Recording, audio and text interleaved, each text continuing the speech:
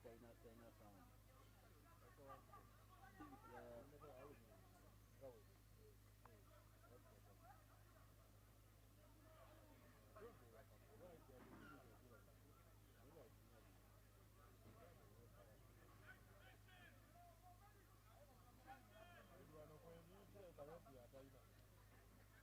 This never China China.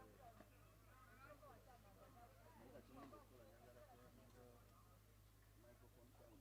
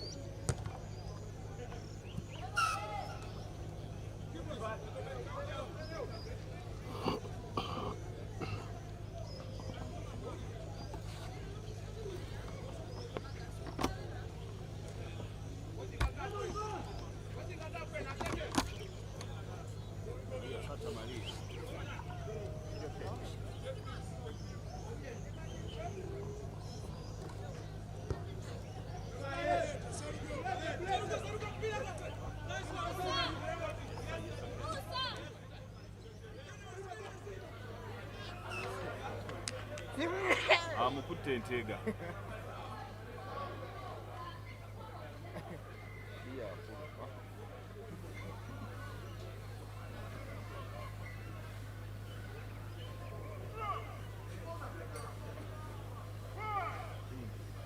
Scrum enebaamu omuzinzi wano. Abasajja basibye nakakongo wano. Oyitamu toyitamu wano olira. Agale makasi wano agabatagaba gabatera gy'olaga ggwe jangu wano. Jangu wano era gy'ogenda.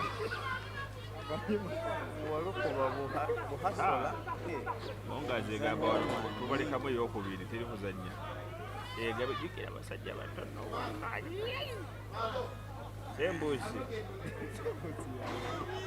Sembusi bamukutte enteega.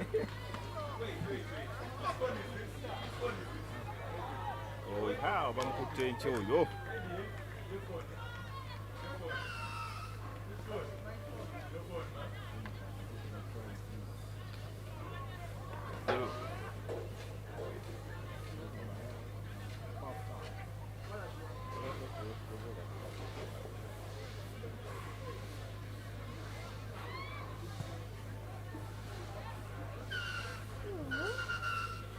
Time, Uta.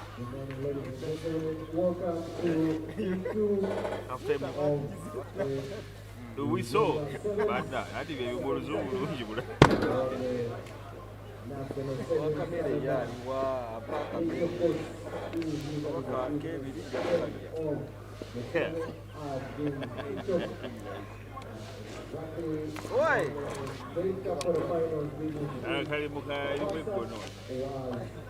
The stoppers and also the defending champions. That's our local Barbarians taking on the Mastermongers.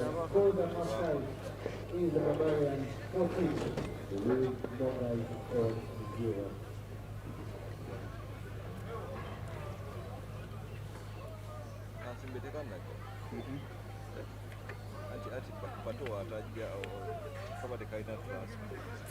Kukalimba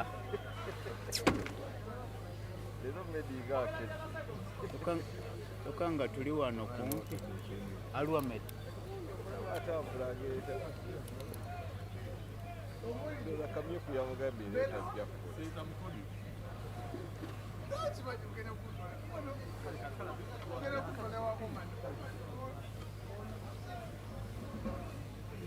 Mongazi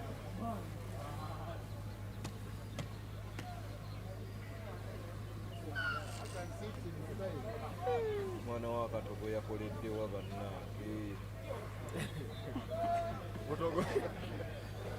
eno wali ku kikonteyina ssa kuva ku ttawo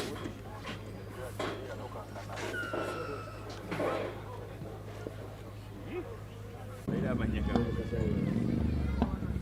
arakirya dokukiri ijina ina jiziki baba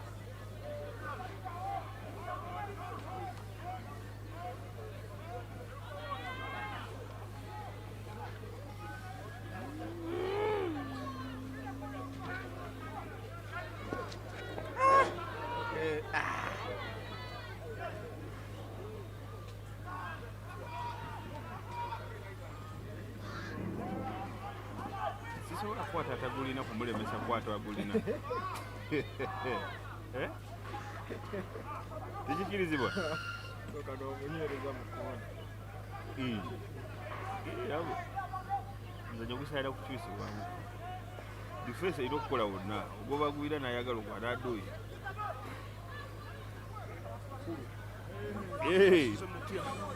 iriya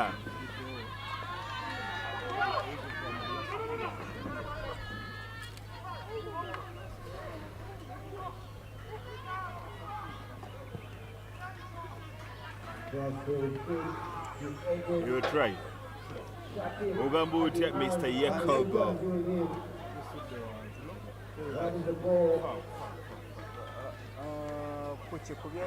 Yeteba yero.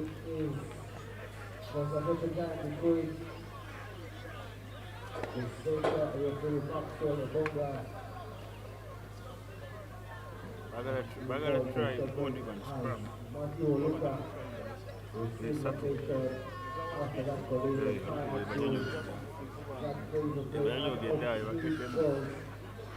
High double is penalty to the Mongas at the 5.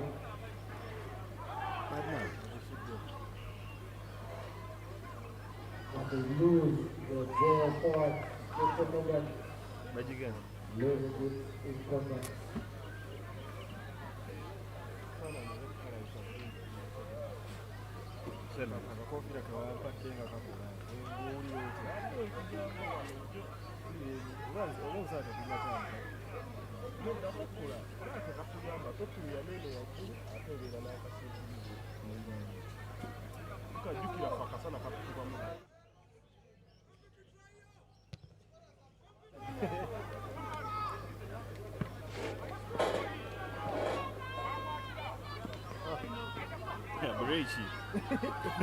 Bulechi ya mani ilimu gia omwana bulechi aina ya mani ono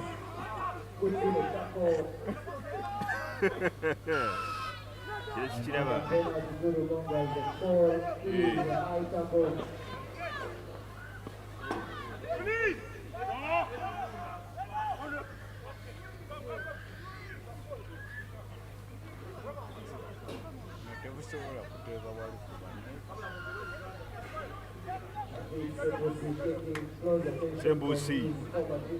Sembusi muli pana ya mwana akola kachono pana yena muda sata malia mama nyama sanza basatu wana defense jibaze wana we bana kile sikira banga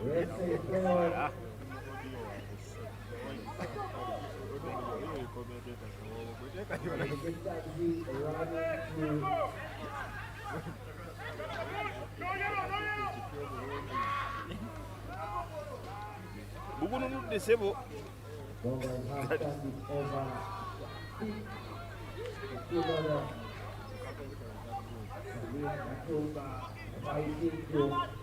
keep away all those barbarians. More side zone for the Phoenix as well as falling to the ground.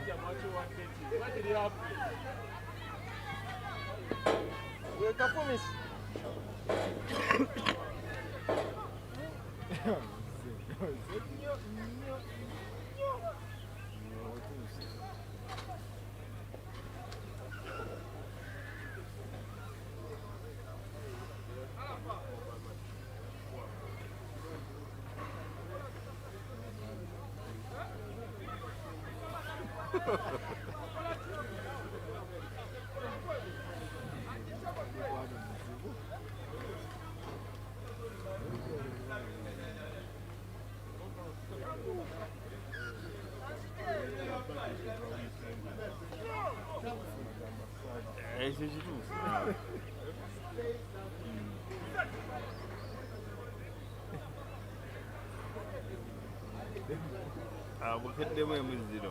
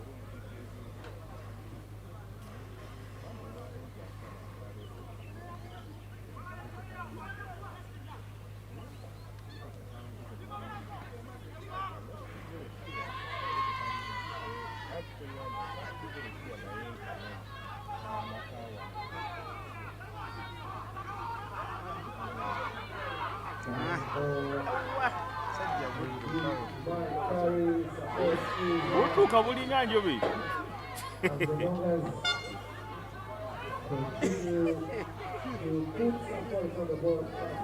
Bakukubeemu ekigende.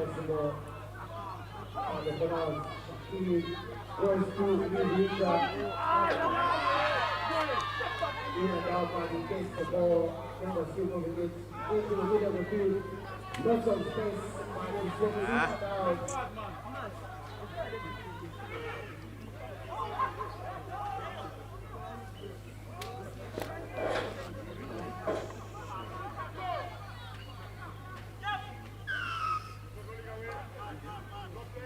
The players not running away, Mongas once again go to their big man to Jenkins and Mongas. 3 against 3, Cheche Morgan.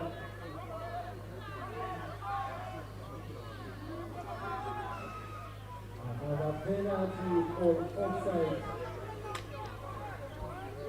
at the 5.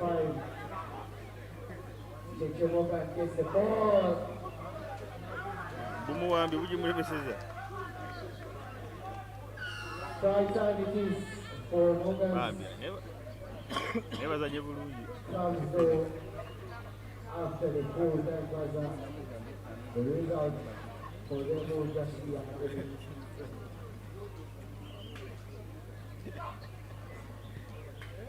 Tasobola kuzijjukira. Conversion is good for the Bulgarians. Do the business. 21-7. They are on to the semi-final. Next up, Casey Stokes, Victoria University.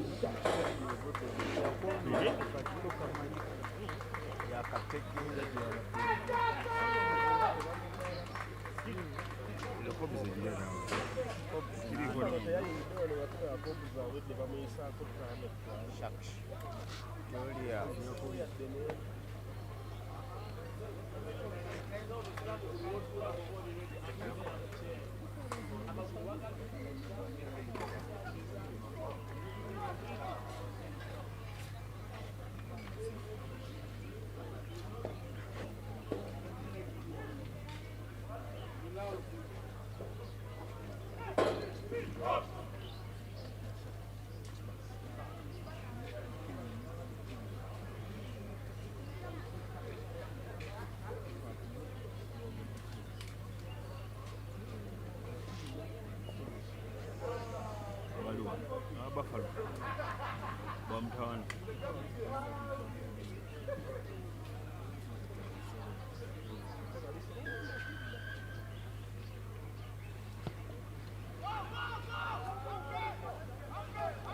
He from the shots here, and then he claps it out of the sky, goes to his winger, Rasul Abidika.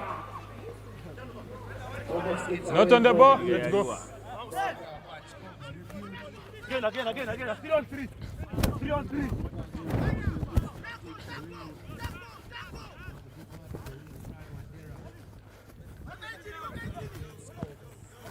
Taco, let's go.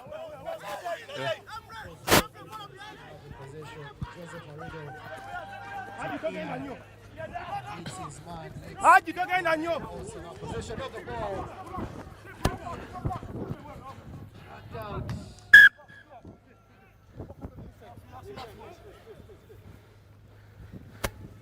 Mark is here. Yeah.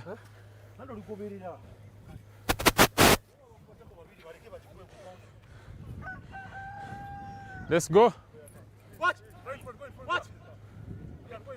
Follow. Go. Keep going.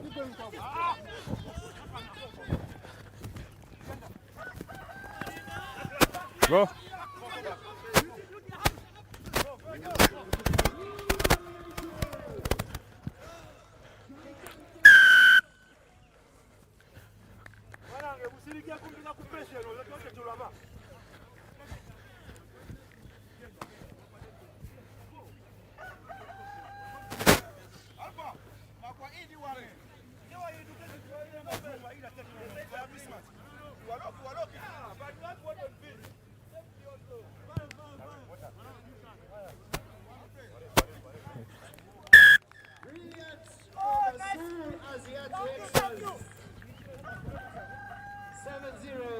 Unit. Okay. Yeah.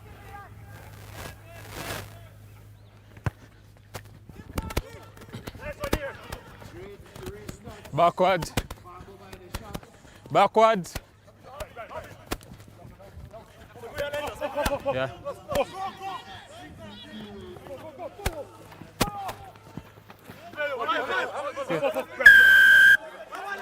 Holding. Push it up. It's not going to take it to the mark.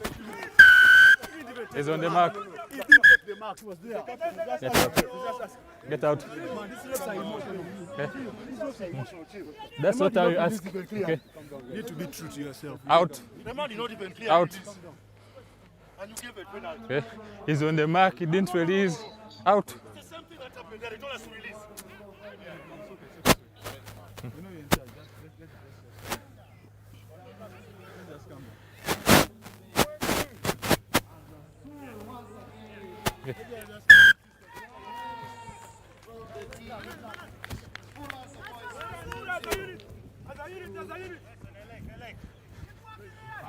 There we go.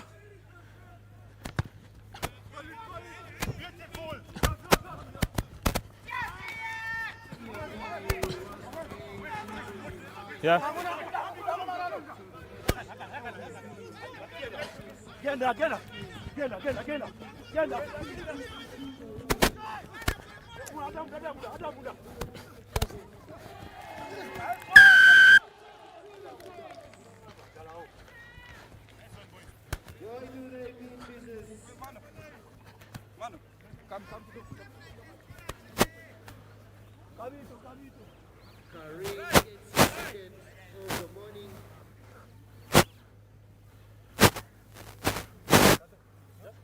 Spread out and be patient.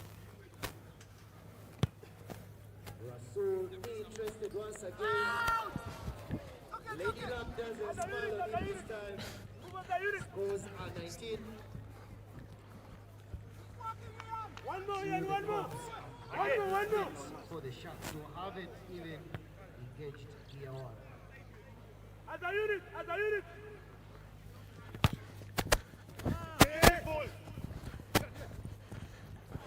Play on.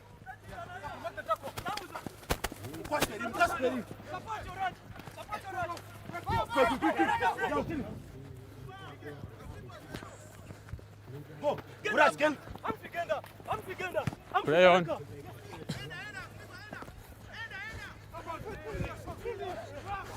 Play on. Knock on. On the floor. He's lost forward. Scrum. Yeah. He lost the ball forward.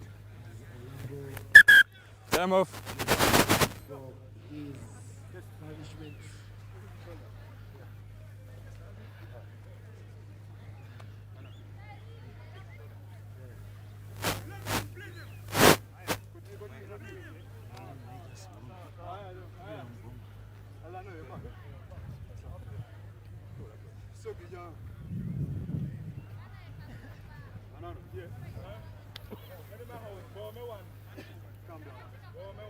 I'm still okay. Eh? It is just 5 minutes.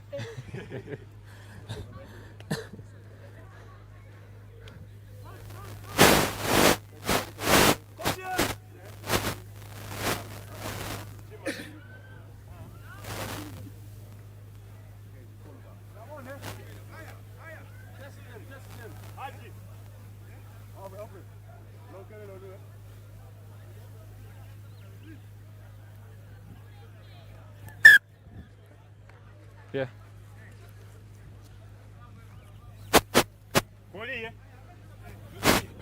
Crouch! Start from there. I'm watching right side. Bind! Set! Okay. Ball is out.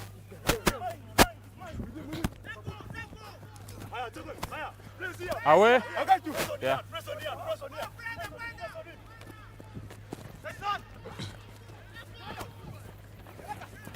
Up. Yeah. Take her up.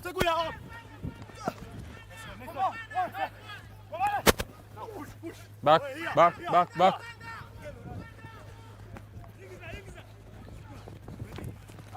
Keep. Put it up. Roll away. Okay, ball is open. Ball is open. Kawowo to Rasul, was 2-big for this one. Sharks Yeah. Go. Okay. Don't play the 9. to the court. As Joseph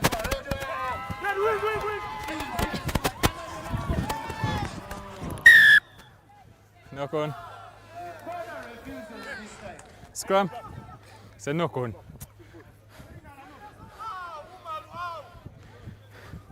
Scrum. Last play. Guys, one more fight, eh? One more fight. Okay, we try and hold here. It's slippery. Crouch. Bind. Set. Guys, come on, we go.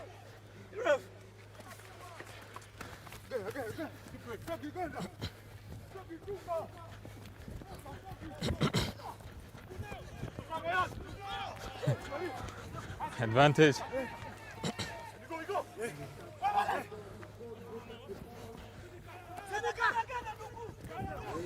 Advantage over. Yeah. Extra. Go 10. Good. Play now.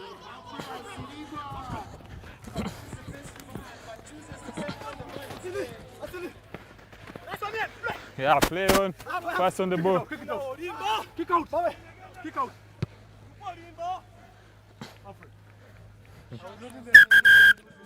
Half time.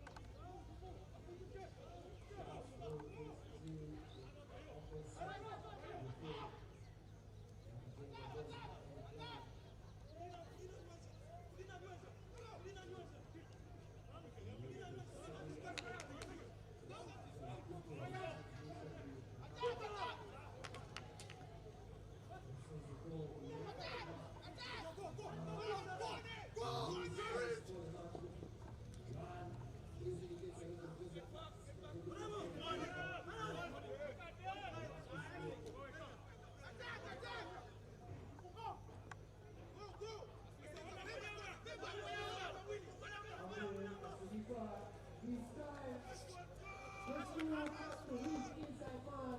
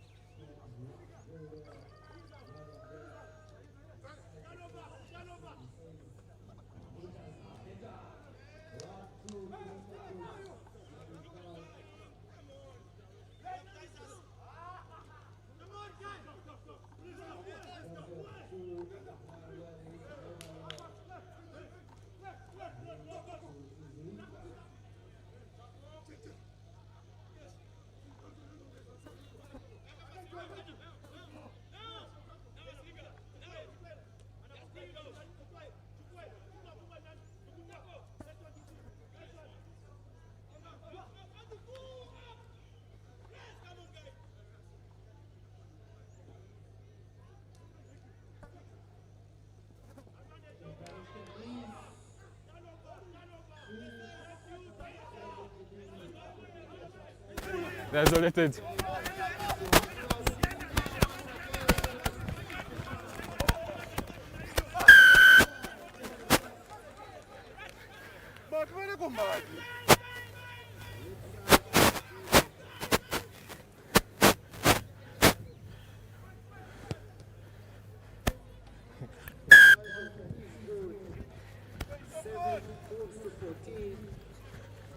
Difference. 19-14.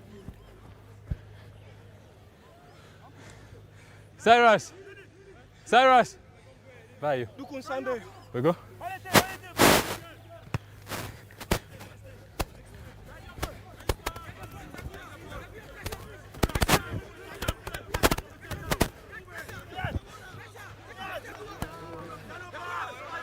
Okay. Good.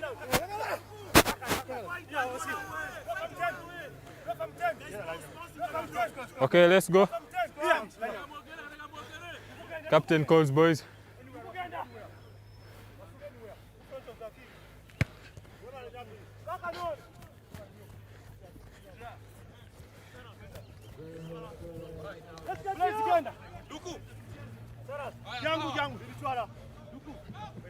Line. Just take a step off the line.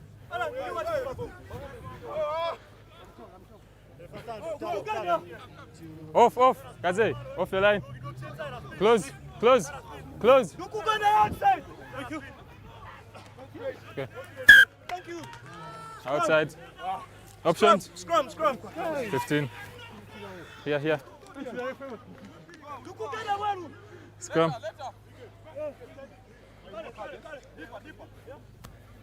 Ow, line.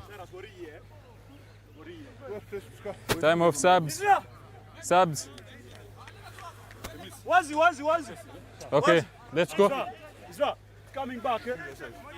Okay.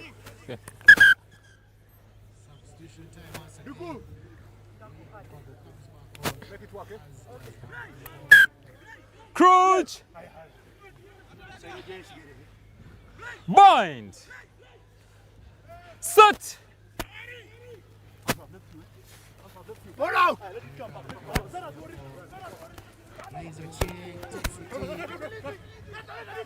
Yeah.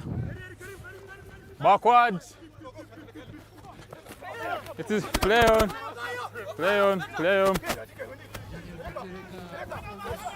Advantage. Knock on. Yeah.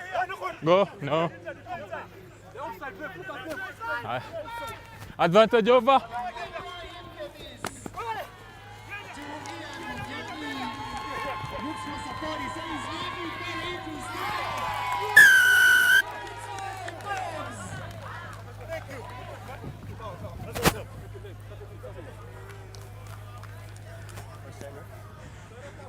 About 40 seconds.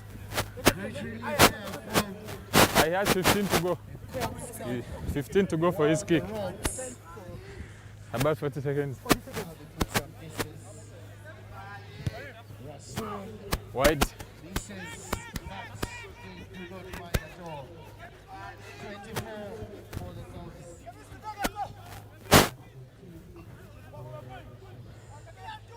Let's go. Yeah, we go.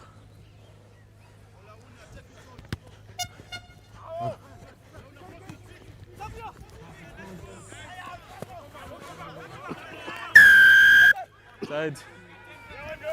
Yeah, play.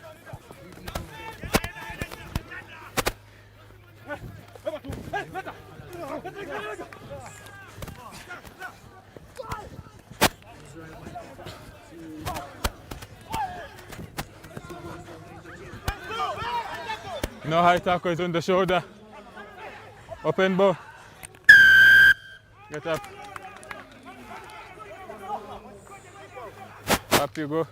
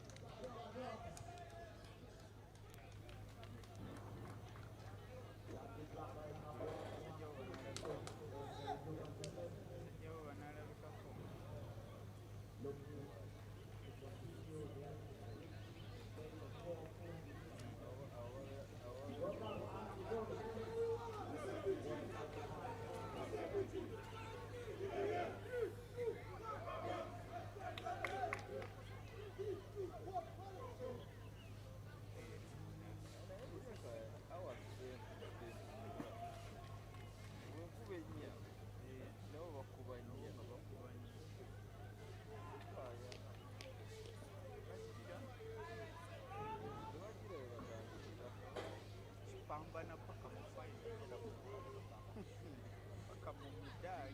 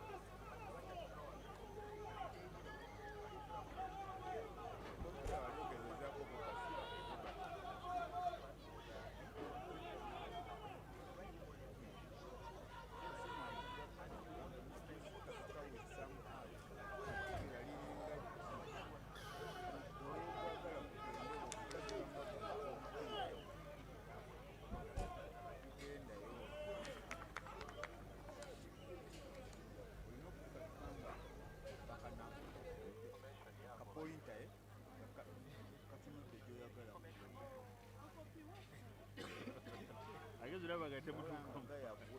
Yewetamu bw'ati. Ayiye. Nga bwe nkukute bwe mmanyi.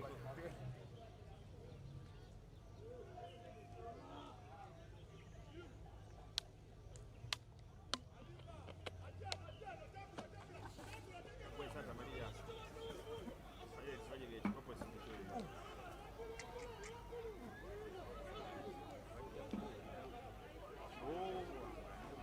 Oh, futu soja siro jabu.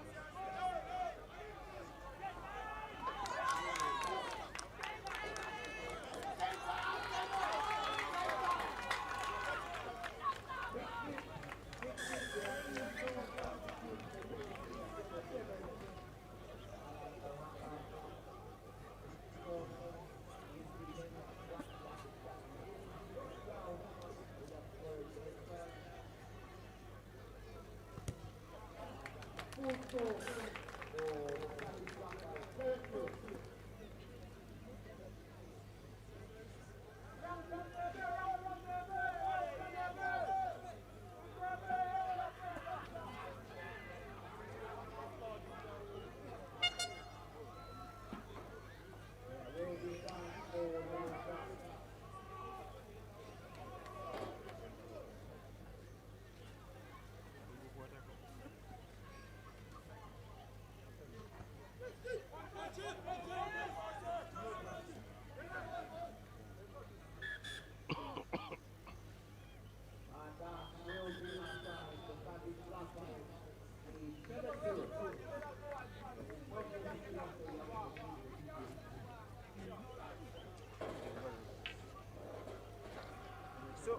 Shafik obadde oŋŋamba.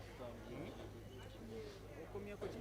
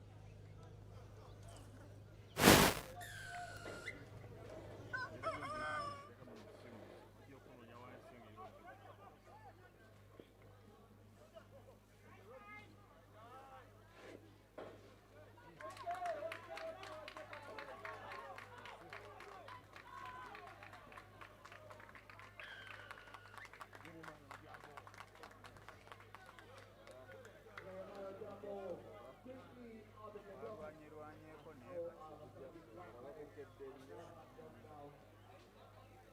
bakusokolamu n'abadala kyalina firepower naye nga luyisemu.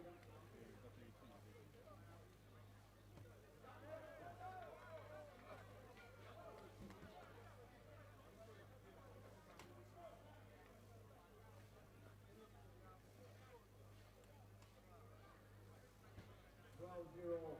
That's all. And the Blackfire out of the block in the second half. The last half is all to do to make good of the scoreline as we will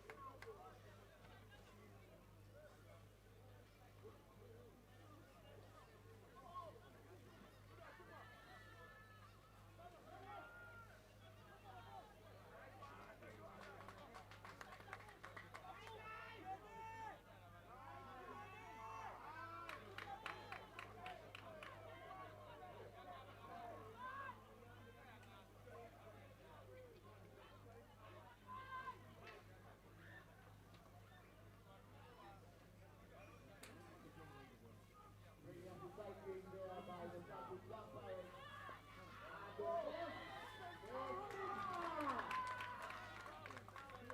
Will carry a couple of players on his back. But now, Rujumba will have a try. Extending the 17-0.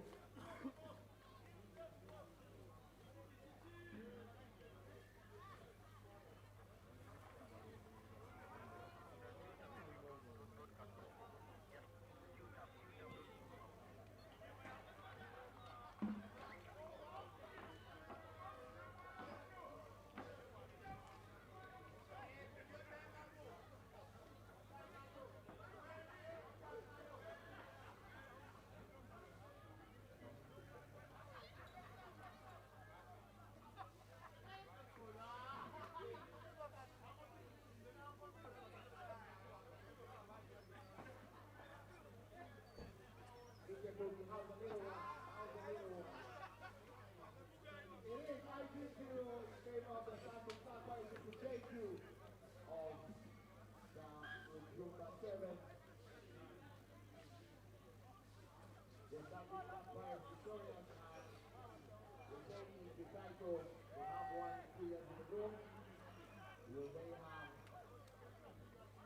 10th of class this time round? They look good. Making the semi-final. Kawowo plays to roll.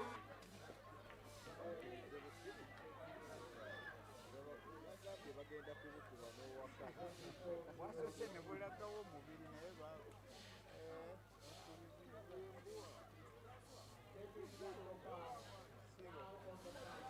okiriza nakugegenyeyo batwayi nga siyakisimula buli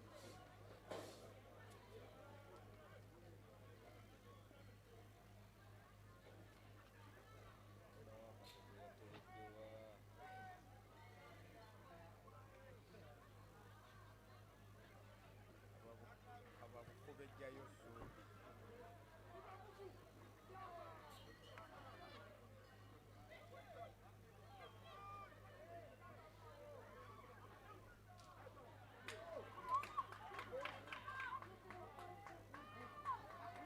Flying now.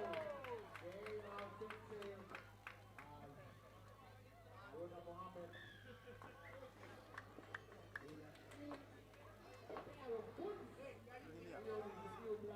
engineer wasizotese Sunday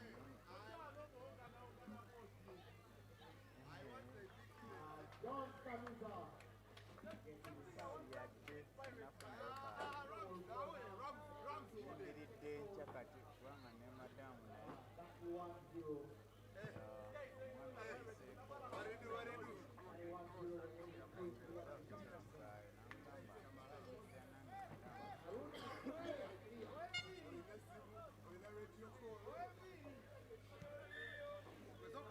There will be time for that shot.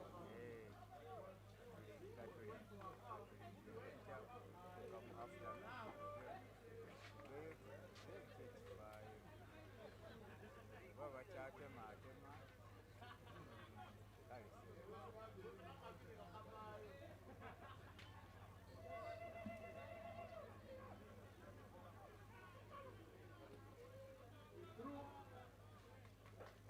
For success on the Gaza, that the Black Pirates rescued and with the Victorians still enough, had enough.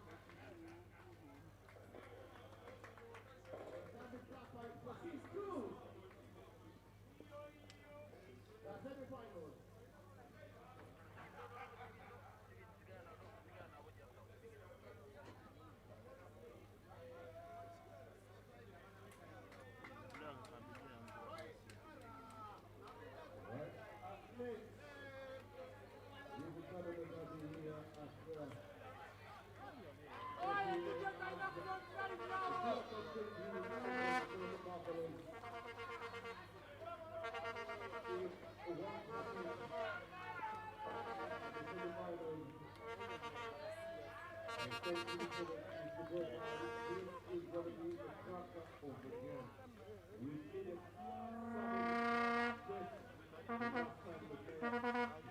We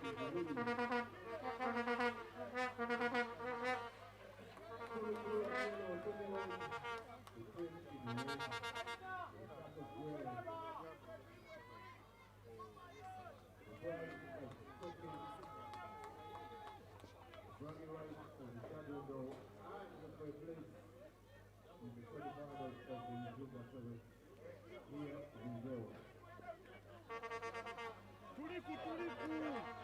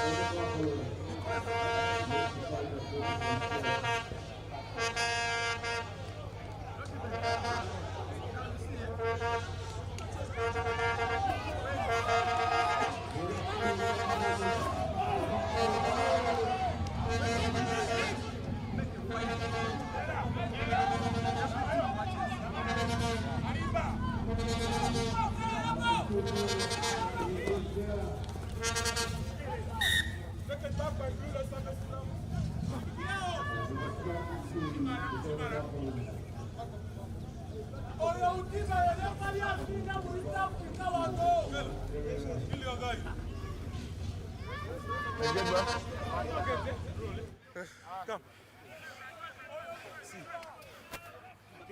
Come back. Stretch. Bang. Easy. Set. Hold on. You guys don't push. Guys, it's slippery. Let's have it a little bit here. Reserve your energy. We push when the ball is in. Let's go, clutch. Bang. Easy. Set. Hold it.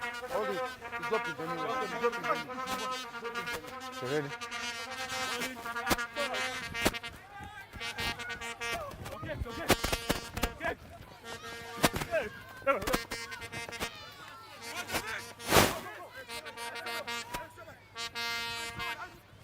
Roll away. Get back, Blue.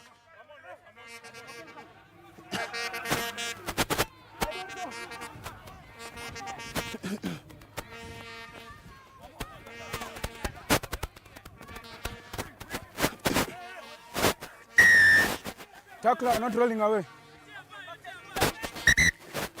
You didn't scratch. Take mark. Let's have a scrum.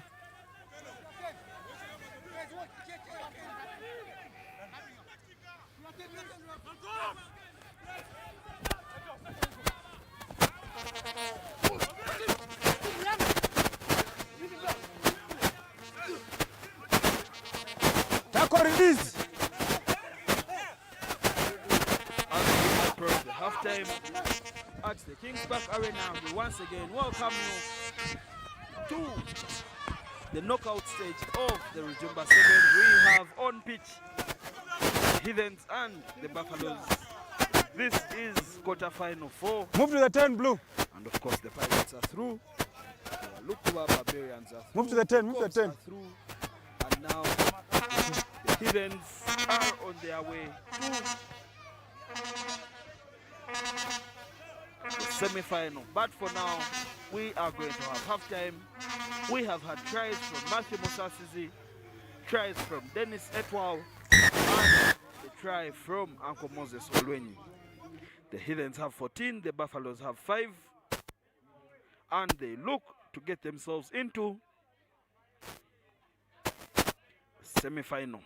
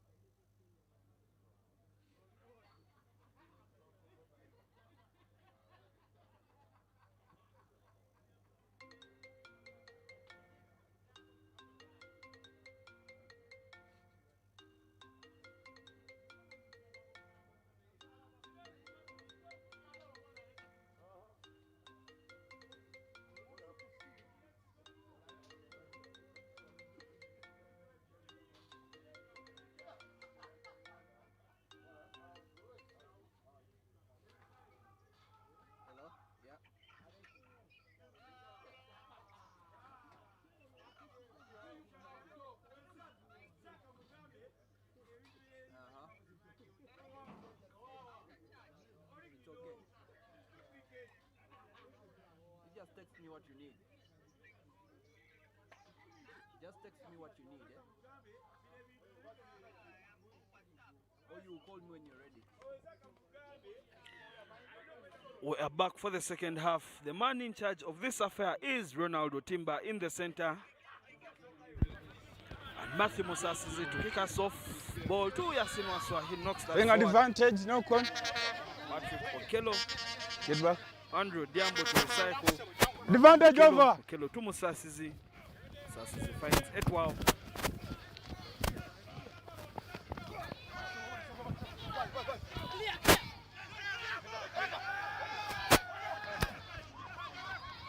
Diambo's pass has eventually got to the wing where there is Patrick Okello, and that doesn't look good. The elbow from Patrick Okello is going to be penalized. Your turn, play. Play on to your side. Play on, ball is open.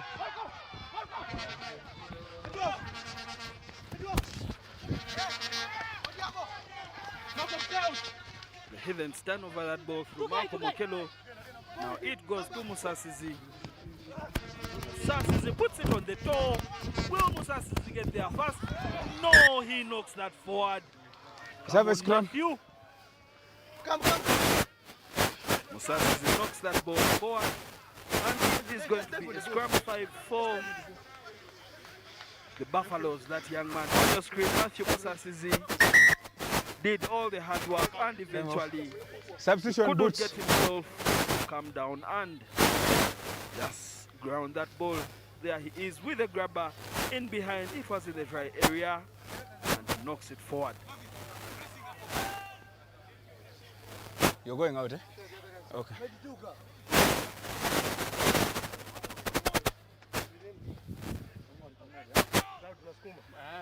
Which side, Yasin?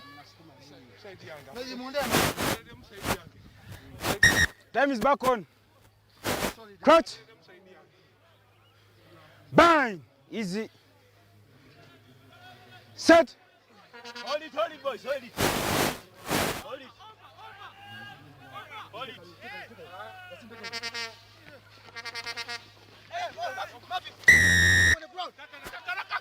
Withdraw from the scrum. Buffaloes are guilty of walking away from that scrum. Let's go. You should stay and you should stay. They didn't, and they concede that penalty. Now possession is with the Heathens. They decide to scratch and go. They He held is up. held up. Let's have a And scrum. they will have another crack at it with scrum at 5 for the Heathens.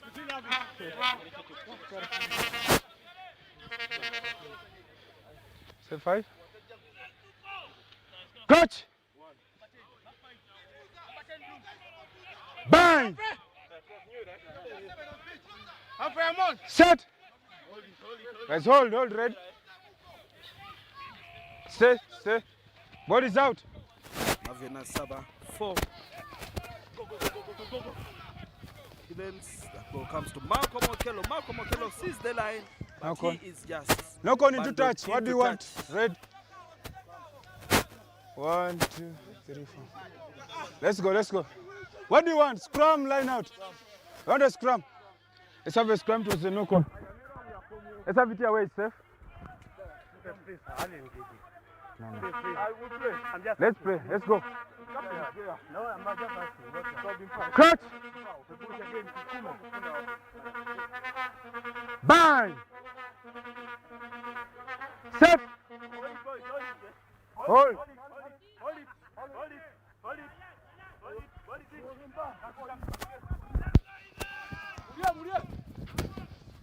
Buffaloes decide to run it in Tackle, release. their own try area. That cross kick wasn't successful, and Heathens extend their lead from 14 and as it stands to 19. Very risky play from Humphrey Dahua. Ready? As his cross kick doesn't go to hand.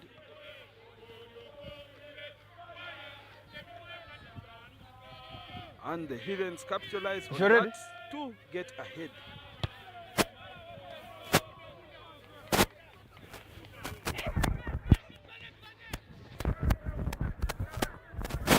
Look at that very risky play from Humphrey Dahura. He had absolutely no reason to put it on the toe right there when his winger was marked, but he did, And the Heathens turned that over. Leon. Leon. And now Humphrey has it. Floats to Douglas Musoke.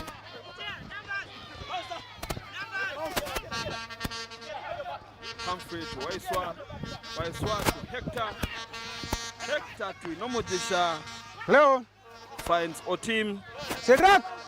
Now Hector. Second.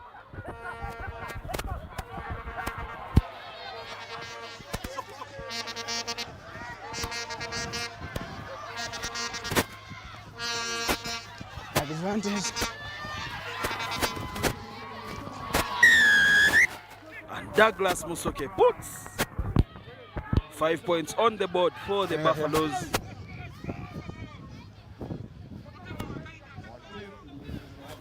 Guys, move.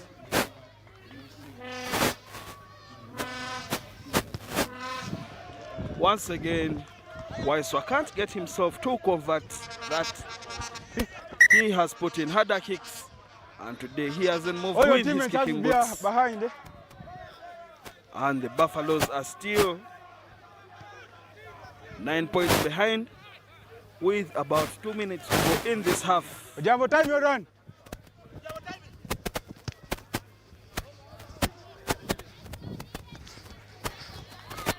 Now Ojambo, tackled by Ojambo. Asaba to Okelo. Okelo finds Etwao.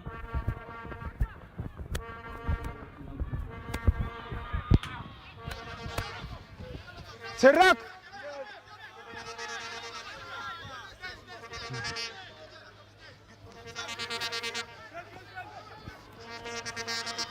Malcolm Okelo dances in the middle and he goes through. He throws his hands to the sky as he knows that this is it for him. Try time the Heathens, and the architect is Malcolm Okelo on that try. And the hooter has gone. This is over for the Buffaloes. The Heathens are through to the semi-final and they join the Pirates, Walukuba Barbarians. Look at that.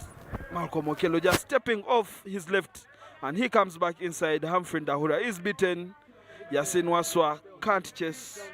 And Malcolm Okelo goes through for the Heathens and he throws up his arm as the Heathens fans praise the Lord on Sunday morning. Look at them, they are in full voice. And those Heathens fans are every rugby fan right now, as we are just happy to get into the Rujumba Sevens Day 2 and enjoy the action. And now we have the Challenger Cup on the field. The Hippos are taking on the Mbale Elephants in this Challenger Cup.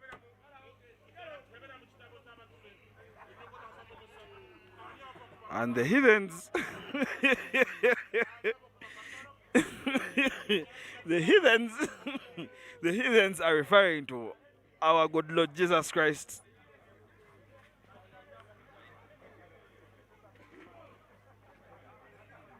Just to make sure that they have that win against the Buffaloes. But now we have action on the pitch.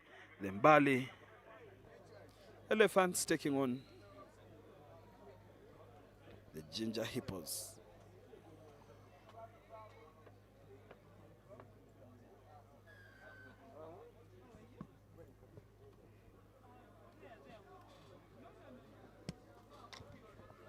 Felix Oyet to Were. Were still with the ball for the Hippos. Oyet at first receiver. He puts Ian into play. And Ian tries to find that gap. That loose pass goes to his captain, Felix Oyet. And the big man, Hassan Gedudu. Oyet is there to recycle once again. Now Ian puts it on his toe and he says, let us see who is faster. The elephant is faster than the hippo, according to this encounter. As the elephants get there first, and the hippos are guilty of not releasing after tackling. Now the elephant is on the run. That's a good offload.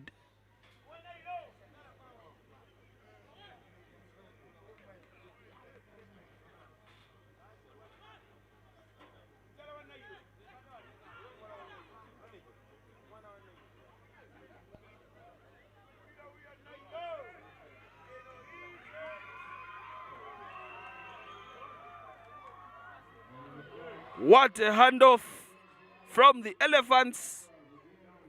And they are looking for that first try of the game. And they are edging closer as they take some of this unnecessary contact in the game of sevens. But they still have possession, and now they appear to be going backwards. But that beautiful dummy puts the man into the gap, and the elephants are guilty of playing the ball on the ground. It is now possession. Look at that handoff. Sit down.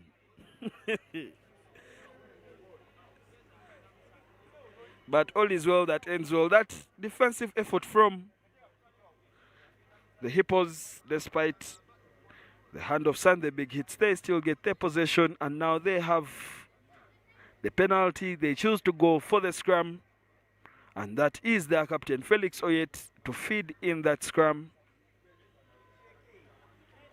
And they are playing out of their try area, and that kick, very unconventional.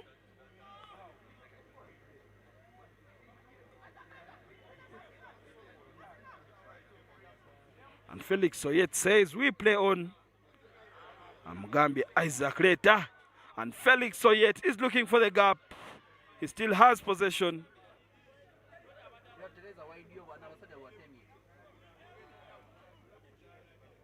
And he puts that on the toe. That's why we call this rugby football.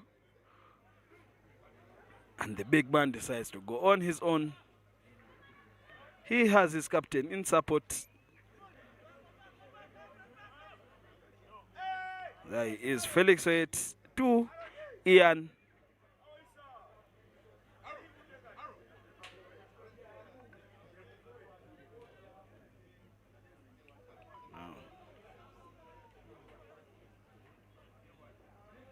That ball goes backwards from the trunks of the elephant, and now the elephant is on the loose. There is an elephant on the loose, but elephants aren't known for their pace, and that run, and the young man decides to go back into contact, leaves the acres of grass, and he goes for contact, but the elephants stay with the ball.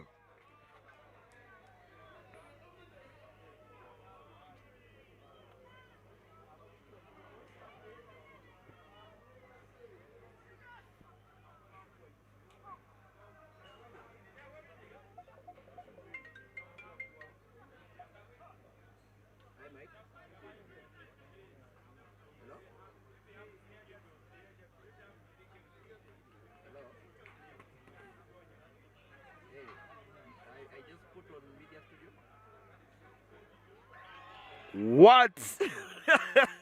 What a step. The hippo is told that once an elephant needs way, the elephant will find way. And that was a beautiful step from the elephants. And the ginger hippos couldn't contain that.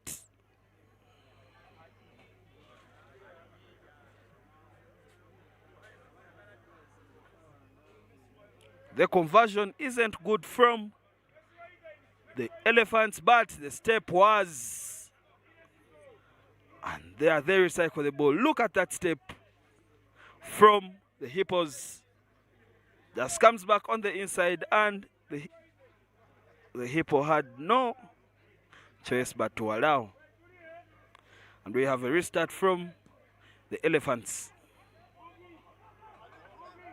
And that is a knock-on from the hippos. on that restart under a lot of pressure from the oncoming Elephants on that restart.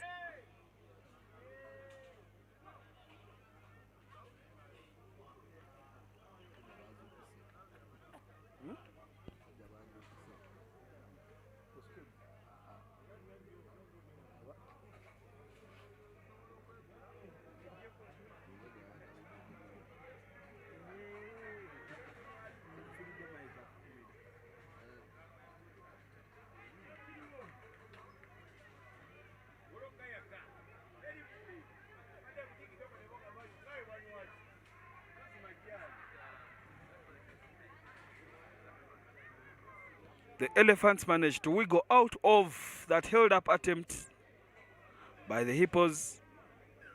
Surely that is a penalty. You cannot sleep in that rack. That is not a bed. And now Wede is on the run for the Hippos. He comes back. He has his captain in support. His captain presents his shoulders and his ribs for the tackle. Now the big man decides to go alone. The Hippos still have possession. The halftime hooter has gone. And the Hippos decide to play on and get something in this game. There was an offside there by the Elephants. They couldn't get back fast enough. And the referee, Mark Morris Semakula, indicates that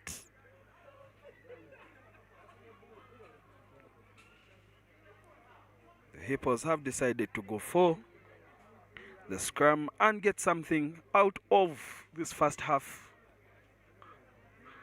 as any break in play now will lead to the halftime. The Elephants, they still have 5 and the Hippos have 0.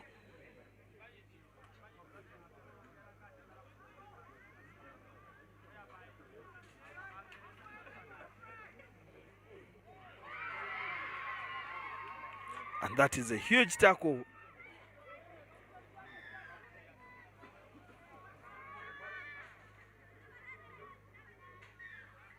And the Hippos are finally through. They get their first try of this Challenger Cup semi-final. This is the first game in the Challenger Cup between the Elephants and the Hippos. And as it stands, the scores are still 5-5. The Hippos 5, the Elephants 5, with the conversion to come from the Hippos as they go out into the halftime break. And that conversion is good. The Hippos are ahead by only 2 points. But look at that once again. Huge shots by the Elephants, but it wasn't enough, as the Hippos eventually scored and went ahead.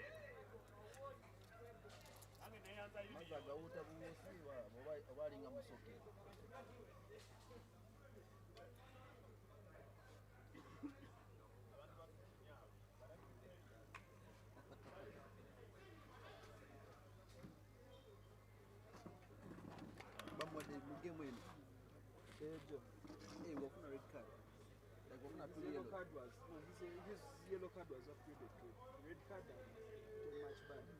10. So Chado was even Chado. After the break.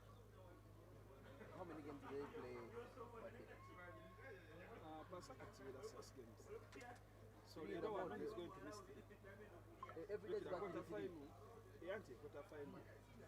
Semi, the final. Over playoff, over third place. And the day before, today still. So Mukati. They guru almost. Guru first game wajajini sina mbango. Kwanza kati wamenidage na misi na satu plus tatu ndio ukaga ni zamani. Nguru yemo tena.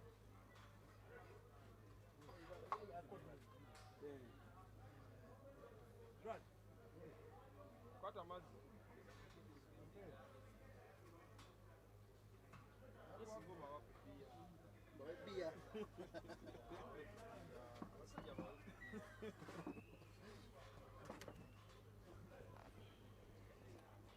We have a restart. The Hippos are still in the lead in this Challenger Cup semi-final, and that is a knock-on by the Elephants. The Hippos will be looking to start from where they stopped in the first half with that try that equalized for them and that conversion that put them ahead.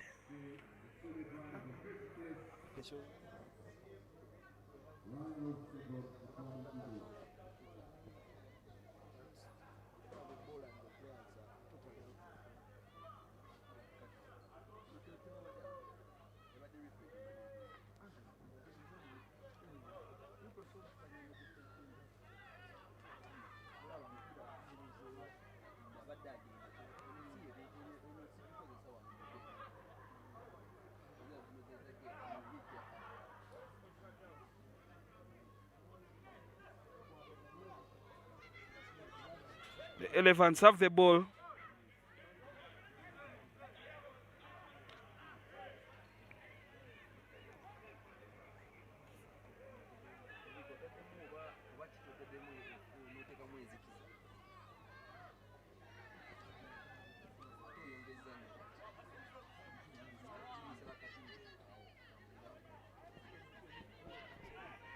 And Ian gets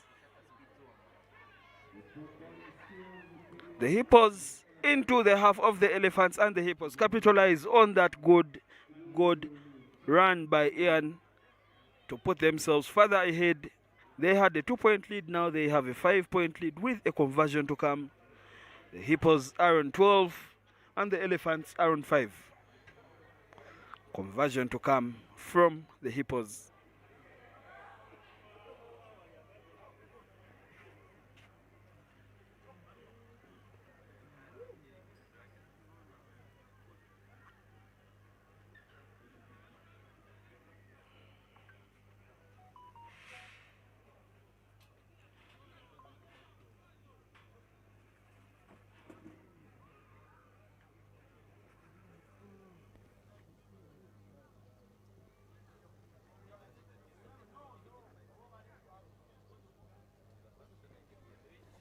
And we have kickoff Ian for the Hippos. And as that player limps off the pitch, we are going to have a restart from the Hippos, and the Elephants are receiving.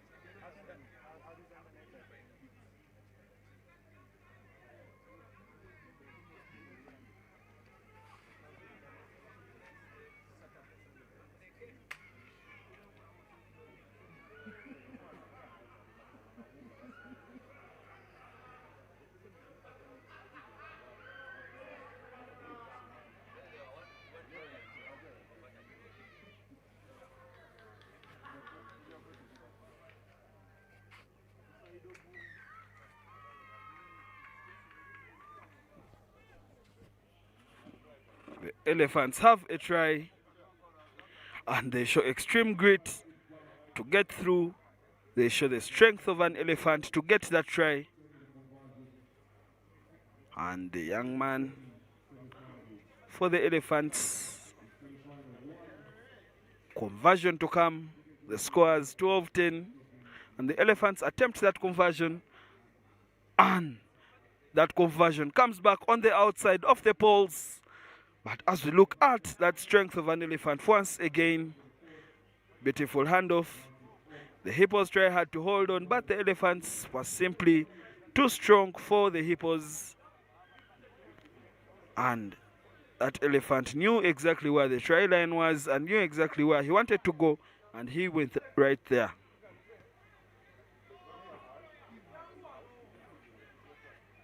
Restart. The Hippos with possession.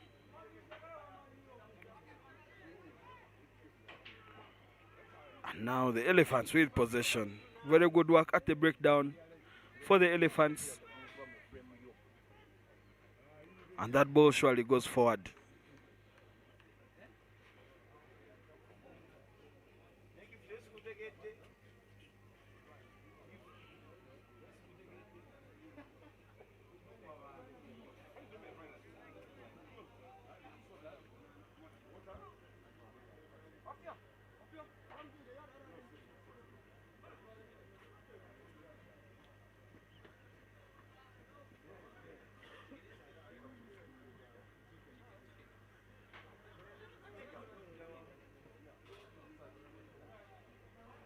Beautiful interplay between Ian and Felix, and now Ian gets it away to Wede.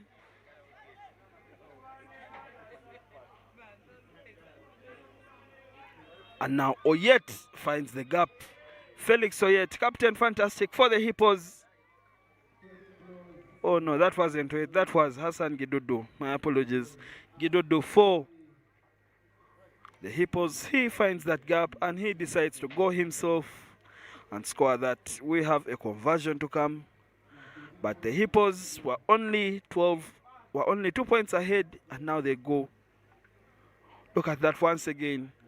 He recognizes that the Elephants have committed way too many men on that breakdown, and that creates a gap for him.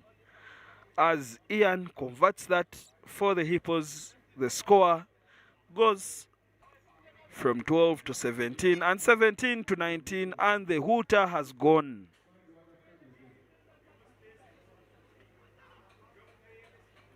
Trouble for the Elephants, as they have definitely run out of time. And any score now will only but cut the deficit, but won't change the result.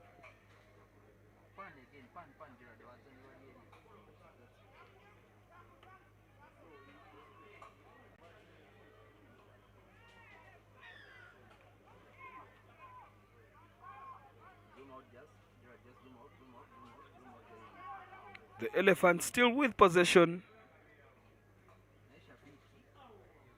And what a beautiful take off the ground.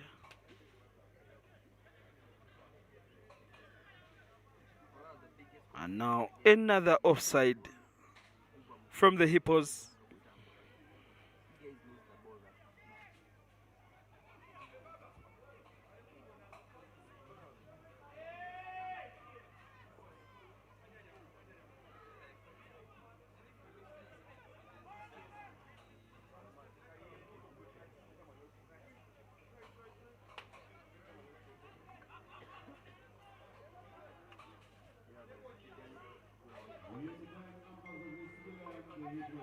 And now Where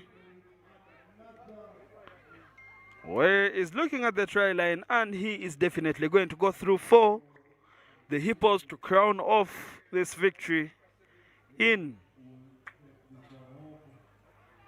the first semi-final of the playoff. And that playoff is the Challenge Cup playoff. The Hippos are into the final of the Challenge Cup, and the Elephants will be fighting to see who ends up in 11 or 12.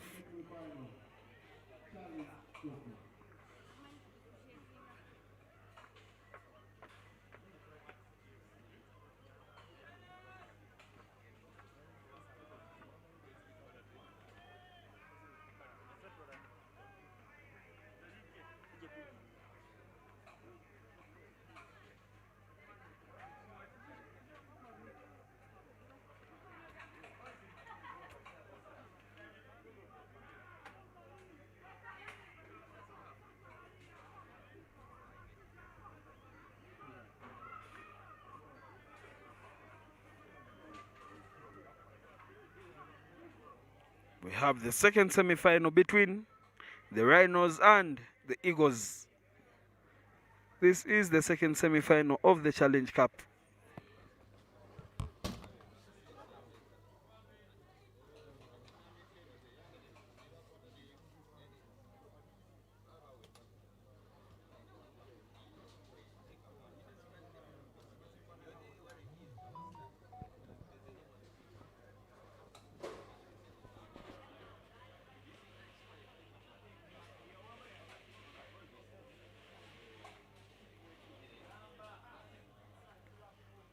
The referee in the center for this game is Nicholas Fred Odot.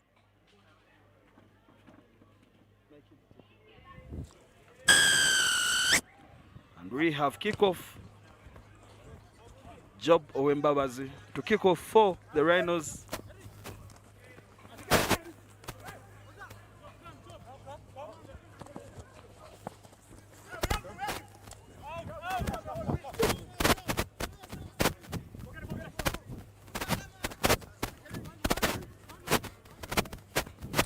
Away. Back yellow, back yellow. Francis Bogere recycles for the Eagles, and now the Eagles are trying to find some inroads into. And that was a knock-on from the Eagles. Scrum, yellow ball. The Rhinos get a breather right there. And they have to build off the scrum. Let's go, line. Ouch. Time is off.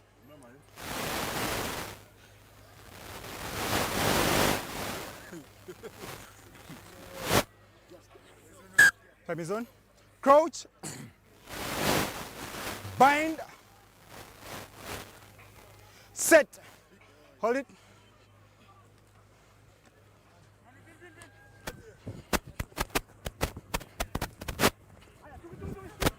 Advantage.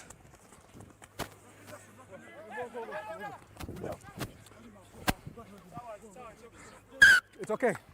Let's take a scrum. Scrum, Eagles ball. Here's the mark. Hooker's mark.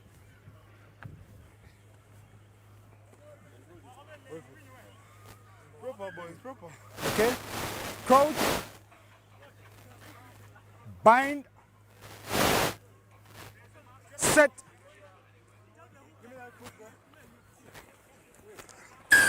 Free kick here. Kicking out of the tunnel.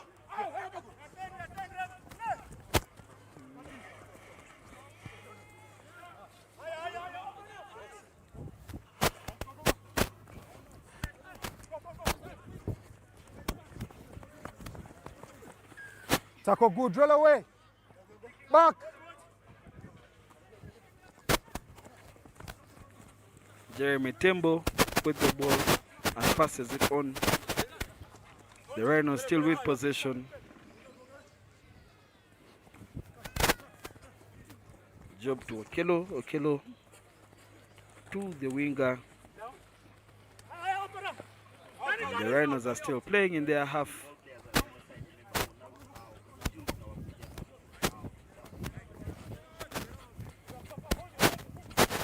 Tackle good.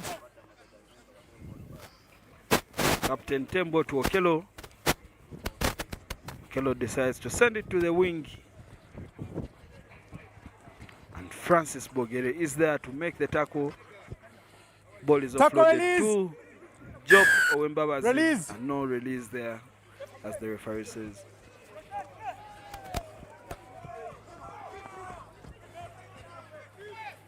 Release.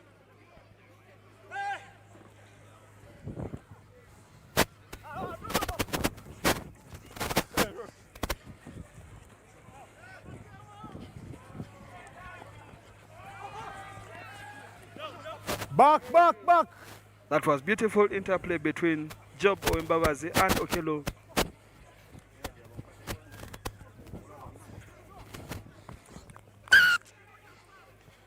Knock on. And that opportunity goes begging. Scrum here. He goes ball. Nah, it's okay. He goes ball.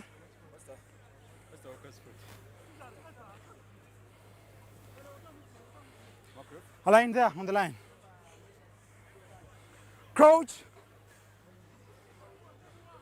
Bind. Set.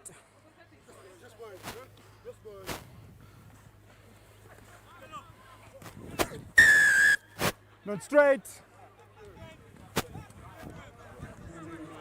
Away.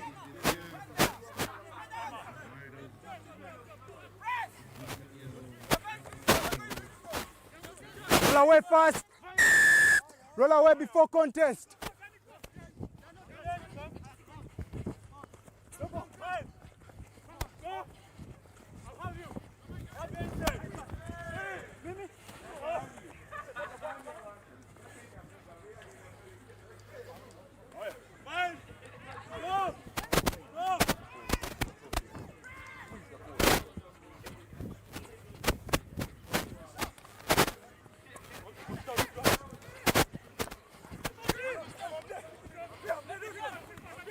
Francis Bogere with the big carry. The Hippos have numbers to the left. Sorry, the Eagles have numbers to the left, and he does so well to keep that in play. Playing advantage. Now that is a penalty advantage for the Eagles as they try. Advantage over.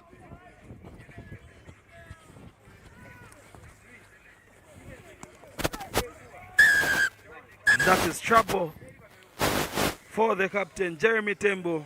Okay. And he already knows his offense, and he runs out Relax, even before the cut is out. Time is on. Slapping.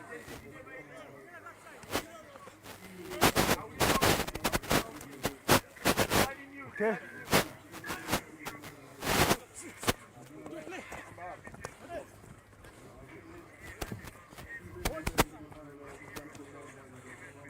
Tackle release.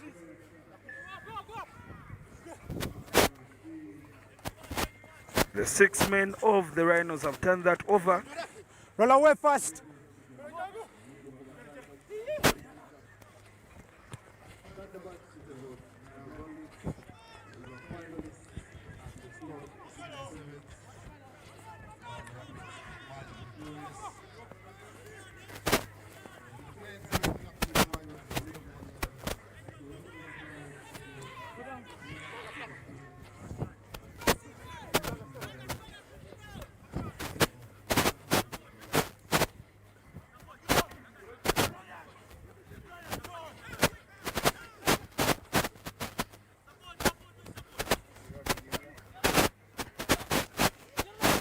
Francis Bogere.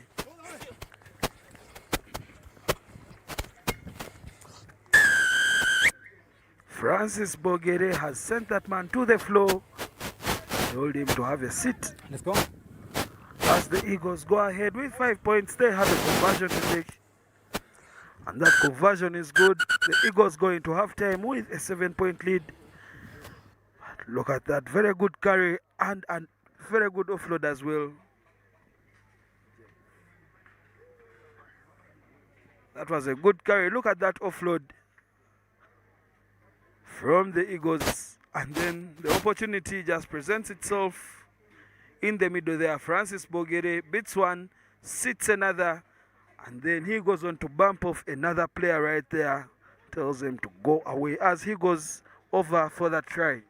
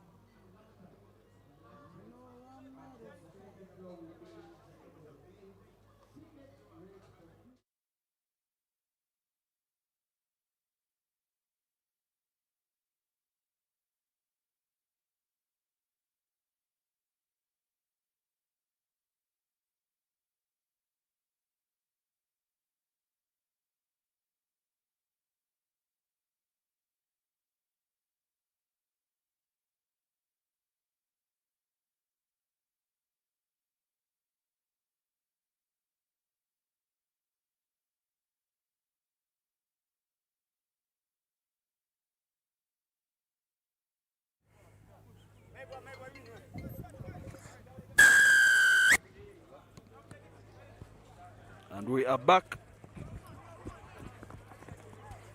Quad. Faish.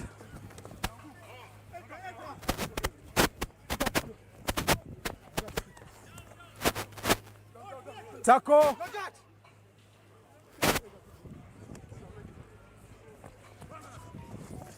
The Rhinos are still 6 players on the pitch, as their captain Jeremy Tembo is in the sin bin. Our job to Okello. Taco Elise.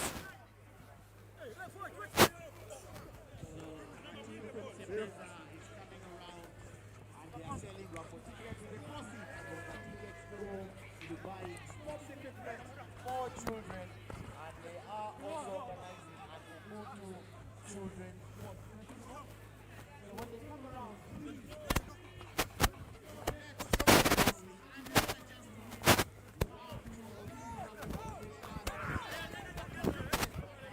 Release.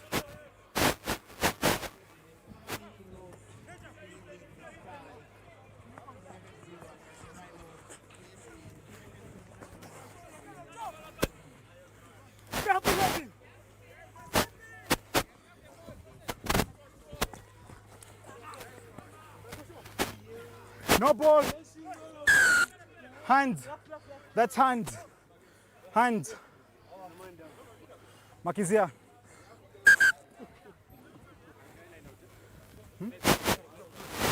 The fans are ready in full force at the Kings Park Arena. And now we have that bench of the Rhinos. You have seen some of the substitutes there who would hopefully come on to make a change. But as it stands, the Rhinos need something special.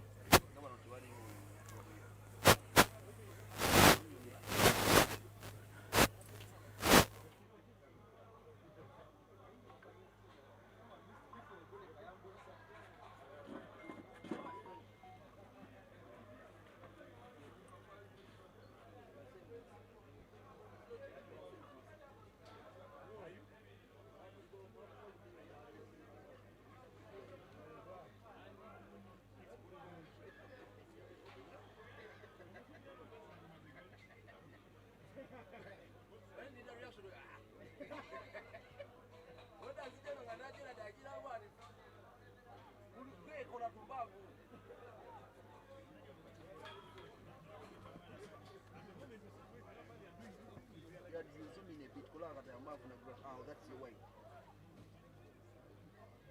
Then you start zooming out.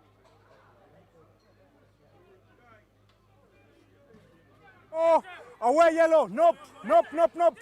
And that ball appeared to have been lost forward by the Eagles, but the advantage is with them. From here. And the assistant referee on the far No side. yellow ball. Knock on. Scrum. Scrum. Yellow Mr. ball. Anguyo spotted that knock on and he rightfully calls back play. Here. That's what assistant referees are for. Now the There. Rhinos are making some changes. They have already brought on Paul Kalunji, go. who has ball in hand. They have brought on Kwebi Kanga, and now they introduce Crouch. Moses Ali into play. Bind. Set.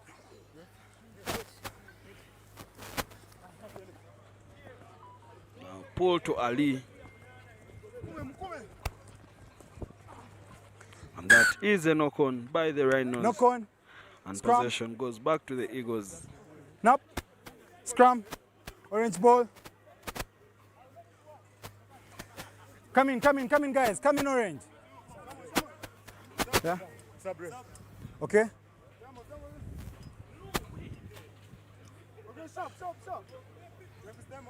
Nah, time is on. Time is on. Let's go. Crouch. Francis Bind. Bogele returns to the action, and it is a scrum for the Eagles, Set. who are 7 ahead, and that is Off. a penalty scrum. You're not 10. Okay, advantage.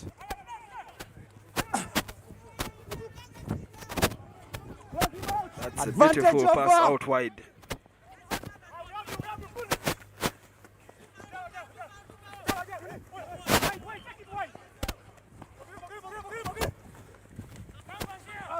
Taco. Back, back, back. That is a new advantage for the Eagles. The Rhinos simply do not know how to stay onside.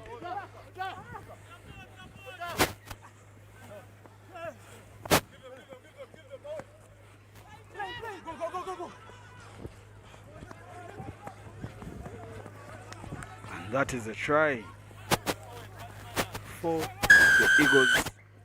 They are just making sure that they finish the Rujumba Sevens in the top 10. Back, back, back, back. In the Stone City Sevens, they were in the top 8. And now to make sure that they stay in It's okay, let them come on. the top 10 for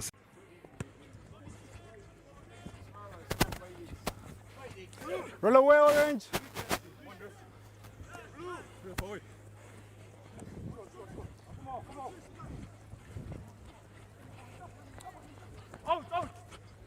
Release.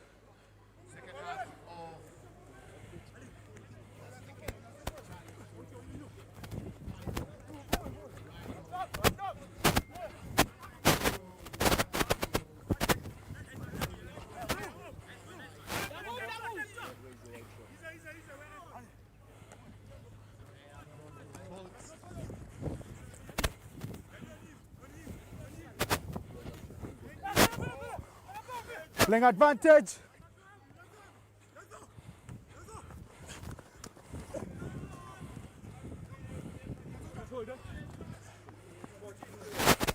Advantage over.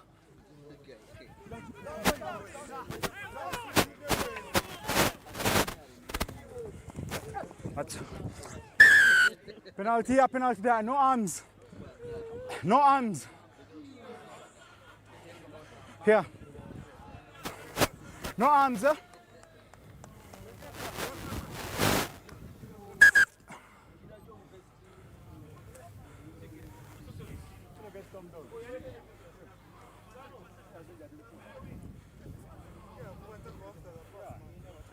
It's okay, it's okay, it's okay.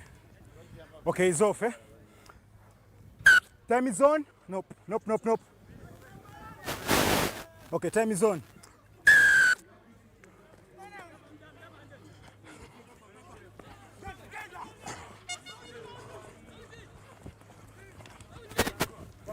Back, back, back, yellow. Don't fall in.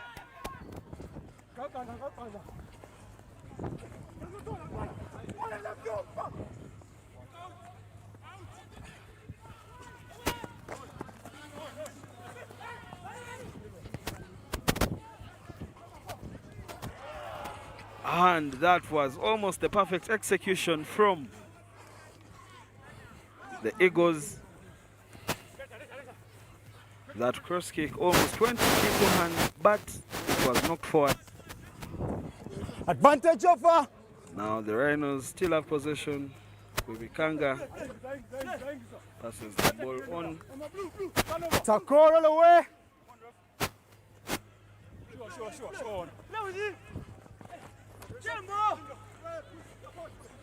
Taco.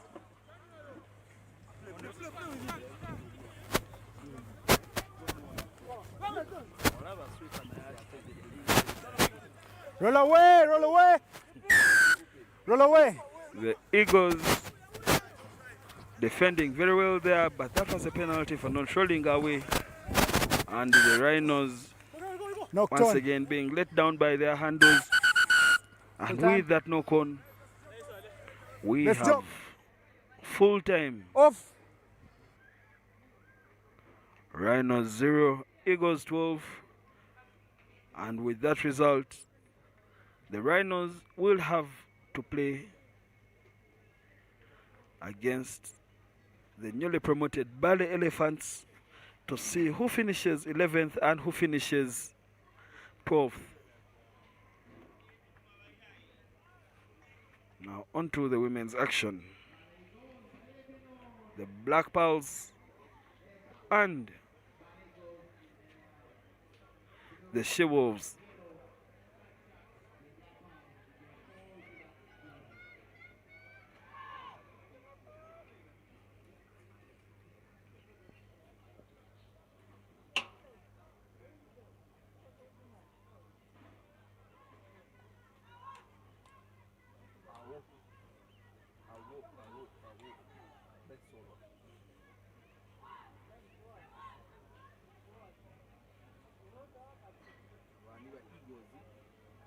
She-wolves. Eagles bebavuddemu.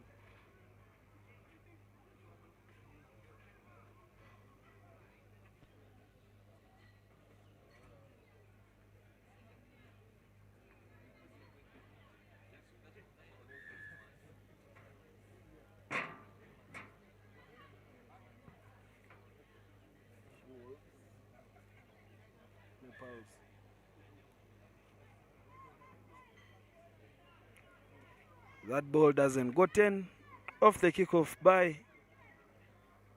the Wolves. And now it is a free kick for the Pals, and Rebecca gets us underway.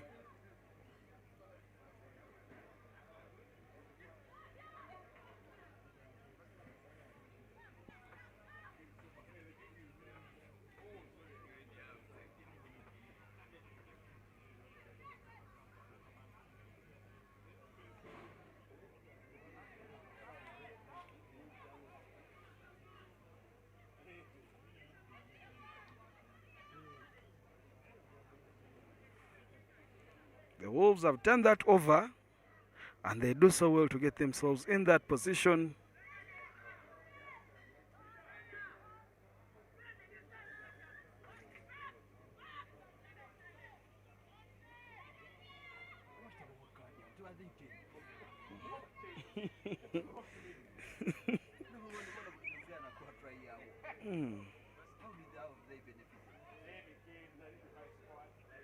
And the She-Wolves finally score that try.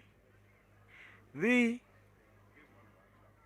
Black Pearls were guilty for not going back 10. They had to go all the way to the try line if they had to be onside, but they didn't do that.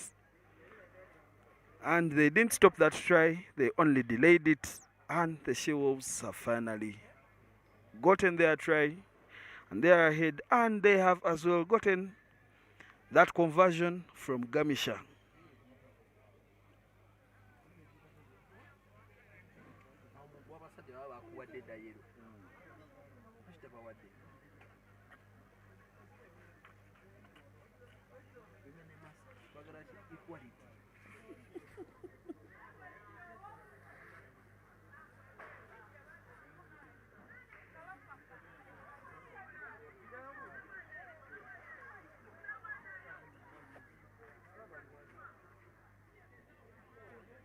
Bahati passes that over to Zulaika Muchala, who makes the knock-on.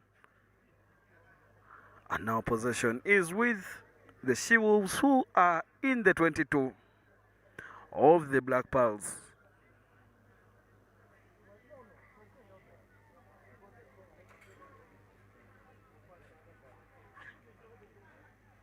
Look at that. Bahati's pass to Muchala didn't go to hand. And that was the knock-on that has resulted in that scrum that you're seeing as well. And possession has somehow emerged on the side of the Black Pearls, and Koyokoyo Buteme decides that we shall play close to the halfway, and it is a line out for the She-Wolves.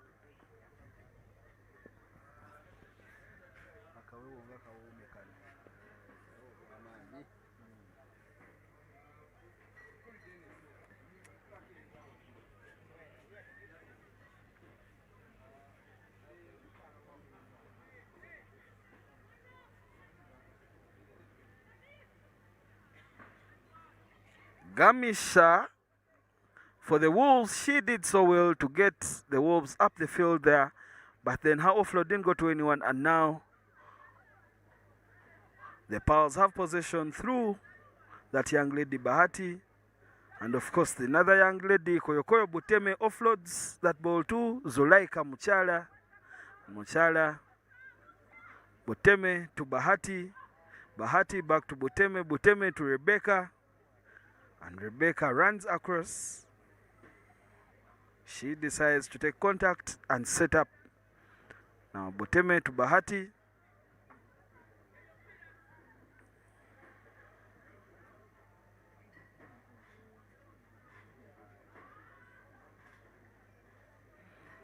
The referee stops the clock. And we are going to have a small conversation. The referee, Asha Nachitio, just having a small conversation with the She-Wolves. And Nachitio, the big sister to most of these young girls on the pitch. As you can see that shirt number 5 there, just apologizing to the experienced. Boteme, rugby is a contact sport, but you have to make the right and legal and safe contact. Now, the Pals are in a good attacking position, right on the 22.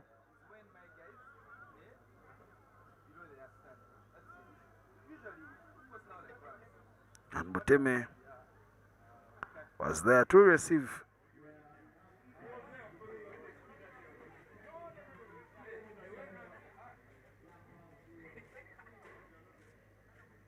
Rebecca Kabajungu steps off her right and left.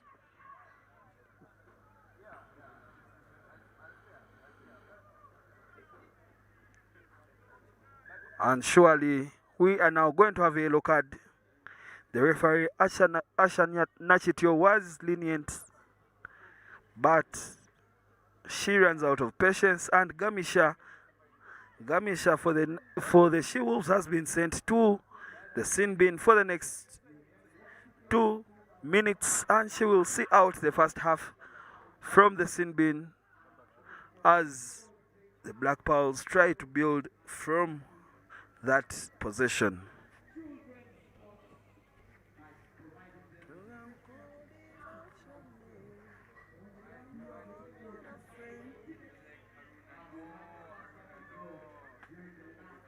Now Rebecca Kabajungu tries to build from there. The Pearls still with possession. And that is Bahati. But we have another yellow card. And the She-Wolves, Bagwaolo Abuomi, they will have to defend with 5 players for the rest of this half. And of course for the beginning of the second half.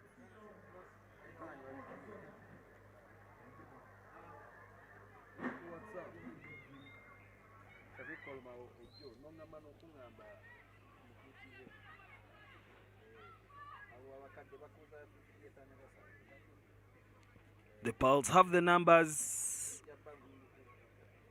And now Rebecca Kabajungu to the try line, and Rebecca Kabajungu gets that for the Black Pearls. The Black Pearls have gotten on the scoreboard against the 5 players of the She-Wolves.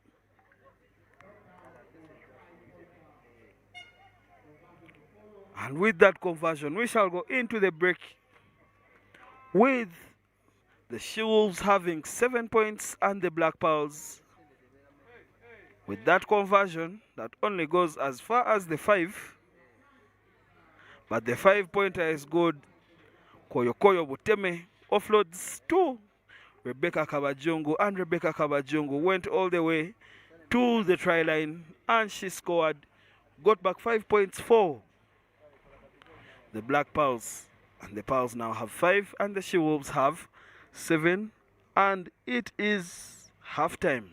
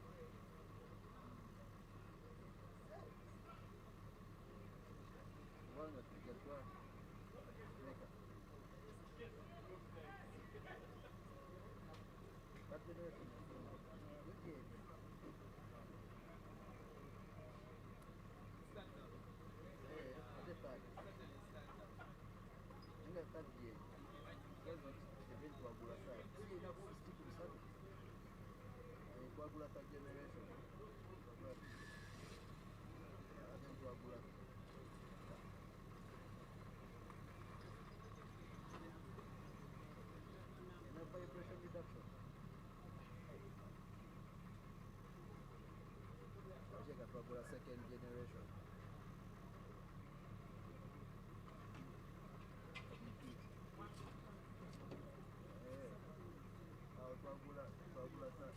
Second generation. Ojja kujja enkya tulabe.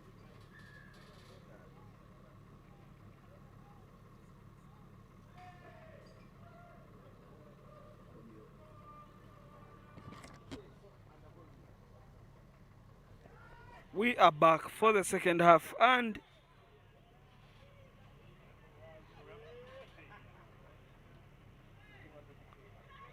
the She-Wolves are also back too.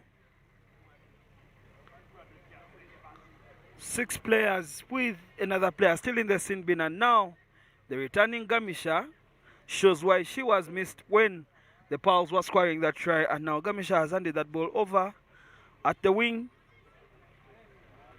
and she decides to back herself, and she can go all the way for the She-Wolves.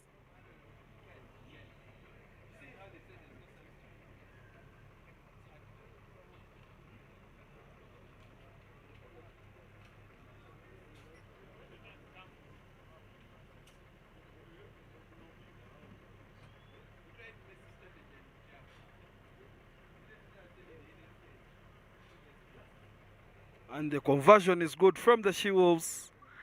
They have extended their lead to 14 and the Black Pearls 5.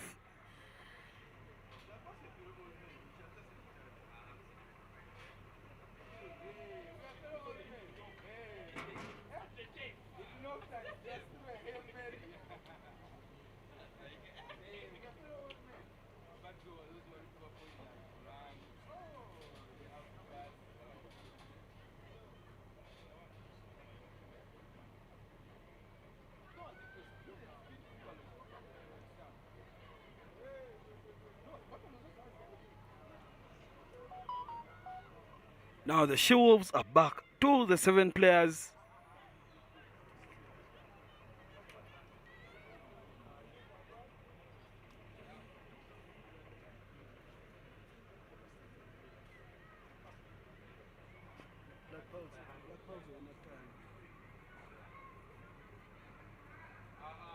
That ball is recycled very well. And she goes on the outside. Rebecca is there to make the tackle, but that tackle was across the shoulders and it is illegal. The She-Wolves are through for their 3rd try of the day. And surely now the game is out of the hands of the Black Pearls.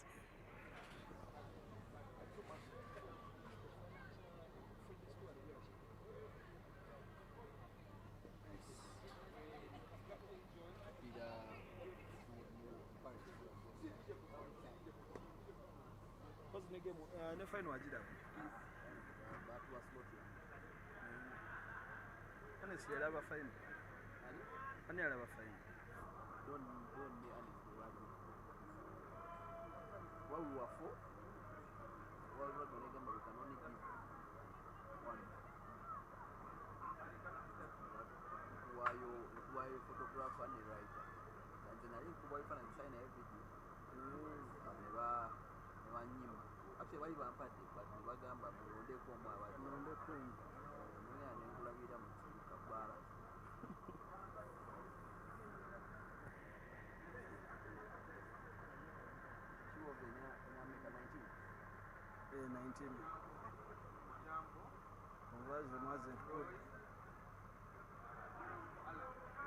And the Black Pearls have possession here. It is their scrum. Bahati at fly half to feed in that ball.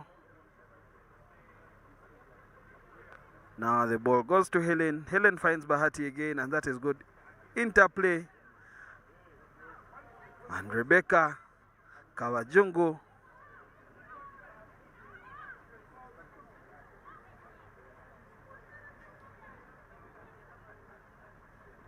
That is a huge tackle from Gamisha of the Shields, but the Pals still have possession. Rebecca and Bahati exchange possession.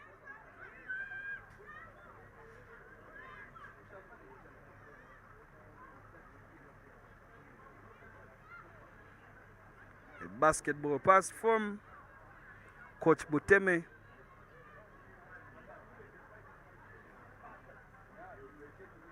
And surely that is an offside from the She-Wolves. The Pals scratch, the Pals go. Bahati takes it in, and those are good hands from the Pals. And she does well to keep possession on the floor. And Zulaika Muchala. A new penalty for the Black Pals.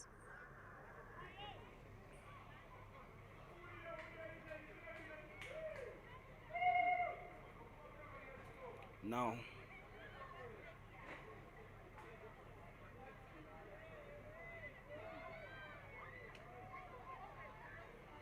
and we shall go back for that advantage for the Black Pals. And Buteme drops that ball.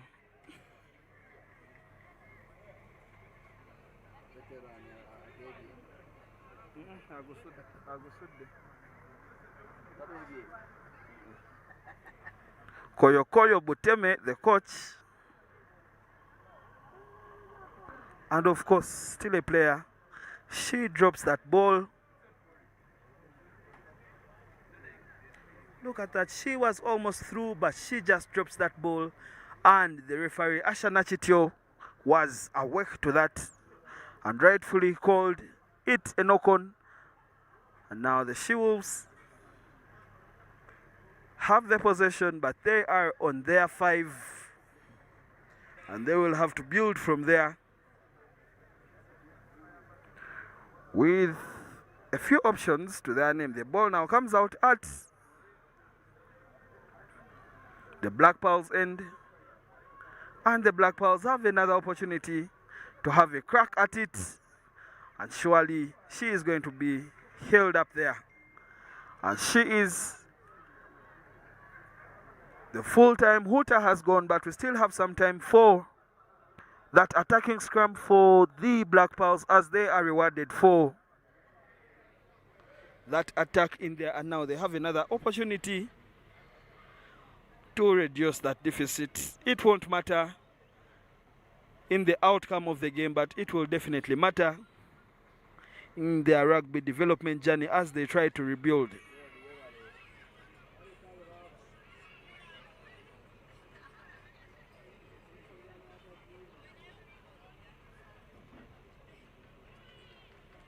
And with that knock-on, we have full-time. The She-Wolves 19 and the Black Pals 5. That is the first Challenge Cup semi-final.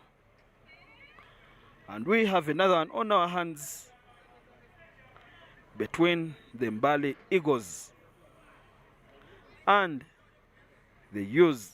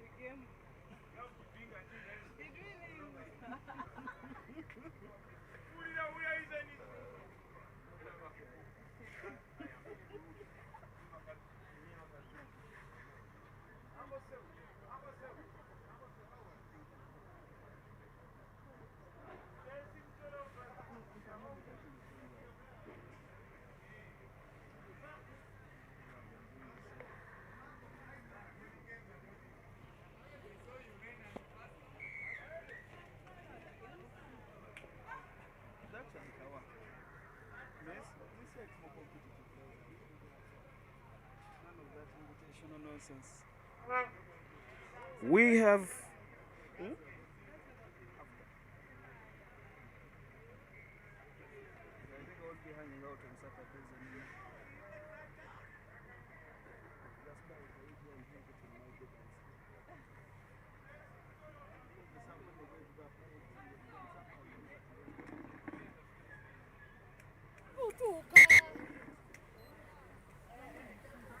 Okay. Temba Kwan. No, go for scrum. the use. Okay. Coach.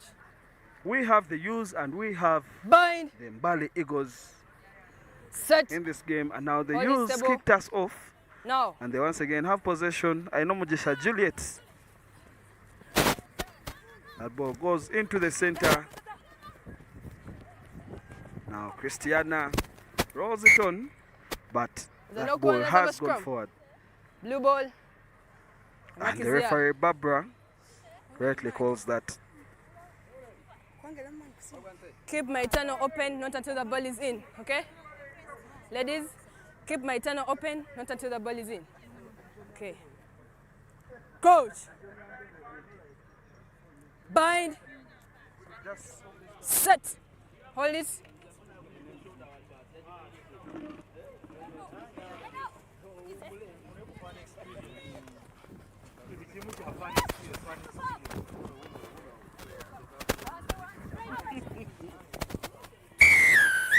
And that is a Let's try advance to the 10, green. from the Mbale Eagles. And of course, we have gentlemen here with us who know a lot about scoring tries. Green, advance The to the 10. legendary Alhaj Manano.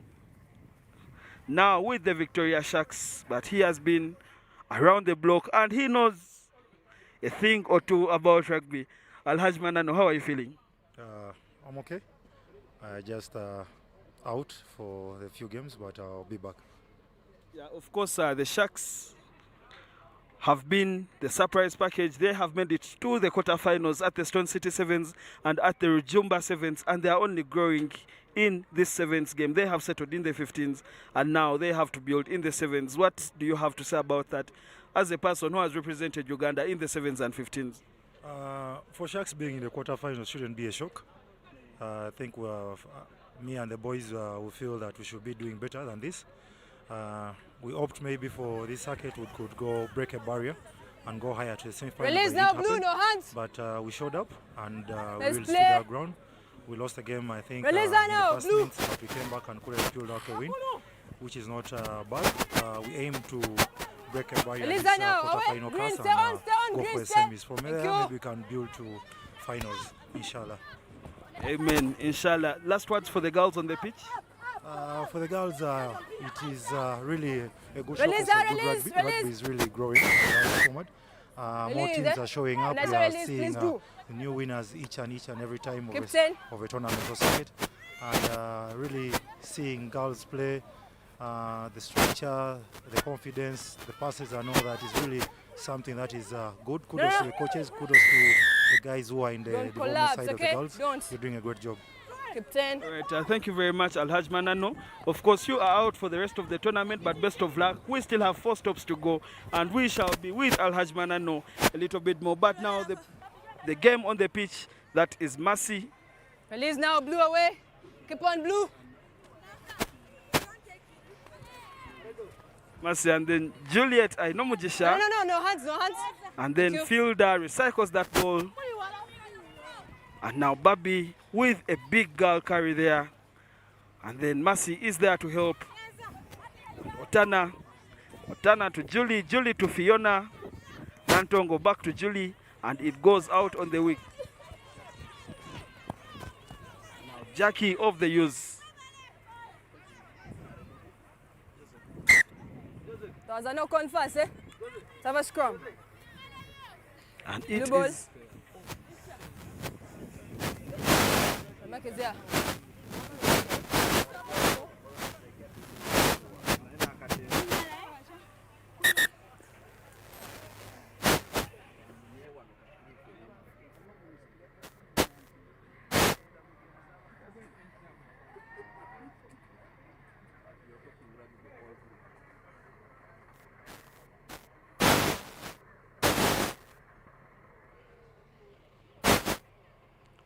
And we have a small medical break. The game is still 5 for the Eagles, and the U's have 0-0.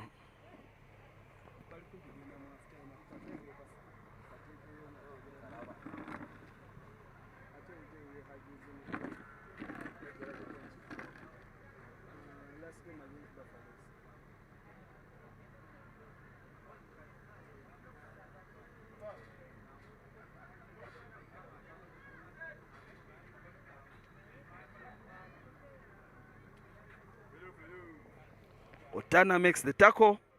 That ball was open, but Otana couldn't go for it. She was offside. Now Mercy with the tackle, and Mercy, brilliant turnover there, and the referee has awarded it. And Mercy with that quick scratch, Mercy attack goes all the way. She scores that. Otana with the conversion, and the U's have gone ahead.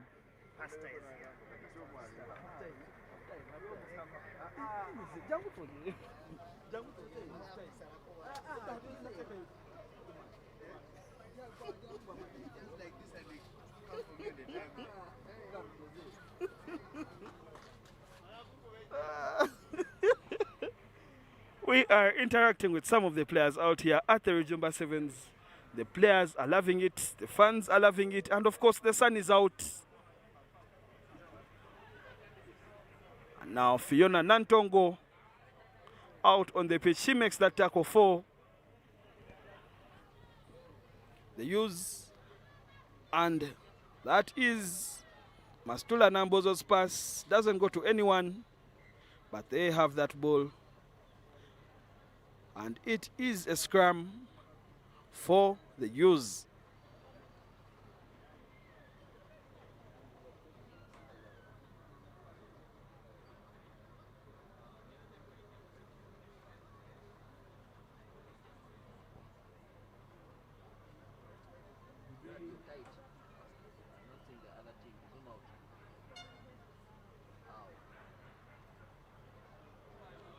The hooter has gone, and Julie, I know Mujisha is happy to put that out for the halftime.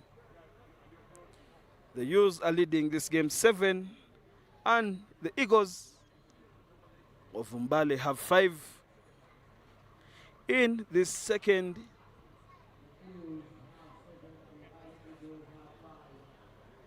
Challenge Cup semi-final at the Kings Park Arena in the Rujumba Sevens. This is the second circuit of the National Sevens.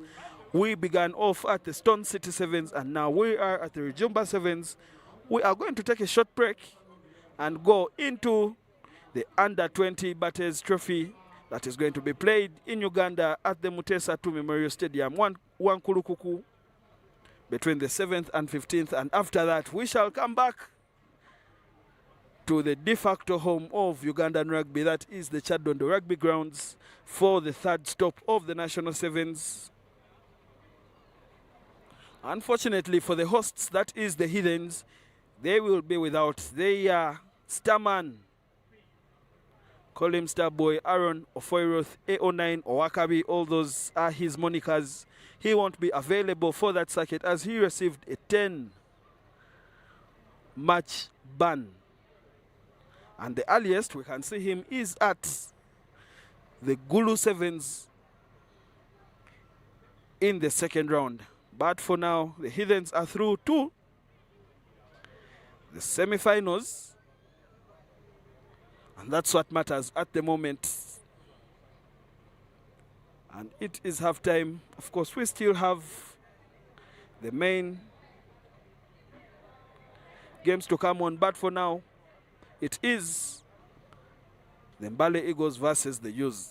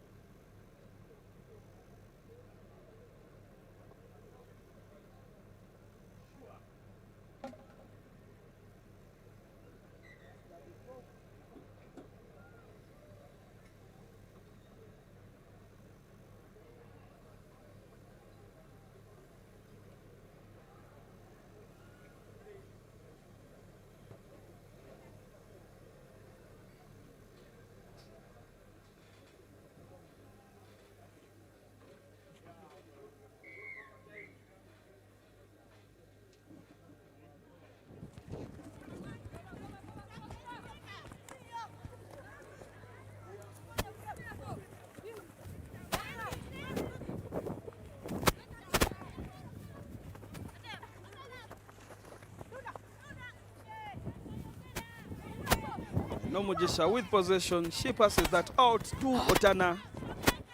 Otana just sits the defender down. Golo. And Nomujisha is there to rack her. That is a penalty. It is taken quickly by Juliet and Nomujisha. Let's play now. And Nomujisha finds Mercy Atek.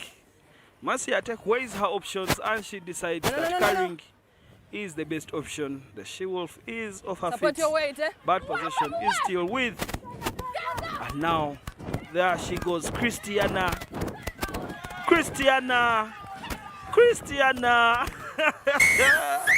Christiana goes all the way and she scores for the use.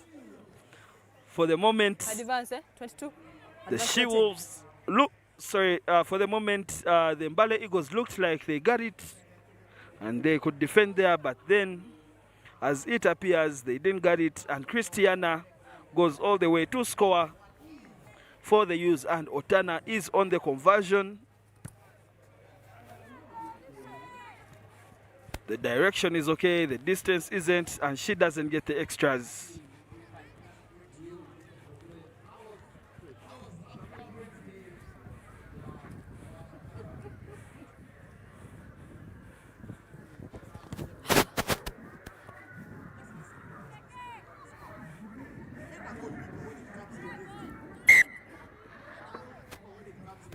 That ball doesn't go in, and the Mbale Eagles decide to play it, and they knock it on after it hadn't gone in. And now the advantage is back with My time, eh? My time. the use. Coach. Bind. Set.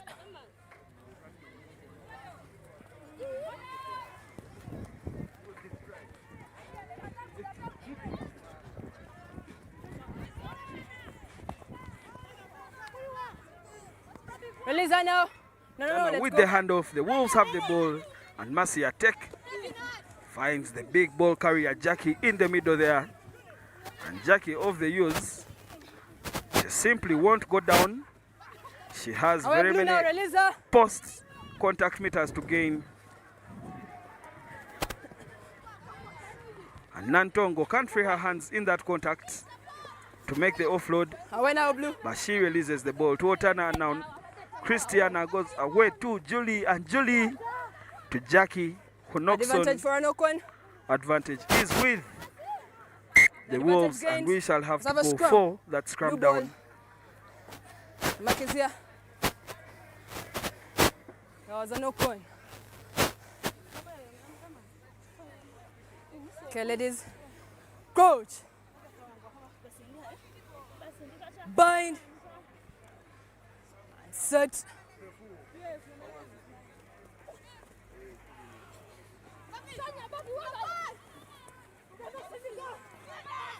Release her now.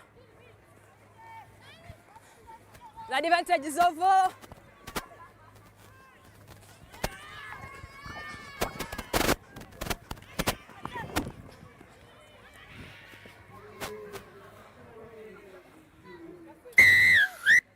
You're holding on. The mic is there, just there.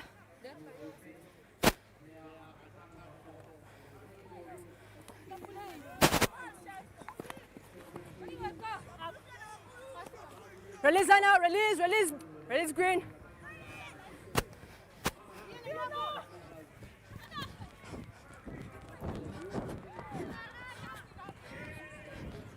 The Wolves have the ball, the Ewes have the ball, and she drops that under absolutely no pressure, no contact, no defender. No hands. She decides to do what she wants to do, and she drops that. Release her now, Green. Away. Keep on side, Green. Keep on.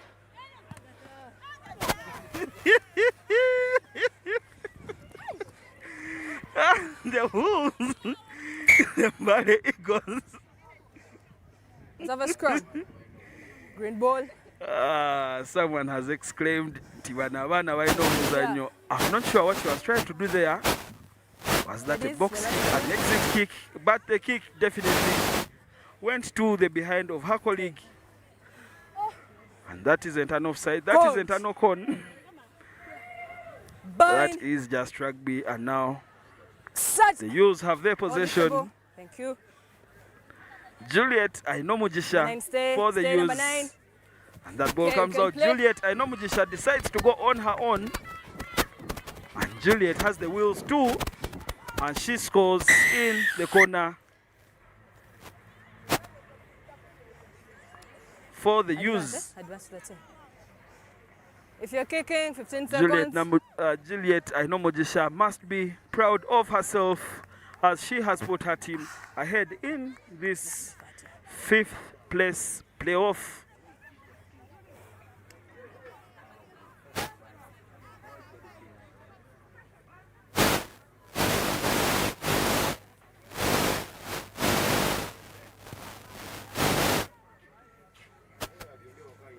Captain Blue. Look Captain at her Blue. go off the base of the scrum. Talk to Juliet her. Don't Ainomujisha talk backs to me. herself Let her not make calls for me. to go all the way, and she does. She knows Okay. the youths are ahead, and she had one job to put them even further ahead. Hurry! Full-time Huta has gone. Otana with the restart. Surely the win has been confirmed Away for now, the no, youths, green, and now no hands, Mercy no hands, Atek green, no with hands. no clear release is rightfully told by Barbara to let go of that ball, and she does. Release her now, green away. Stay on side. Release her now, release green. Tackle is good. Maimuna recycles. Christiana is there to defend. And Maimuna Nasozi. Mastula Nambozo, my bad. Drops that ball forward, and Playing surely advantage this is for going to be Nokon. full time here. Stay on blue. Mercy Atek decides to carry that Advantage ball. is over. She's brought down, and Julie Away has blue. one simple thing to do, is kick out that ball. And Juliet Ainomujisha confirms that win for the youths. First with her try, and of course with that kick on the full. And the youths walk away 17-5 victors over the Eagles. And they will have to wait for the next challenge, which is to confirm whether they are 5th or they are 6th. But for now, they are there.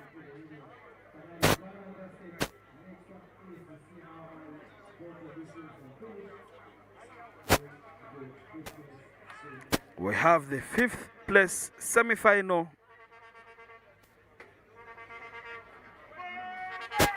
between the Mongas and the Buffaloes. The Buffaloes have been overall not very well big, if that is a word, both on day 1 and day 2. But now they have rankings to think about, and that's why they have to take this fixture very importantly.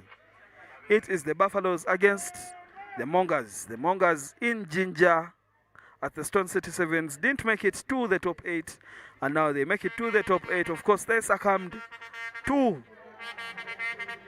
the Cobs, and now they are here to redeem themselves against the Buffaloes.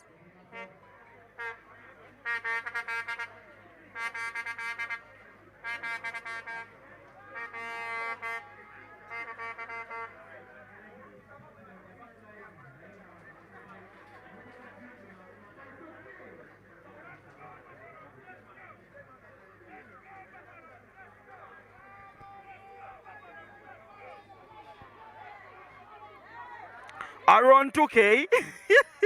Around 2K. Around 2K sold that very well to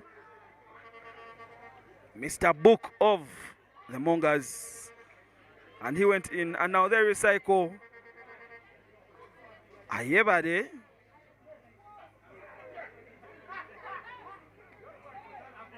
Ayebade sent that ball to Yasin, and Yasin decided to go for the cross kick out to Uncle Moses Olwenyi.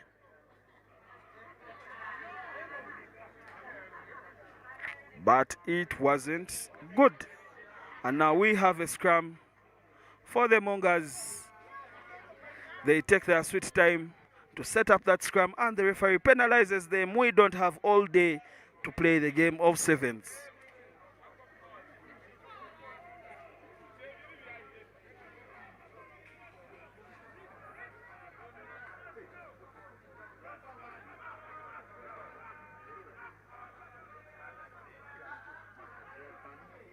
Douglas Musoke with that turnover, and Aaron Tuke decides to go on his own. And Aaron Tuke sees the white line and he dots it down to give the Buffaloes the lead in this game. Yasin Waswa to kick.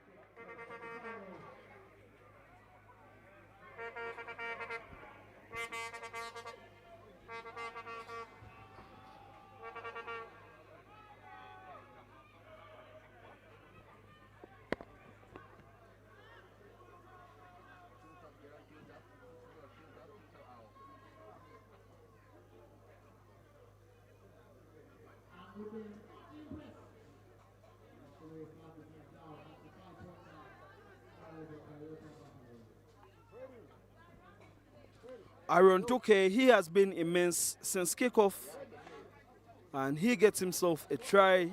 The conversion isn't good, but the try is, and the Buffaloes are ahead by 5. Kickoff, Yasin Waswa, and the ball goes to Eden Shatif of the Mongas.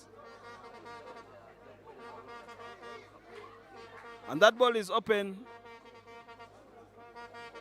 Ayebale Godfrey gets it.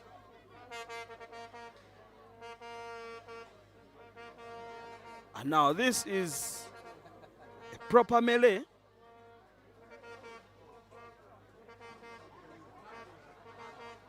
Oh my God.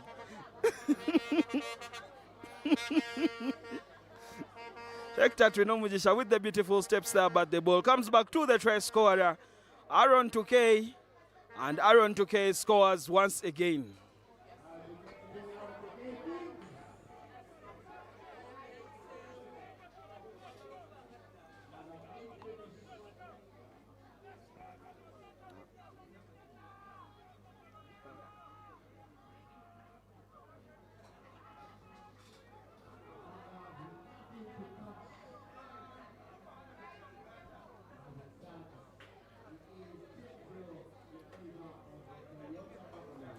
The Buffaloes with another 5-pointer. The ball goes out to Aaron Tuke.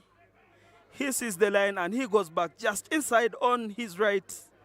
And he scores that for the Buffaloes. And they have kickoff once again. Yasin Waiswa with the high ball. And that goes to Eden Shatif.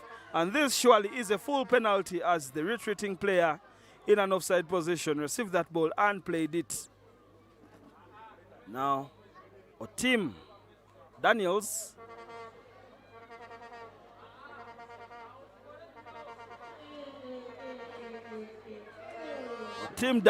shows off pace. Otim Daniels is a man on wheels. He saw an inch on the wing and he decided to go for it. Look at him go out there on the wing. And he goes in behind, and the oncoming defender couldn't stop him. And he just slips out of that ankle tap, and he scores for the Buffaloes. And the Buffaloes have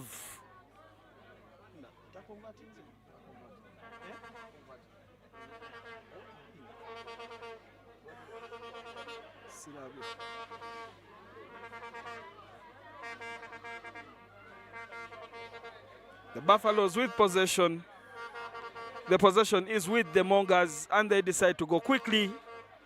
They want to put something on the board, as the Buffaloes are leading 17. And the Mongas are yet to put something on the scoreboard.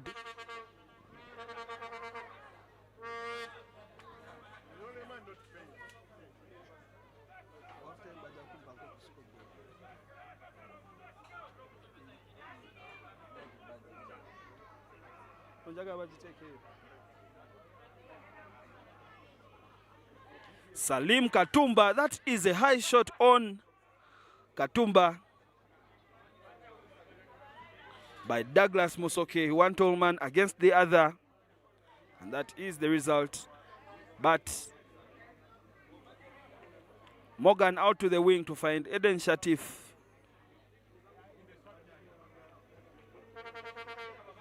And now Salim Katumba is looking for an opening there as he advances into the 22 of the Buffaloes.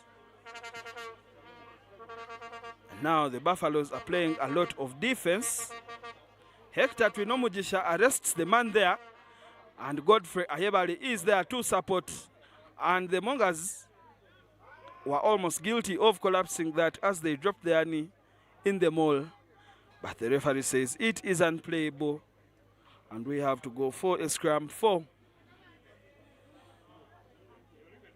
the Buffaloes or team out at 9. And Hector Twinomujisha there arresting his man. Ayebale Godfrey, aka Ajax, there to support in that hold up. And they get position and they kick off. Daniel's team away to Aaron 2K. 2K sends it to Hector. Hector Twinomujisha takes it into contact. 2K recycles. Olwenyi receives. And Olwenyi decides to go for the halftime. And it is halftime. The Buffaloes are comfortably in the lead.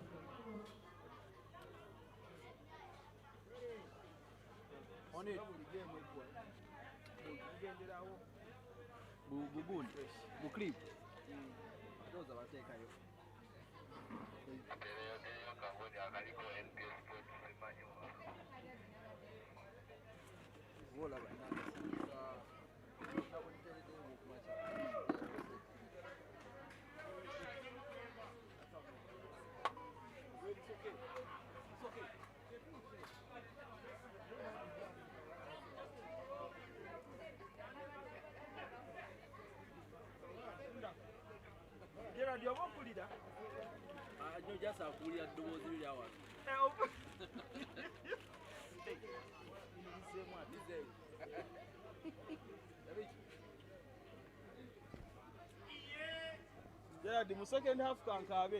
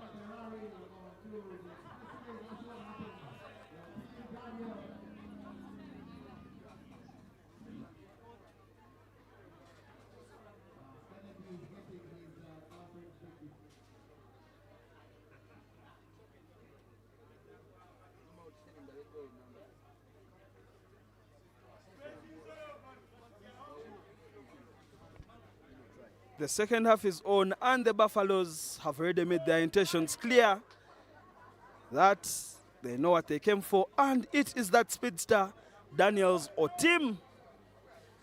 He had Aaron Tukey on the outside. Daniel Zotim doesn't need him.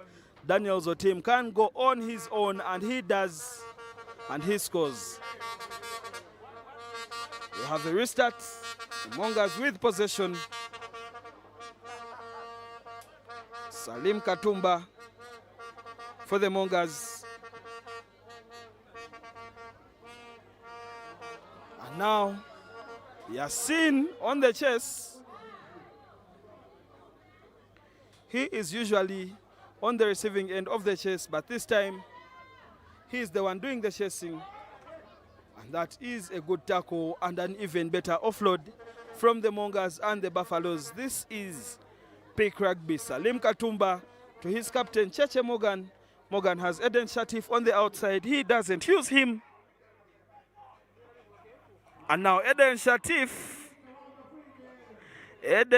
says, if you want pass to me, I'll pick it up off the base and score for myself. It is a 5-pointer for the Mongas.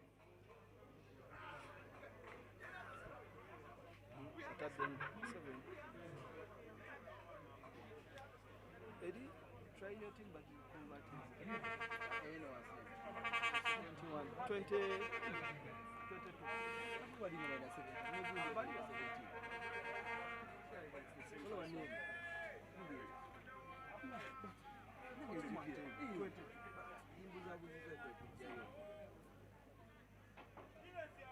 The score, and that restart doesn't go the whole way, the 10. And Mehdi Abdallah restarts. The Mongas, wow! Yasin Waswa. He didn't come with his kicking boots this weekend, but he has some big hits and big steps in him. And now the ball comes out to the wing. The ball is kept alive, and it comes to Uncle Moses Olwen. Olwen has Humphrey Dahura. Dahura has 2K, and 2K cannot make a mistake from that range. The referee, Elijah Massa, just consulting with his assistant Anguyo, and the try is confirmed.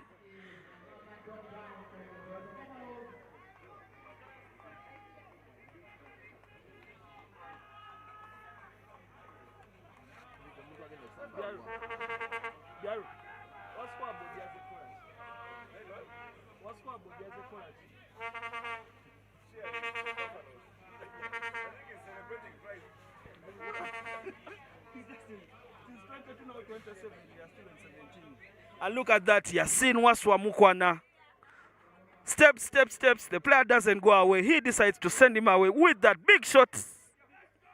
And of course, now we have that try, Humphrey Dahura, who sent it out to 2K, and 2K got that try, and the conversion wasn't good.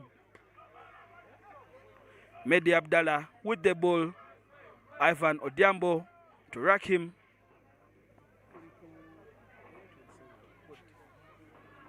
Humphrey Dahura invites himself to the party.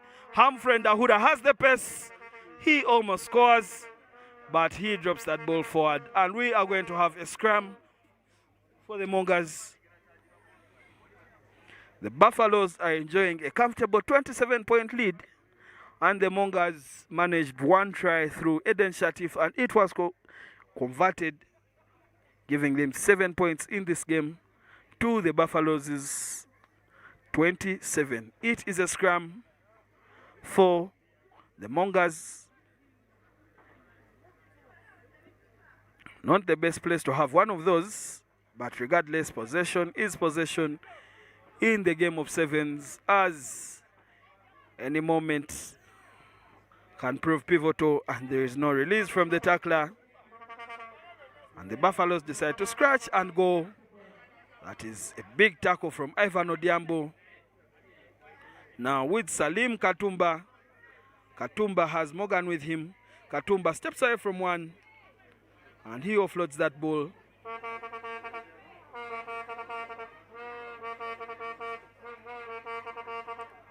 And the big man thought about that pass.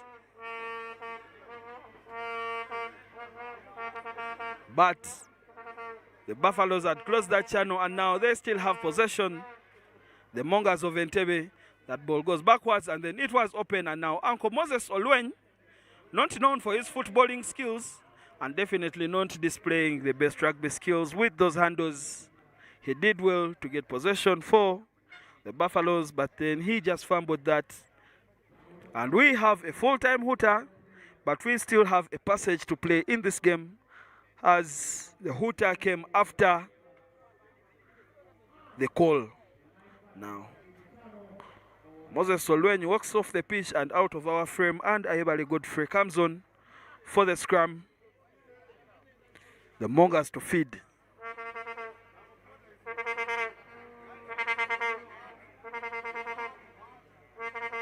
Buffaloes with possession. The ball comes out to Humphrey Ndahura.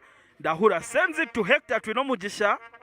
Hector Twinomujisha is brought down by the Mongas. He offloads to Humphrey.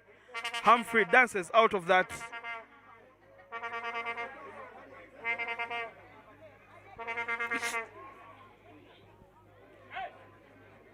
And Ndahura stop showing up.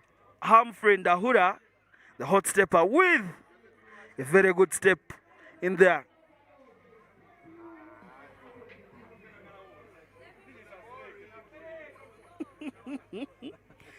We have a few fans here.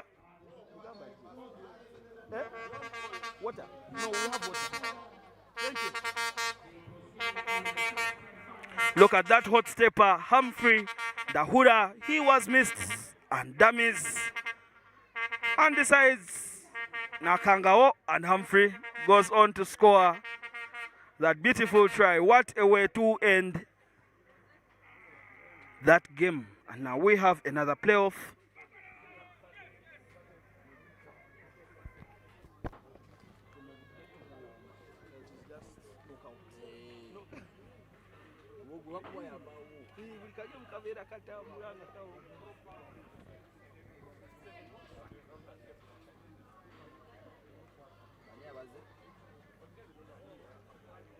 Rams?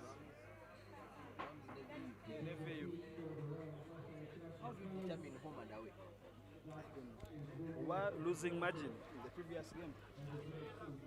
We were losing margin. Therefore, just as it saw it's a coin toss. Victoria Crocs, right? Sharks. Crocs.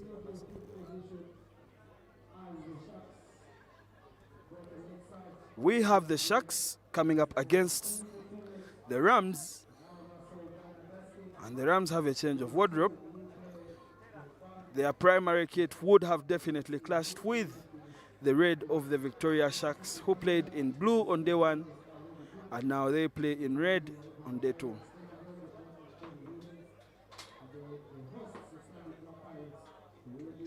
Daniel Katerega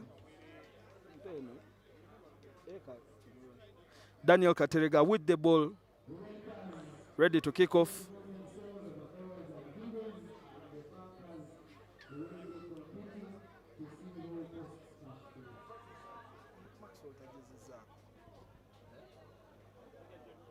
It is a knock-on by Humphrey Aseligwa, and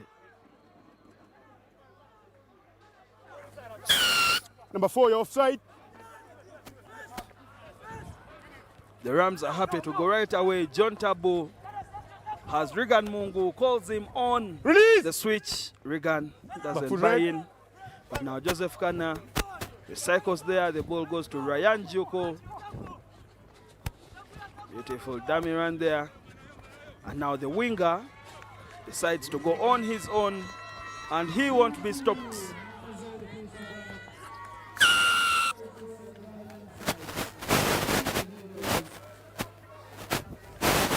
Unfortunately, that's not Regan. Regan is this side. He says, if you are not there, I get up table. The Rams draw first blood in this fixture. They score first. And now Ryan Joko has the opportunity to extend that lead to 7. And that kick is long, but it isn't in the right direction. And the score shall remain at 5 for the Rams. Look at Ryan Juko's pass out to the wing. And the winger went all the way in there and scored the first 5-pointer. Now we have Backward! kickoff. That ball goes backwards off VU and then it is knocked forward by the Rams. No, the other one was backward. If it came forward. No. Get here! Refugees! No, wait.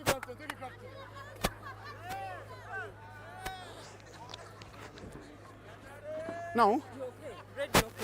Yeah. And the Rams. Yes. So it's a Rams. Yeah. Okay. Okay. Was a knock on by Red first. Then now the second knock on by Rams. So it's a scrum down Rams ball. Hey. Time is back on. My mark was here. Thank you. Yeah. Crouch! Ball is with the Rams. And they can take something from Don't there. push until the ball is in. Hold it. Good.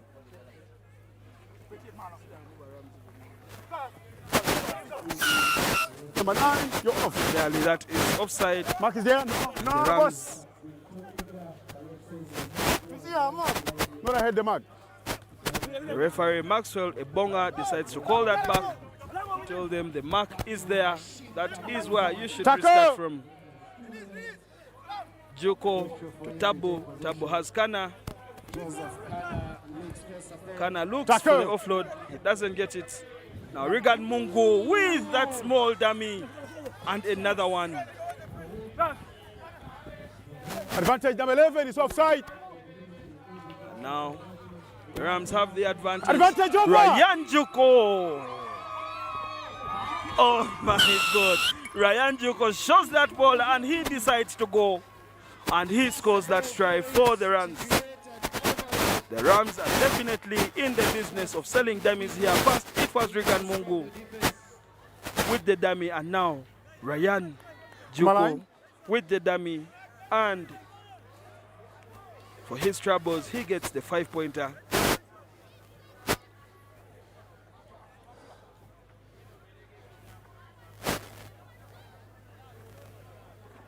Look at that once again. It was a beautiful set play. Ryan Juko comes around on the loop. He gets that ball and he dummies the veteran Seguya. Wilfred shows the shot and Ryan Juko goes all the way to score and put this game at 10 points for the Rams and the VU Sharks with 10. Now Humphrey Asiligwa. That is a good clean out by Blaise Ocheng. The ball is with Humphrey Orach. Humphrey Orach out to the winger Cyrus Watum. Decides to step. Advantage was over. And Cyrus Watum just running out of acreage there. But the big man has a step on him. The big man has the pace on him. Mark is there, blue. Look at that again from Cyrus Watum. Very good handoff. The rest of you turn for me. And he runs straight to the stands to say hi to the fans. But that was well played from Watum. Now John Tabu. Went backward, play on. Tackle! John Tabu. And the ball is with Ryan Juko. He has been a problem.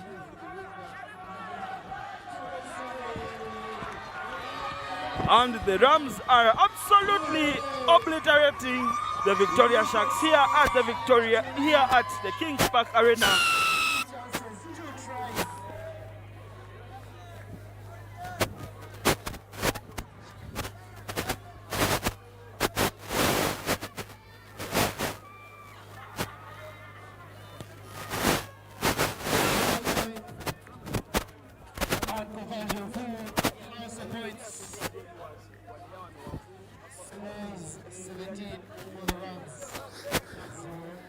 Ryan Juko is absolutely loving the Rujumba Sevens in this playoff game against the Victoria Sharks. He has made the assists, he has made the tries, and he has made the kickoff that goes back into the hands of the Rams.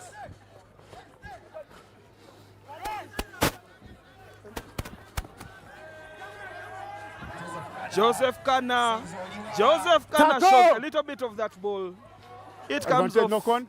the hands of Ryan Release! Juba. It goes forward. Victoria No, Sharks no, no, in no. possession. The ball is there now. Good. Alan Back Olango. foot.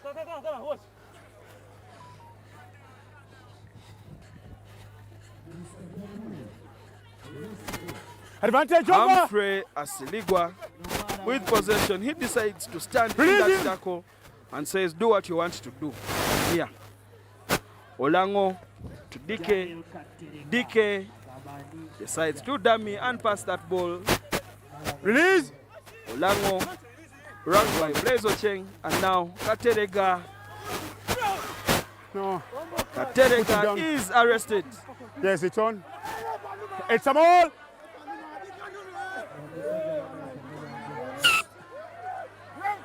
What's the ball?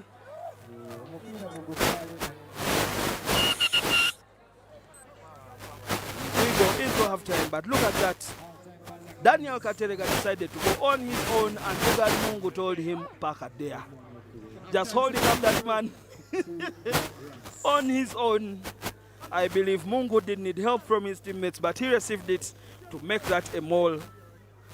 And with that ball unplayable, it goes into half time.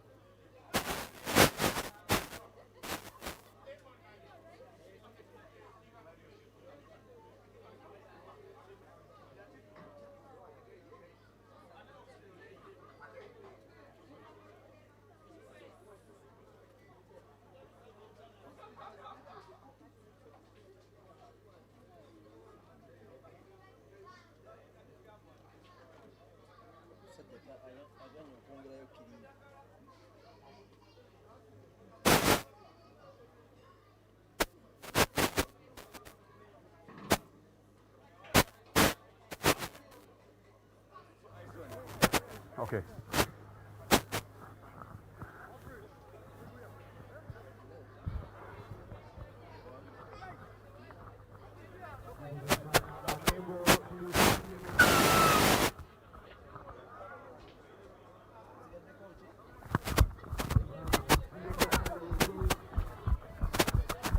Tanokon.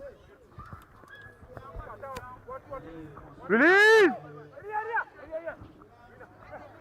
Advantage over.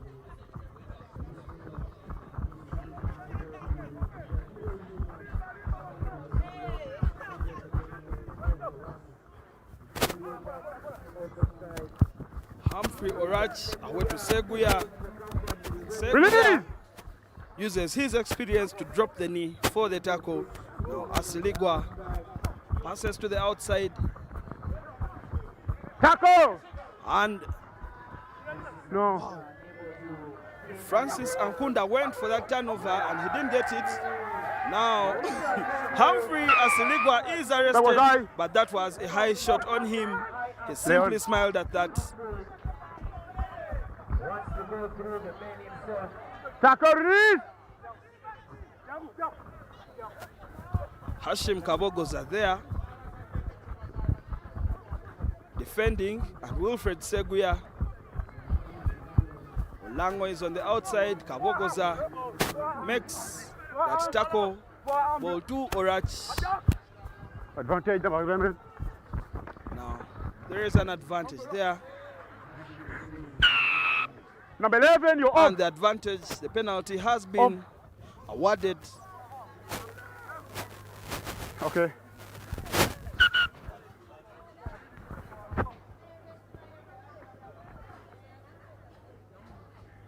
The referee, Maxwell Ebonga, takes off some too fast in his boots, just like Francis Ankunda and Mumbere of the Sharks. Humphrey Orachi's pass goes out to Alan Olango. Alan Olango finds Francis Ankunda, and Ankunda couldn't stop the run of Alan Olango, who goes over and scores.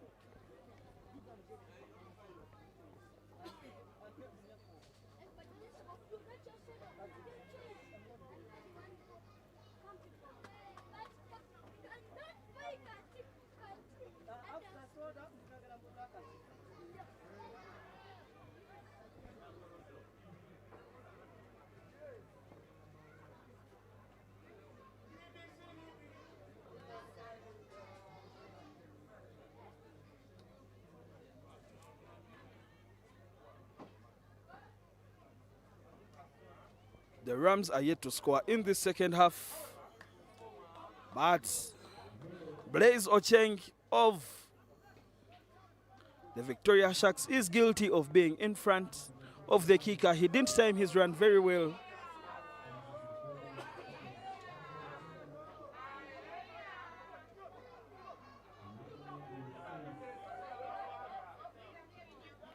Regan Mungo of the Rams with possession, and he is finally brought down.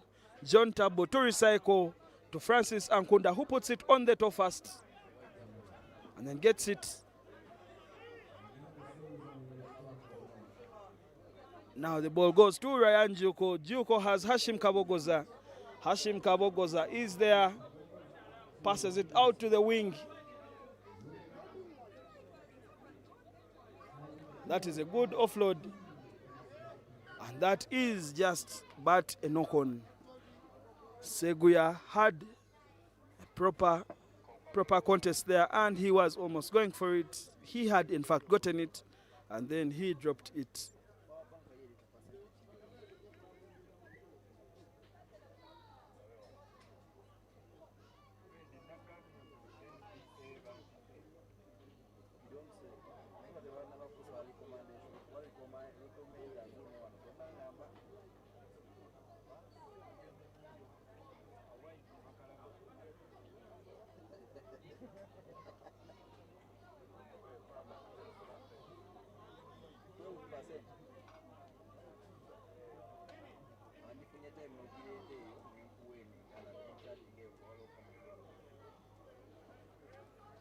That is a good turnover right there.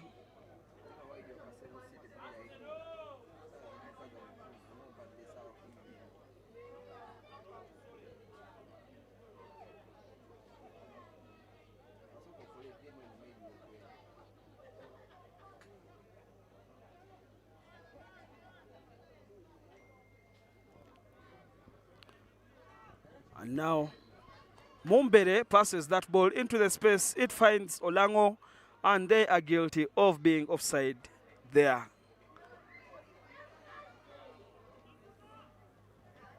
Hello.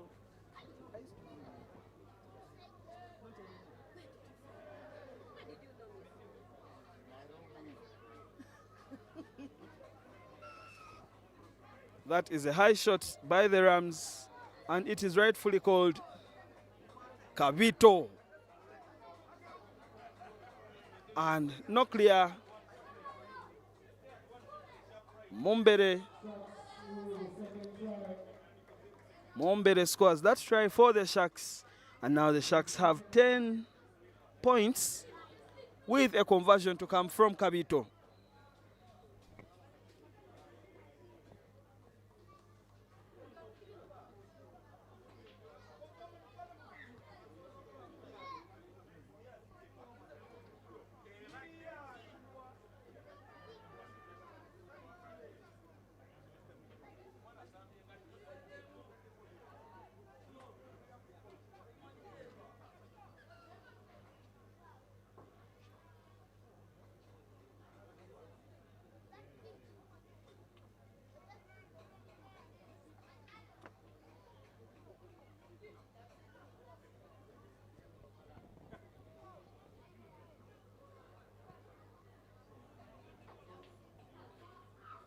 Mumbere's kickoff is taken very well by Alan Olango.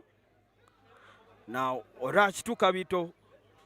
Kabito to Mumbere, beautiful step on his right. And he is trying to find. And he was tackled. And that is a proper contest. That was a knock-on by the Sharks. Francis Ankunda now with the ball. Francis Ankunda has the winger on the outside. The winger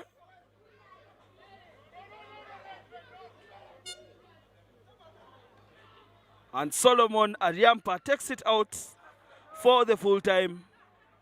The Rams are happy to get away with this win. The Rams are victorious here at the Kings Park Arena.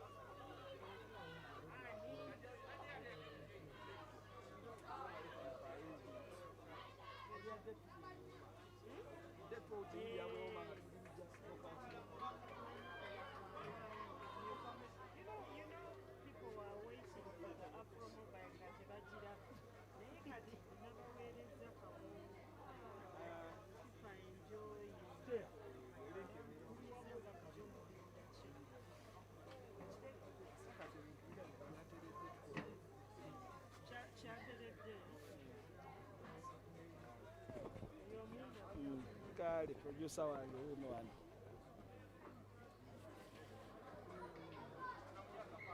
And we have kickoff. The Titans are taking on the Avengers.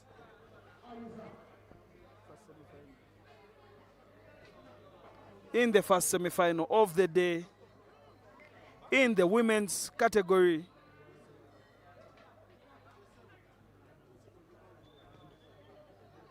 The Titans with possession. Caroline Anena sends it to the center. Sarah Chirabo sends it to the wing.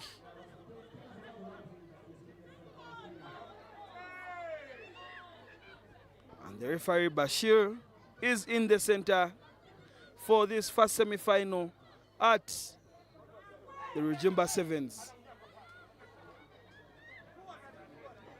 That ball is recycled very well. It goes out to the wing.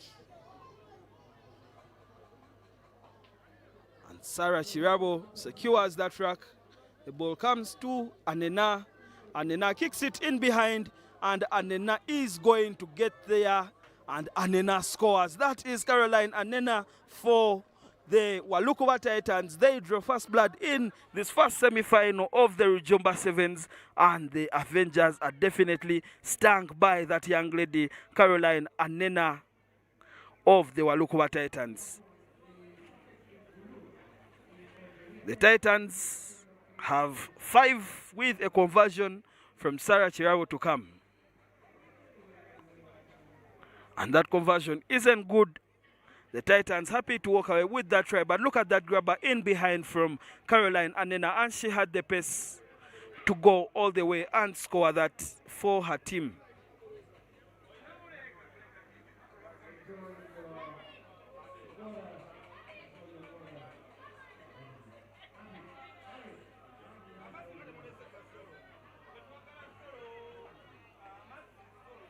That ball goes backwards. The Avengers still with possession. And they are in that beautiful yellow. And now Caroline Anena once again goes onto her foot. And surely she anticipated that tackle. And what a handoff from Peace Lekuru.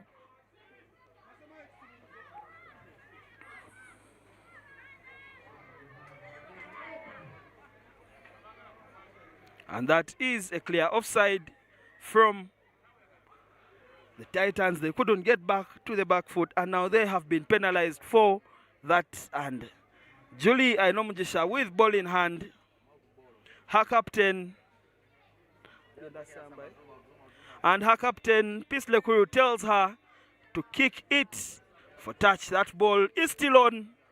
That ball doesn't go out. And she takes it back into her own try area. She grounds it. A moment of naivety there from the Walukuba Titans. And now they have to defend this scrum on their own 5. And surely if the Avengers do not punish this, it is on them. Peace Lekuru positions herself at first receiver. Julie Nandaula positions herself in the center, and Christine Akelo is out on the wing for the Avengers. And now Julie to Akelo. Akelo scores that.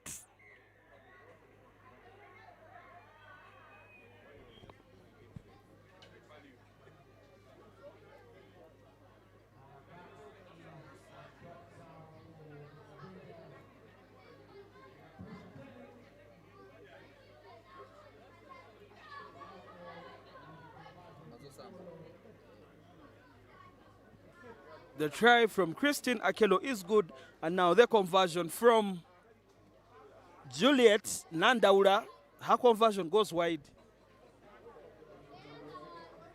And the scores are now level at 5 for the Titans and 5 for the Avengers. And that is kickoff now. Look at Christine Akelo go. She knew exactly where to put the ball, and now the Titans with good possession, but Fazila Namukwaya puts in a big shoulder there. And the ball now comes back.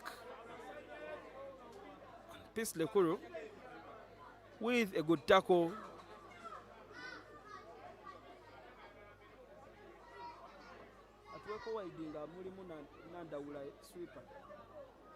I don't know that it's possible.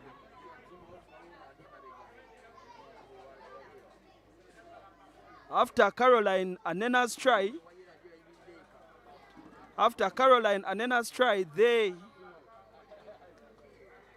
the Avengers are cognizant of what?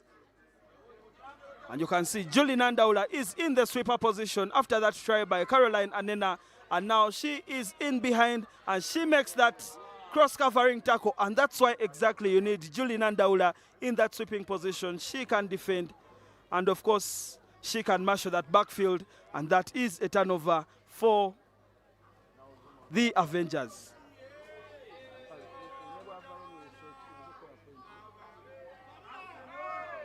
And surely she passes that ball forward, and it is going to be a scrum for the Walukuba Titans.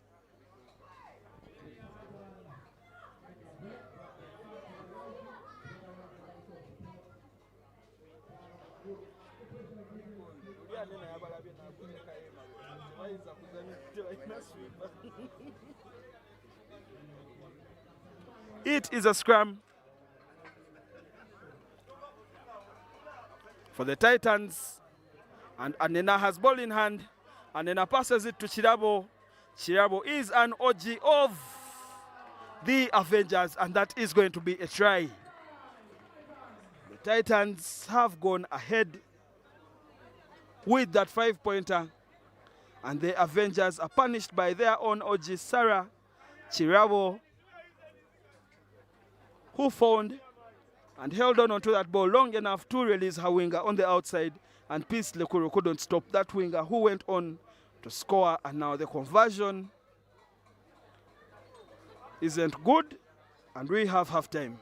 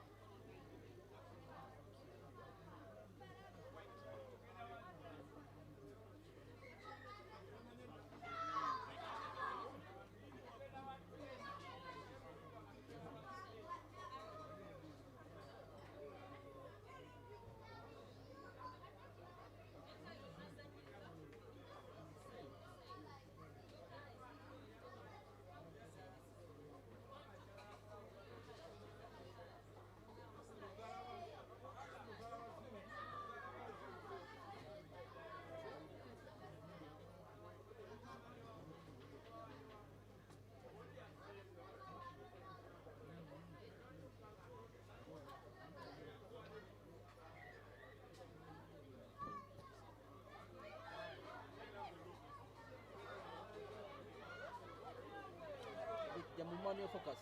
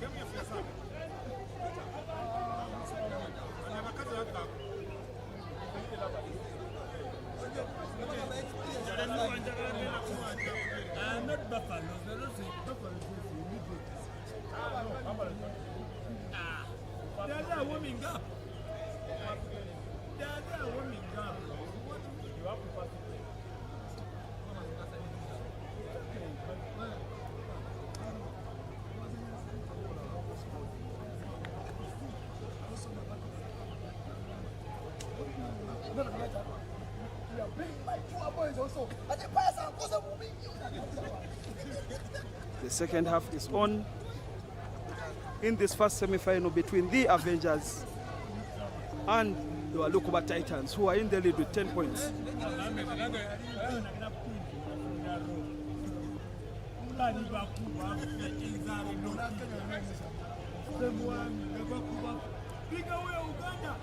Hi.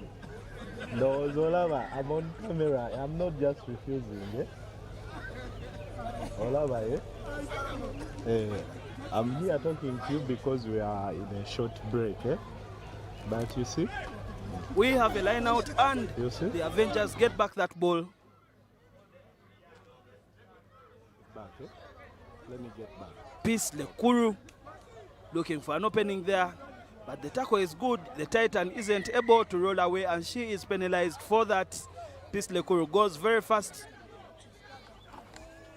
And that basketball pass over the top to her comrade Nandaula, who is taken down by Anena. Now, Peace is tackled low. And once again, the Titan isn't in position to roll away, but she isn't penalized on that occasion. And now Anena with a big tackle there. Caroline Anena putting in a defensive shift for the Titans, and the Titans are defending with one heart and one soul. And they are trying to find, and the Avengers have been penalized for holding on. That wasn't so clean, but it worked. And now, every time Anena has the ball, Julie Nandaula is quick to go into sweeper. And now Hope Mulonde is arrested there. The Titans were playing on advantage. I'm not sure how going backwards is advantageous to their ambitions in this game. And surely that should be a yellow card.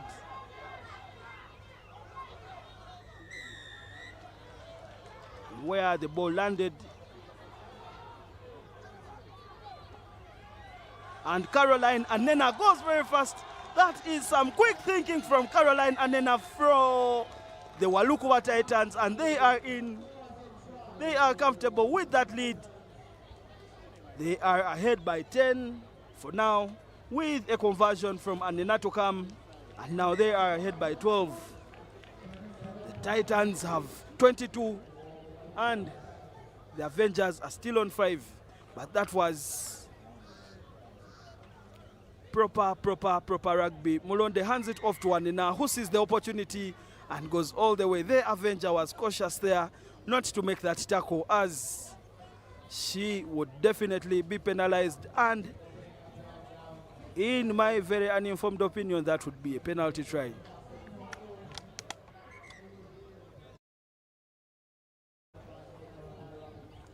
Walukuwa Titans have 17, and the Avengers are still on 5.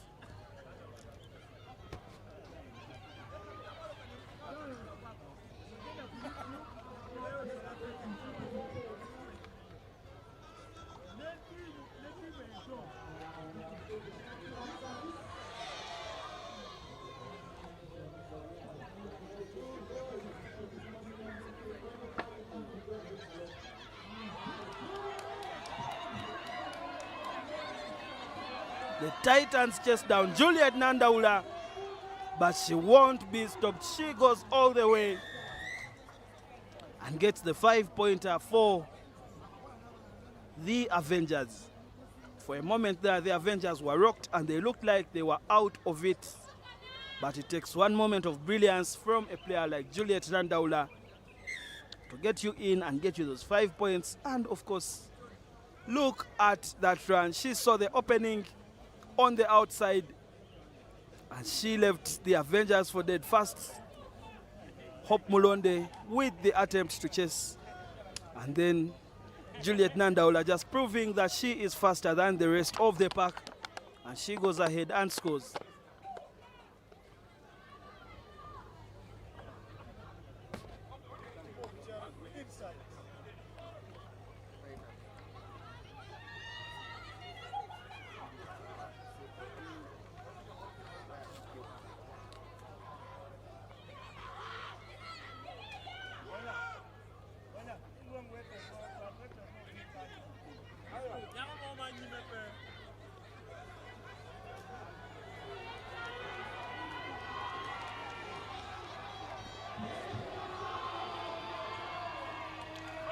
Sarah Chirabo is in for the Walukuwa Titans.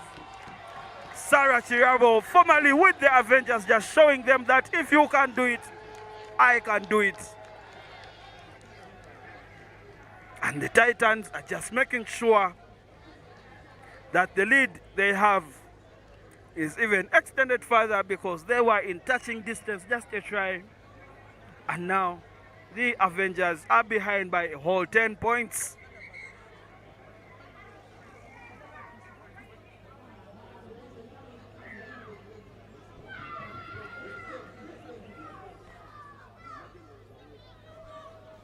Look at that run again.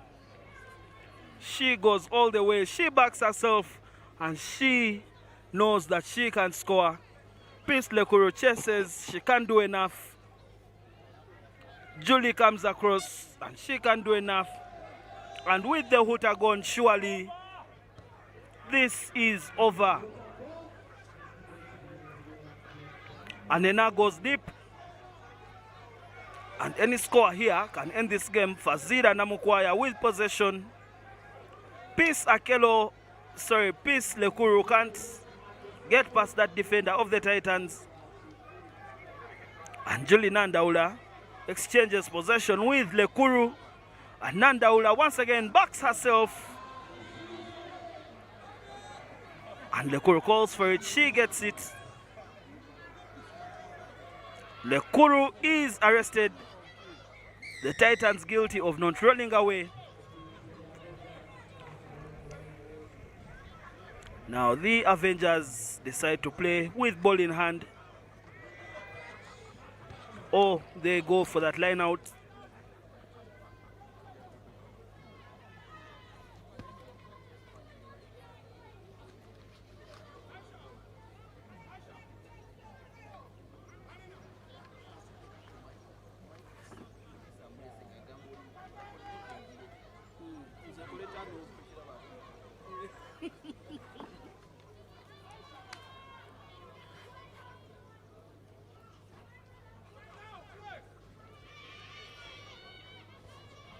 The line out is good.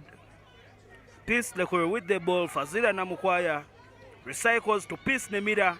Peace Nemira decides to carry that ball.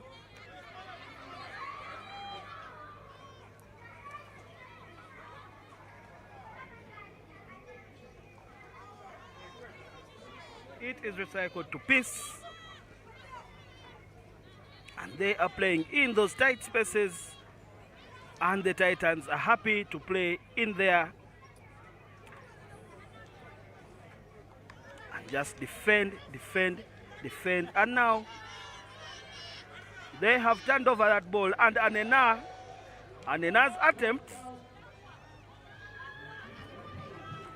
attempt to kick out for full time is charged down. And Peace Lekuru. And that is going to be a try for the Avengers. Peace Nemira this time is happy to score for the Avengers. And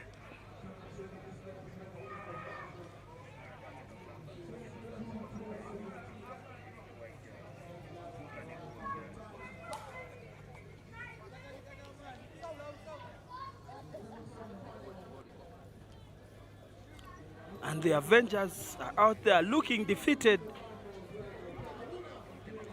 And Peace Lekuru, from Peace Nemira to Peace Lekuru, and Lekuru will attempt.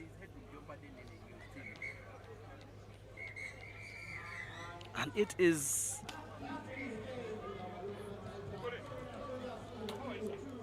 Peace Nemira having the last say in this game, but her try not enough to save and win for the Avengers. And now we have a repeat of the Stone City Sevens final here at the Rujumba Sevens in the semi-final between the Thunderbirds and the Nile Rapids.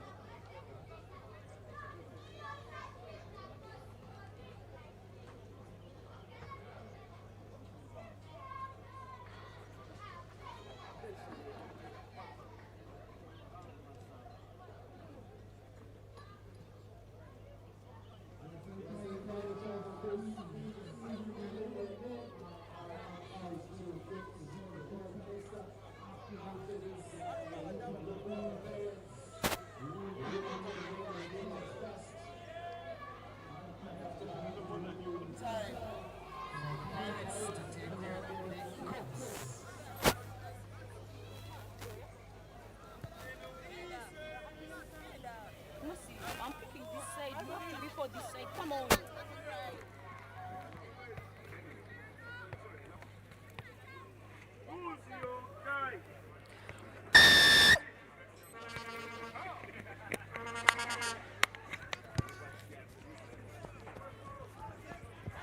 And we have kickoff from Fatuma of the Thunderbirds. That kick goes wide.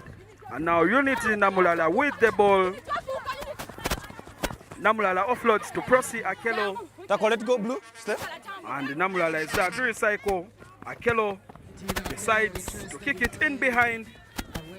And Jemima Namukose gets there first. Jemima Namukose picks up that ball and she throws it down. Come on, Jemima. And that was good defense Scrum here. Blue ball. from Mark here. Nabagala.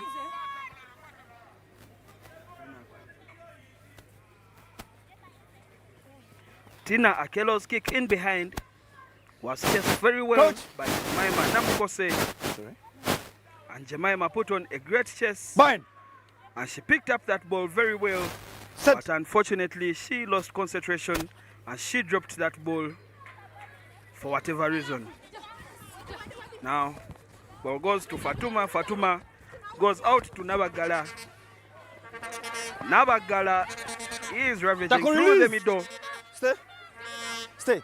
And now, Muchala is brought into play. And Prosi Akelo finishes that tackle. Now, Fatuma to Nabagala. Nabagala is yet to find the winger Gertrude Katesa in there, and now she does. And Unity Namulala is there. She kicks it behind. She drops it behind, and that isn't a knock on. And Nabagala is happy to secure that ball on her own. She shows strength there. And that is a good carry. Play on, off her feet. Takolola Blue away. Tina Akelo.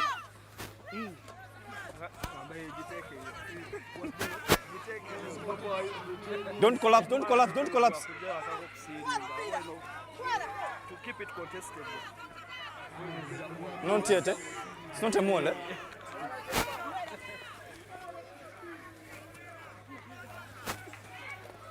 And that ball has been ripped out by Fatuma and Yume. Katesa recycles and Muchala is there.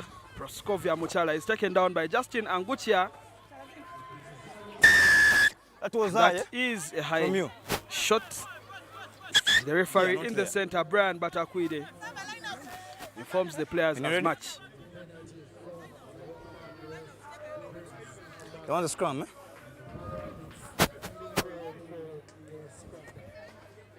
The Thunderbirds have decided to go for a scrum.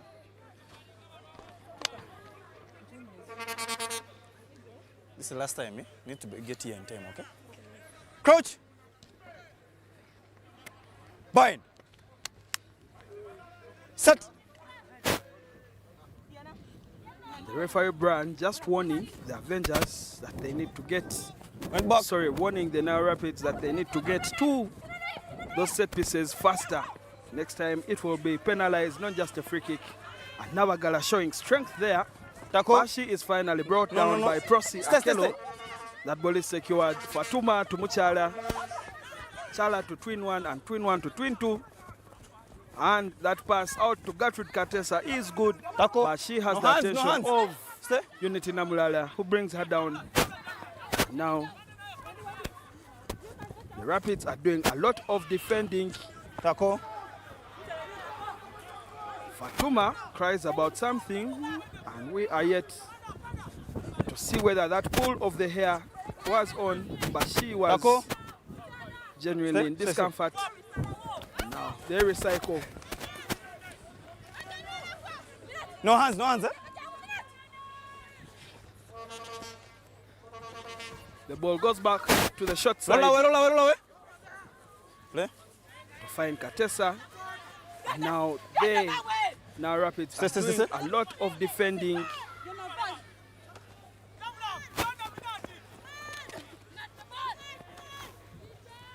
Tackle. With the tackle.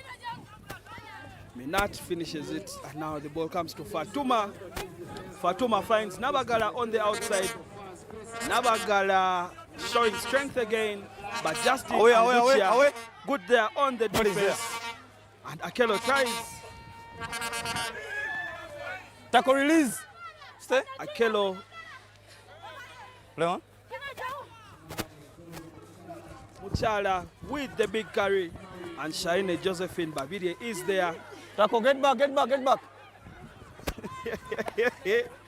Josephine is a young lady on a mission not to be away. The ball. Now Nabagala recycles, comes back to Muchala in the middle of the park, and Muchala steps. That is a new one.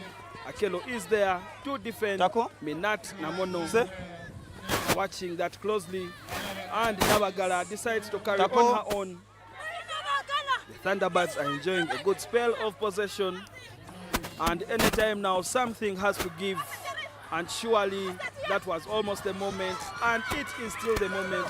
Tina Akelo just making sure that the Thunderbirds score in the corner.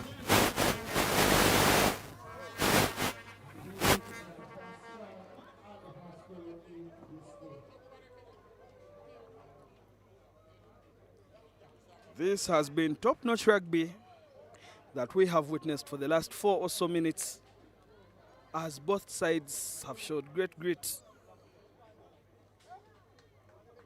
both in defense and in attack. That patience from the Thunderbirds finally paying off as they get that try.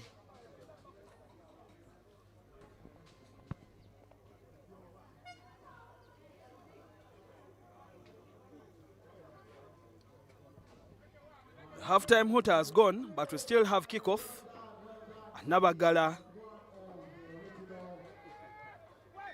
Nabagala's kick goes 10, but in her own half. And we shall have a free kick for the Nile Rapids.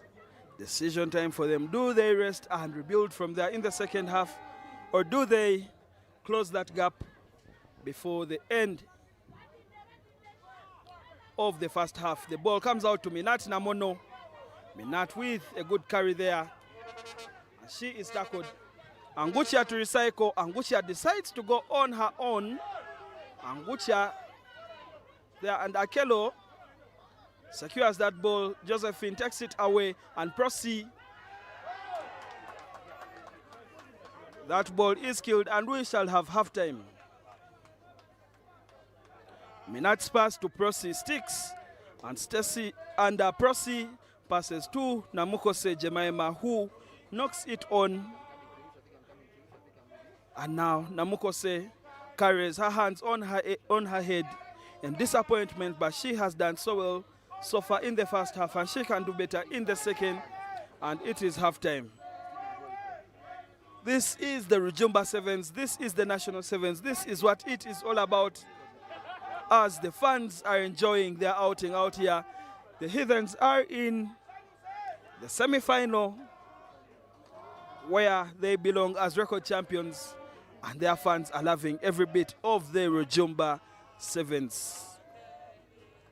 And for all of you at home, I hope you are having as much fun as we are down here at the Kings Park Arena, and we hope that you have subscribed. We hope that you are commenting, interacting with the people in the chat, and also we hope that you can recommend and share the link for those who can make it, and for those who can make it, you may as well watch and see those replays, see those slow-mos, and of course you can rewind on your own in case you need to win an argument.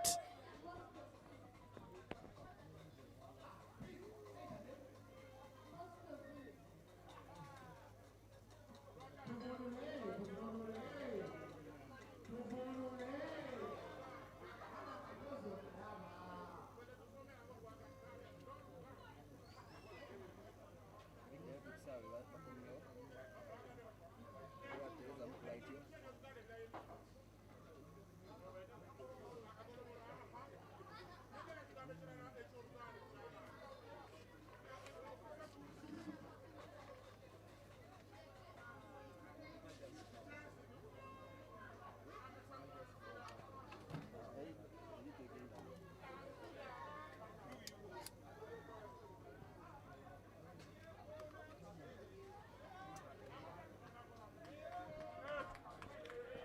That is a brilliant kickoff from Tina Akelo. Use the line, eh? Line out. She finds touch in the 5 of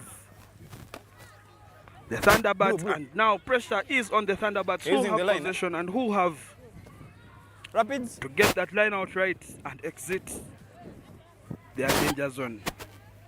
Come up. In.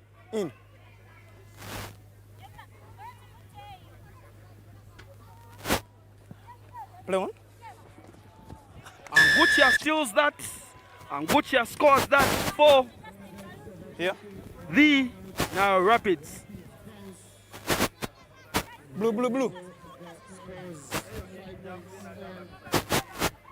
This side, number 10.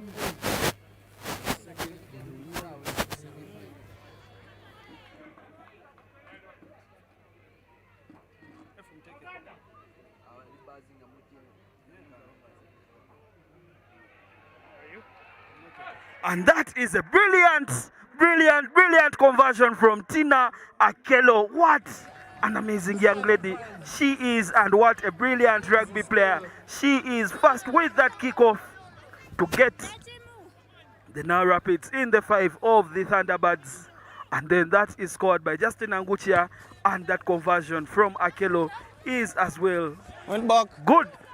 She shows absolute class down here at the Kings Park Arena. Taco, stay. This was the score in the final. The now Rapids 7 Taco. And the Thunderbirds. Brings back memories. You don't fall on the ground, eh? Okay? You're just falling in. Brings back memories of the Stone City Sevens, and as Tina attempts to go. Taco, roll away. Ball is there, didn't go for the ball. And now Muchala passes it out to Nabagala, and Namukose is there. Jemima does good defensive work. No. And Nabagala Taco. Similarly does well. Take the ball, you have the ball, eh? Play on. The referee just telling Justin there that you have the ball, play with it.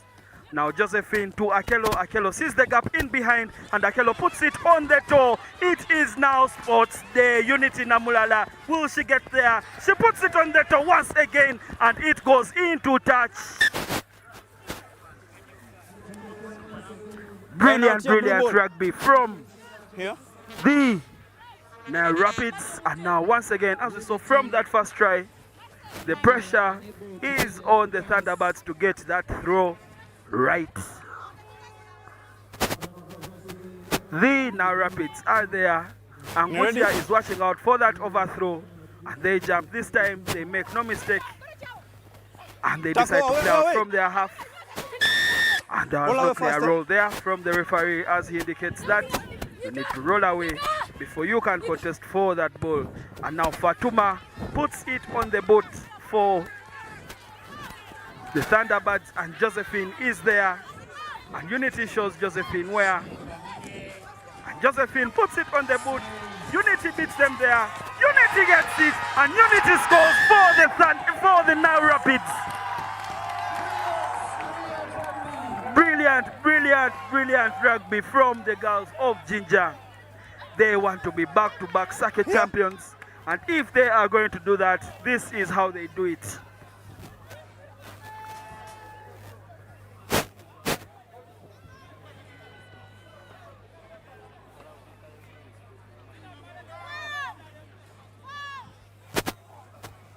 The conversion from Akelo isn't good, but the Rapids are happy to go away with the 5-pointer. Look at shiny Josephine Babide, just seeing the gap in behind and trusting her teammate to have the wheels to go all the way. And Unity Namulala doesn't disappoint Josephine. She indeed goes all the way and scores that 5-pointer.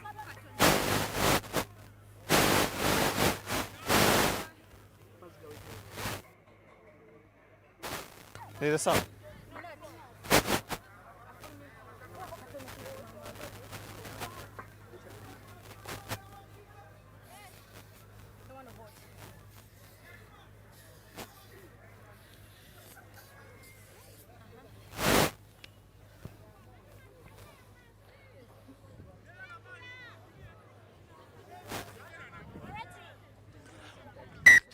Time back on, eh?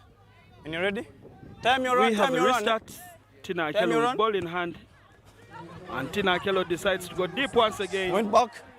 And that No, ball no. goes back out of the hands of Gertrude Katesa.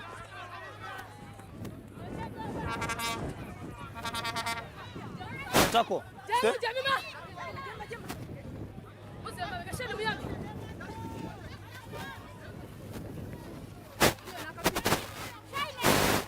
Tackle. Stay.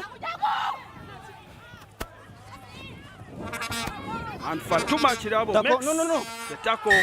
And Mark is Jemima there. couldn't There. support her turn, body weight in there. When you're ready. And Muchala decides to carry it. And Fatuma is there once again Tackle. No. Release it. to make the tackle. Now, it is defense time. Akello makes the tackle. Unity is there to help. And Unity is there to defend. Once again, Prosi Akello is Tackle. watching. Roll away. Away. And there is no clear roll there from Unity Namulala. Roll And away. it is another penalty. Don't tackle. Now, the Don't penalties tackle. are piling up. And surely this is going to be a 15. card. And early resting for Shaine Josephine Babidi, is who there. goes to the sin bin for Hold on, making that On the tackle. scrum. Okay. Here. Mark is there. The Thunderbirds have called for a scrum. Hold it. Coach. And the now Rapids are 6. They decide Bind. not to commit a player to Set. that scrum.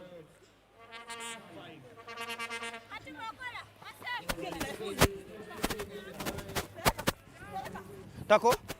Stay. Chala. Tackle. And surely now it is over. Justin Wait. Anguchia Mark is here. Come. makes that turnover Come. for On a penalty, just let the ball go, okay? Don't throw it again. Are we clear? Yes. The mark is here.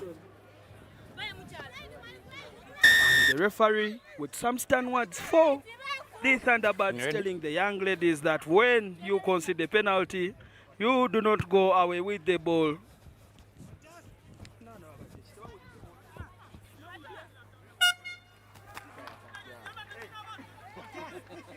Here.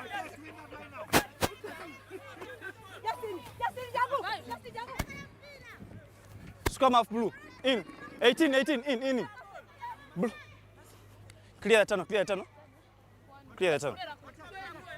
Now Tina to throw, and Namukose gets it and Tina kicks it out. It is full time.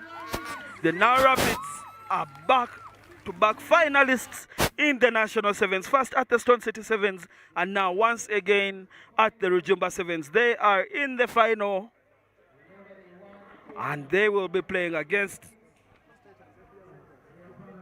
the Walukuba Titans. It will be a ginger derby in the final.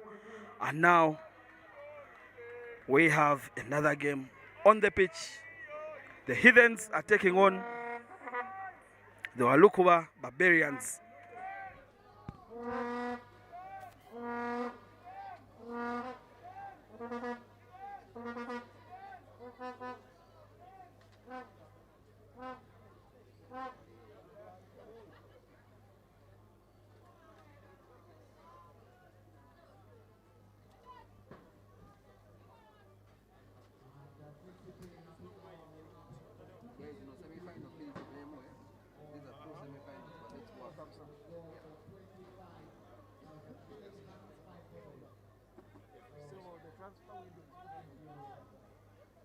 Ruben to Kawowo, here we go.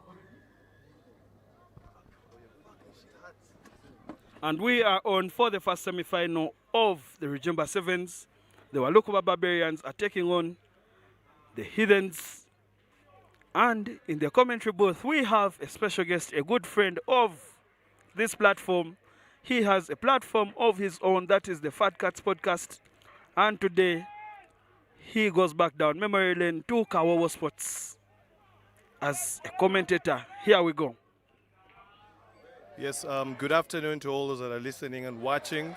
As of course you can see the action, the Walukuba Barbarians imposing early enough. Good for them to start very, very early, getting that ascendancy against the Heathens, who have also been impressive. If you track back to that quarter-final against the Buffaloes, the way they won it, the style in which they won it, but on the wrong side of the scoreboard at the moment.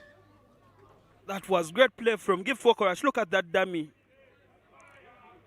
Give Fokorach just dummied and everyone bought it, including his teammates, and he went all the way untouched, unscathed, and he scored. And Ivan Bulima has added the extras for the Barbarians. Yeah, an interesting one. I mean, this semi-final just spits together two sides. The Barbarians, a very, very fit side, as you can see. Just engaging in that ball, trying to hold the player up. But I was talking about their general fitness, which is one of the things that perhaps is not talked about as much. But they're a relatively young side, but also a very, very fit side. Of course, Coach Leonard Lubambula really taking them through the paces, and they keep working all year round. That's why you see when it comes to the sevens, they are among the top sides. But the Heathens also have some very, very celebrated names within their ranks, and they need to make it count. Semi-final stage is where they stopped at the Stone City Sevens, and they would want to go one better, or even, who knows, win it all, but they have hurdles that they need to clear. Of course, the Heathens have won here. The Heathens have been Rujumba Sevens finalists and winners at the Kings Park Arena, and they can still do it. They have the artillery to do it. They came in with 13 men, of course, the 12 requisite players and one emergency player, and now they have to go on without their star boy Aaron Ofoiroth. And now with possession, Malcolm Okello has to take charge of matters here, as he does with that 22 drop. Of course, speaking about the Barbarians, Coach Leonard Lubambula talked about how youth is a weapon and youth is gold, but in that moment, the pass doesn't stick, but they are fit enough to go again in another passage of play, as Gift Wokorach tried to find Shafiq Mansour on the wing. That didn't work out, and now it is a scrum for the Heathens. Look at that once again. Gift Wokorach offloading to Shafiq Mansour. The ball looked like it had gone forward, and of course Mansour knocked it on, and now it is a scrum for the Heathens. Matthew puts the ball in.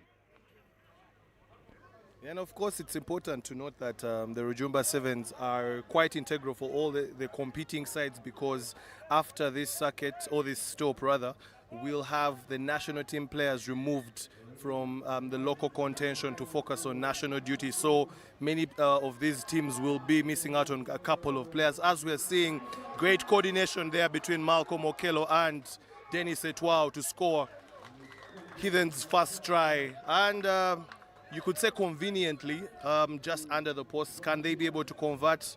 Well, we might be continuing our conversation of the commentator's cast today, so let us see. I'm actually praying that it goes in, because I don't want this agenda to grow. And of course the agenda won't grow. Malcolm Okello doing you the favor there to score, but first he had the brilliant run right there. And Malcolm Okello, Dennis Etwao running a good support line, as you can see him just going across to receive that offload, and of course he went under the poles, and now the game is level 7-7. Matthew Musasizi to get us underway. Matthew picks up that ball, and it is Okello. And now Odiambo, Andrew Odiambo with a try for the Pirates. That for the Heathen, sorry. That is how you recover, and that is how you impose yourself on the game. Yeah, Andrew Odiambo, the signing, the mid-season signing that did raise a lot of conversations in the news, in the manner of which that signing happened, but proving to be very handy for the Heathens.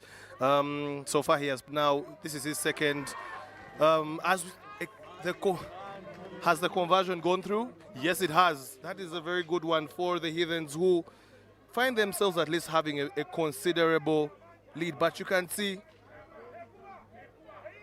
the action and how Heathens is capitalizing on every moment to make sure that the Walukuba Barbarians are not comfortable whatsoever in this particular semi-final. I think they did their homework particularly well. You do not allow the Barbarians to bring the game to you. Take it to them and make it as uncomfortable and as disruptive as possible, and that is what they are doing as the restart is effected. Shafiq Mansour gets that restart. They let it bounce and they weren't punished for that. Now the Barbarians have the ball. Serugo there has his captain, Ivan Bulima. He doesn't need him, and Gift Wokorach decides to go on the blind side, and that passing channel is closed by Matthew Musasizi, and that is a knock-on. Bulima tried to offload that, and the Heathens decide to play on. Andrew Odiambo, and now Malcolm Okello has been held, but Utimba says let the play go on. Now it is Gift Wokorach with the ball. Matthew Musas is there paying attention to him, and now Ahmad Sechanzi, and surely that is a turnover for the Heathens. Yeah, Sevens is a game of moments, but Heathens seems to be winning each particular moment in what they are doing, and they are also playing in the right territory. As you're seeing, asking the questions there, Malcolm Okello choosing to just keep the ball, and the hooter for halftime goes, but the Barbarians will not be eager to kick that ball out, as they would want to go into halftime with another score, but they need to bring it all the way from their own half. But that's quite the carry. That's such a big carry from Matthew Oluka, the youngster that is on. No. Dennis Etwell, you first have to get on to play some rugby. You are offside in that moment, and now the Heathens are getting punished. Joab Olwach not fast enough for Ivan Bulima. Ivan Bulima shows that Ivan Bulima goes over. Even Alphonse Open wasn't fast enough to catch Ivan Bulima, who first beat Joab Olwach, and then he has gone over. The Heathens are punished for playing rugby on the wrong side of the field, and now Gift Wokorach has the opportunity to equalize this. He makes no mistake, and I do not curse him. Indeed, he doesn't. Yeah, definitely, but you could say quite the silly moment there from Dennis Etwao. For a man of his experience, that penalty has come back to cost them. And like I was saying, yes, the Barbarians, of course, we talked about Sevens rugby, and of course at this stage, the semi-finals, it's a game of moments. And I want to say both teams have taken their moments, and the Barbarians are back in this, which means that you don't have the luxury of actually resting unless you put yourself in perhaps a gap of about 10, 15 points. But now, when you see the Heathens just switching off a bit, they are punished for it, and we are back square. Yes, of course, we are back to square. And Ruben, when you say that rugby is a game of moments, it is a game of good and bad moments. Of course, when you switch off in that moment, your opponents will definitely punish, because the gaps will open up. You will be penalized. The threshold for penalties is quite, should I say, low or high in the game of rugby sevens, and every mistake is costly, as we have seen there. The Barbarians equalizing, and the Heathens yet to go ahead as they have done in this game. They went ahead first, the Barbarians equalized, then they went ahead again, and the Barbarians have equalized again. And for them, if you are a Heathen at home or on the stream or in the comment section, you would want that trend to continue, where your team scores first and then the opponents play catch up, because the clock keeps on ticking. Yeah, but I think the major communication in both huddles will be also about defense, keeping defensive formations intact. The drift should be right, and also playing in the right territory. So expect a little kicking to be effected in this second half. But both teams know what's at stake. and both teams know how integral it is to, one, get to the final, but also put themselves in contention to win the Rujumba Sevens. It would considerably matter on the overall standings. Second half is on. The Heathens have made some changes. They have brought on that man, Cloud Otema, who makes the knock-on, and now we are going to have a short break.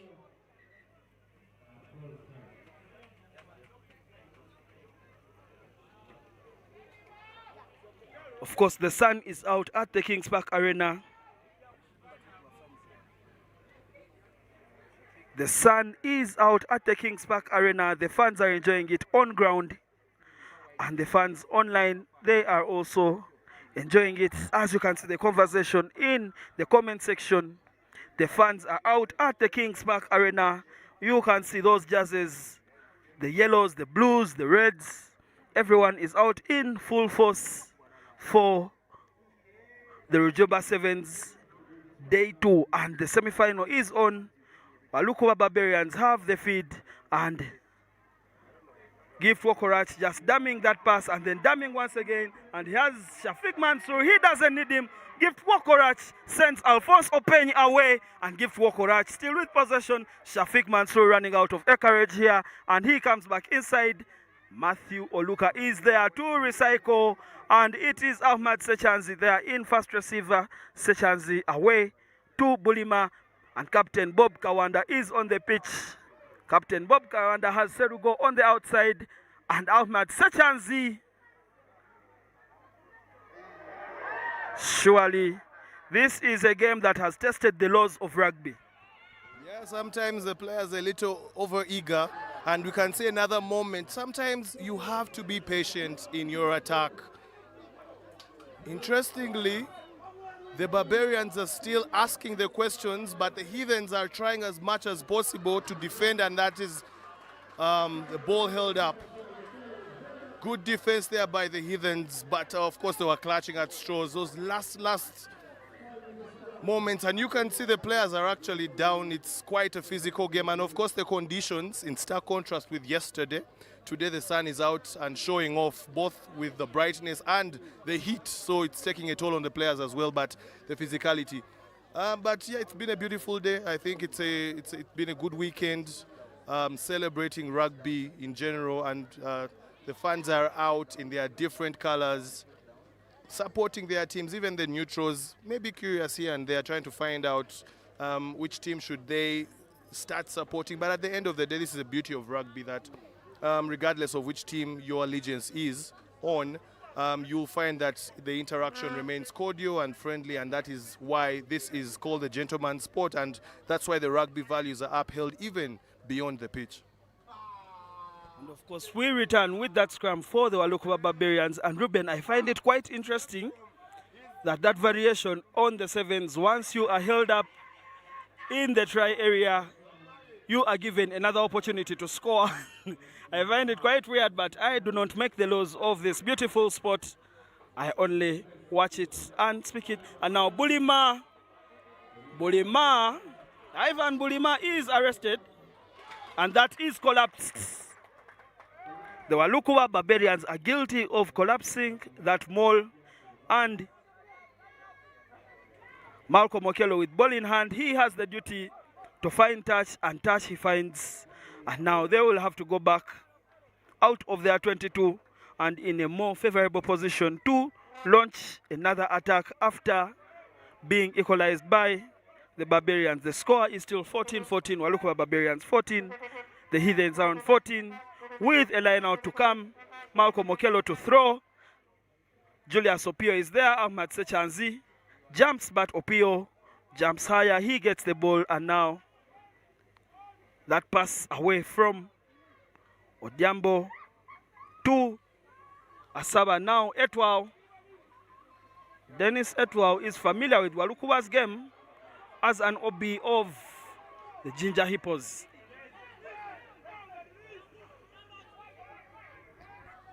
Yeah, tense moments, and the one thing that Heathens are really doing well is keeping the ball. When you keep the ball away from the Barbarians, they do not get to play, and you can see the spaces have started to open up with Malcolm Okello, the goose step, deceiving the defender, and it's try time there.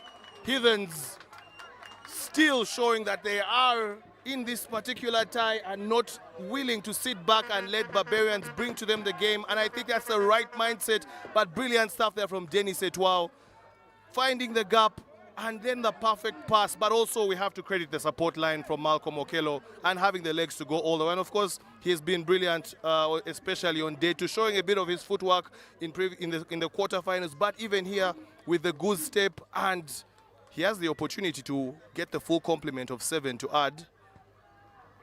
Unfortunately, this is when Joseph Mani says the agenda of the commentators cast. But yes, a 5-pointer there for the Heathens. And they are back in the lead now.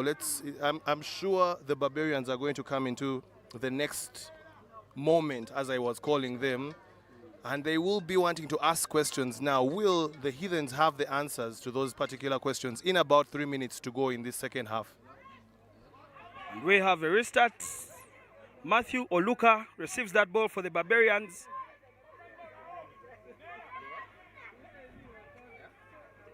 And the ball is there for Captain Bob Kawanda. Surely that is an offside.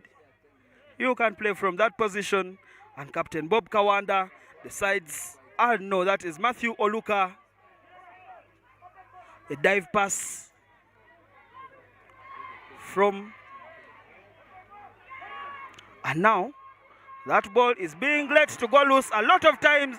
And now that is Marvin Asaba. The Heathens are showing their class here at the Kings Park Arena. The Walukuwa Barbarians, let Ruben and the agenda code.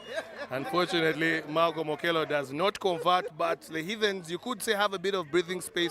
10 points makes it a 2-score game, which is, you could say, comfortable for the Heathens. I don't want to jinx them, but it is, at least they're in a good position now. But I think the one thing that the Heathens have done really well in this semi-final is not allowing the Barbarians the comfort to play Barbarians rugby. They have been very aggressive at all the racks, at all the breakdowns, and the tackles have been ferocious. And every loose ball, the Heathens have been lunging and jumping at it and not allowing any sort of comfort when it comes to the Barbarians. You could say the defending champions from last year's National Series have been dealt a bit of a blow, maybe shell-shocked by the pressure that the Heathens have brought, slightly different from the Stone City Sevens. What is that?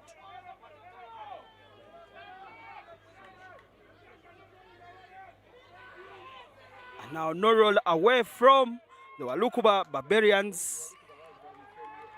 And the Walukuwa Barbarians would feel had done here. But they have a scrum to defend. And the Heathens have the put-in. Marvin Asaba with the ball. Malcolm Okello in first receiver. Dennis Etwao. They are in the center. And the hooter has gone. Surely, this should be it. As you can see, Malcolm Okello is advancing closer to the touchline. And he teases the opponents and he kicks it out.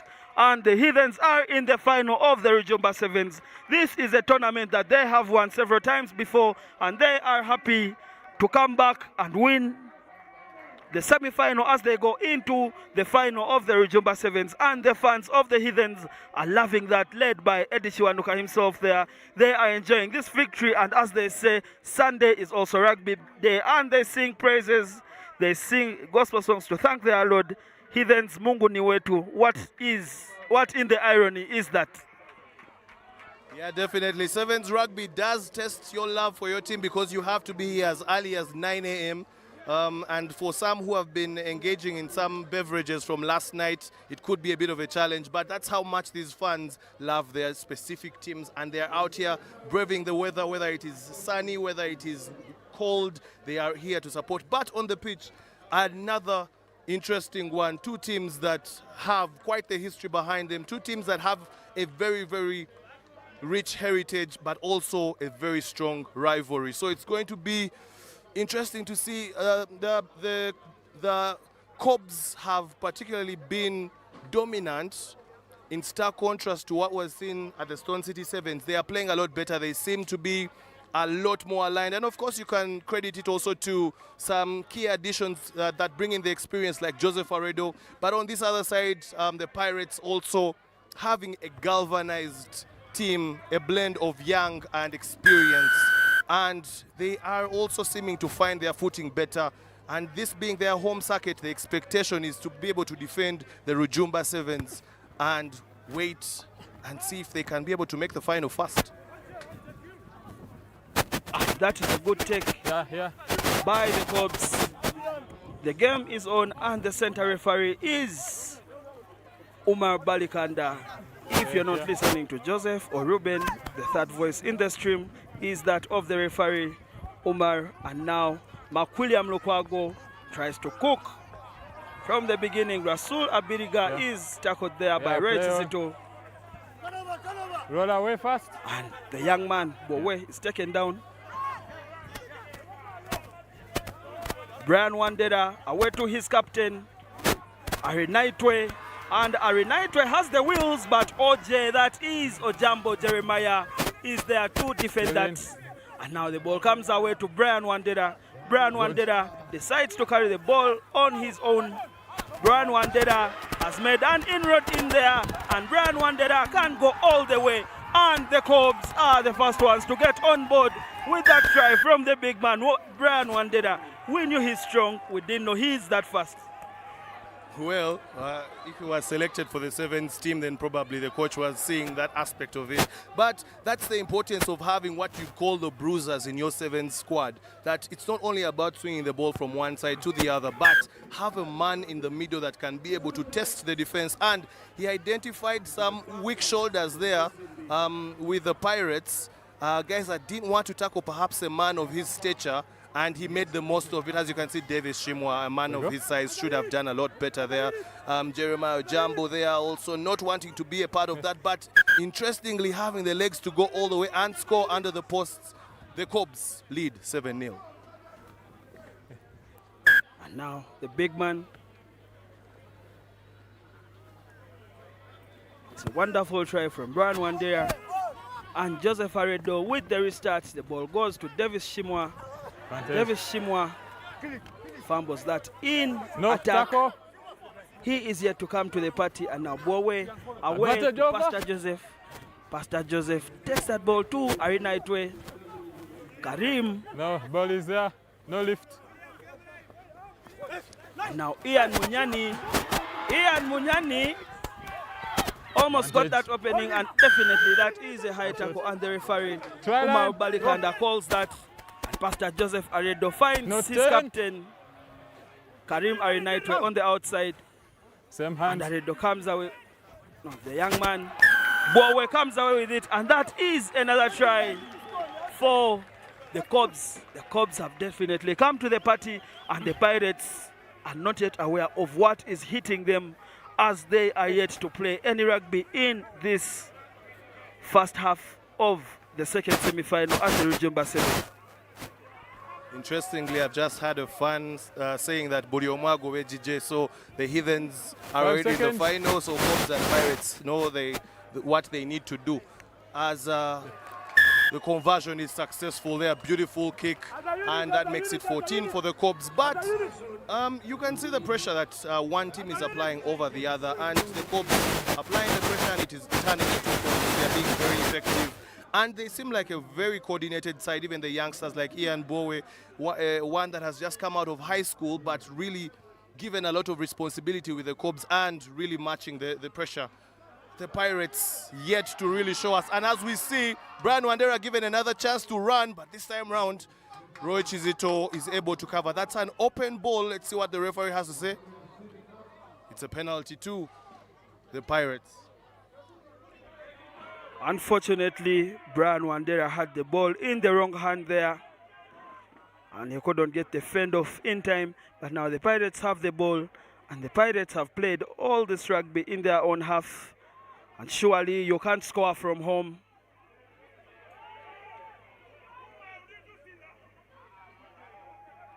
The ball comes to Jeremiah Ojambo, and now Alex Aturinda, a man that has been very silent in this half, hands it over to Roy Chizito, and Roy Chizito stays on the pitch. He does well to stay on the pitch. He forces that tackle in there. And now Davis Shimwa invites himself to the party and offloads that to Jeremiah Ojambo. And Jeremiah Ojambo beats defenders. That is very, very good work from OJ to go all the way and score for the Pirates in this first half. The deficit has been cut by 5 points. And now surely Ruben can't jinx that. Interestingly, as I've been saying, and I get given the opportunity to speak when there are conversions, but thanks to William Corey for not putting the agenda on me. But you can just definitely see from the carry Davis Shimwa that has, and that's why they advocate for the lower body workouts. The pump there from Jeremiah Ojambo, and he has the legs to go all the way. So now we talked about moments. Pirates making the most of their moment, and they are just one full score behind the Cobs. We said in this semi-final stage, you do not have to relax at any one point, because what seemed like a comfortable lead can turn into the biggest stress of your life in 14 minutes.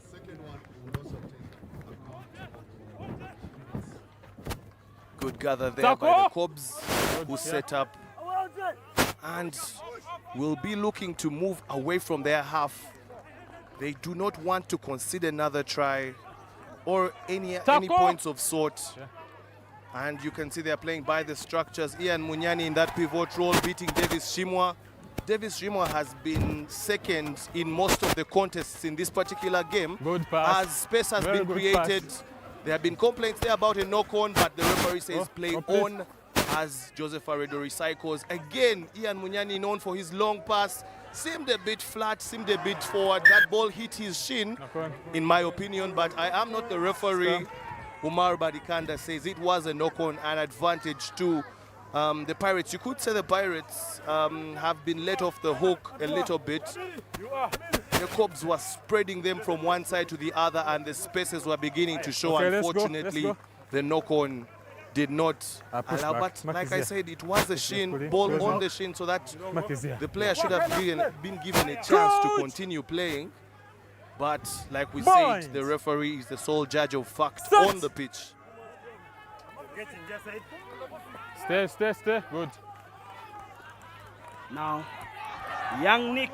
Not on the ball. He's not on the ball. Nicholas Kato gets the Pirates ahead, and Davis Shimwa is yet to get his head in the game.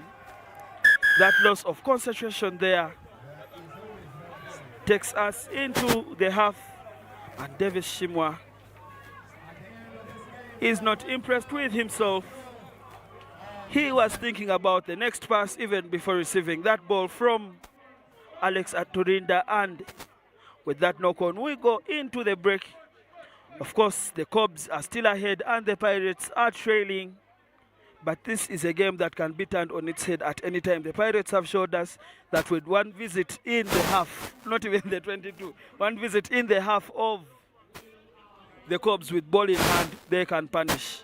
Most of the rugby was played in the Pirates half, and that's how the Cobs managed to punish them. But this time, with the ball in the KCB half,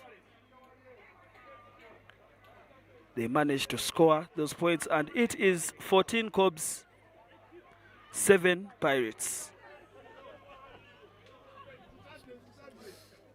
Yeah, definitely, and of course a lot to address in both hurdles, but Davis Shimwa will really maybe rule some of those contests, some of those opportunities. Being second best in most of the contests, and also a couple of knock-ons, so it hasn't really been a half you'll want to remember. Now, also Isaac Massa, who is their teammate but also the sevens coach, will be thinking at this point, does he think about maybe bringing Desire Ayera on, man with the headgear, or does he keep Davis Shimwa? Definitely one thing we should expect to see is perhaps an adjustment in the lineup and some of the approaches to the game. We have seen Alex Aturinda has been quite silent in that first half, so he'll want to be brought more into the game. He's one of their danger men. And for the Cobs as well, they have been doing a lot, right? They just have to avoid those lapses in concentration, like the one where Jeremiah Ojambo got the opportunity to score. They know that the Pirates playing at home not only have the ability because of their skill on the pitch, but also the home support will galvanize them further to be in a position to want to win this semi-final as the restart is on. And they set up there by the Pirates, who will be looking to exit. Desire Ayera is on, and Jones Kamiza as well has been given a chance to impact this game. One of those budding stars. Contact to the head should be at the very least. And Alex, the tackles have been good. One thing you have to credit the Cobs for is they have been defending relatively well, but the discipline has been a bit off, and that's a penalty to the Pirates. The Pirates are enjoying a good spell of possession, and Alex Aturinda with the ball in hand, and that will be just a knock-on. And the referee, Umar Balikanda, says knock-on in tackle, and therefore it is just a scrum to restart the game for the Pirates. And of course, they love playing from such positions. They have a very good set piece on them, and they have brought back Jones Kamiza after being out for almost a year with academic commitments. Jones Kamiza is back, and he did things to people on day one. He is yet to do things to people on day two, but of course he is still fit, he is still physical, and he is still the brilliant rugby player that he was all those many years ago, even when he made his debut for the national 15th team and the 7th team. And today he is here to do it on the domestic scene for the Pirates. He does well to keep possession, and that ball is recycled by Jeremiah Ojambo out to Roy Chizito. Roy Chizito is stopped, and Desire Ayera has the attention of Desire Ayera is tackled by, and Jeremiah Ojambo loses that ball forward as he attempts to go to stretch out his hand and score for the Pirates. And now we are going to go back for that knock-on as Jeremiah Ojambo attempted to score.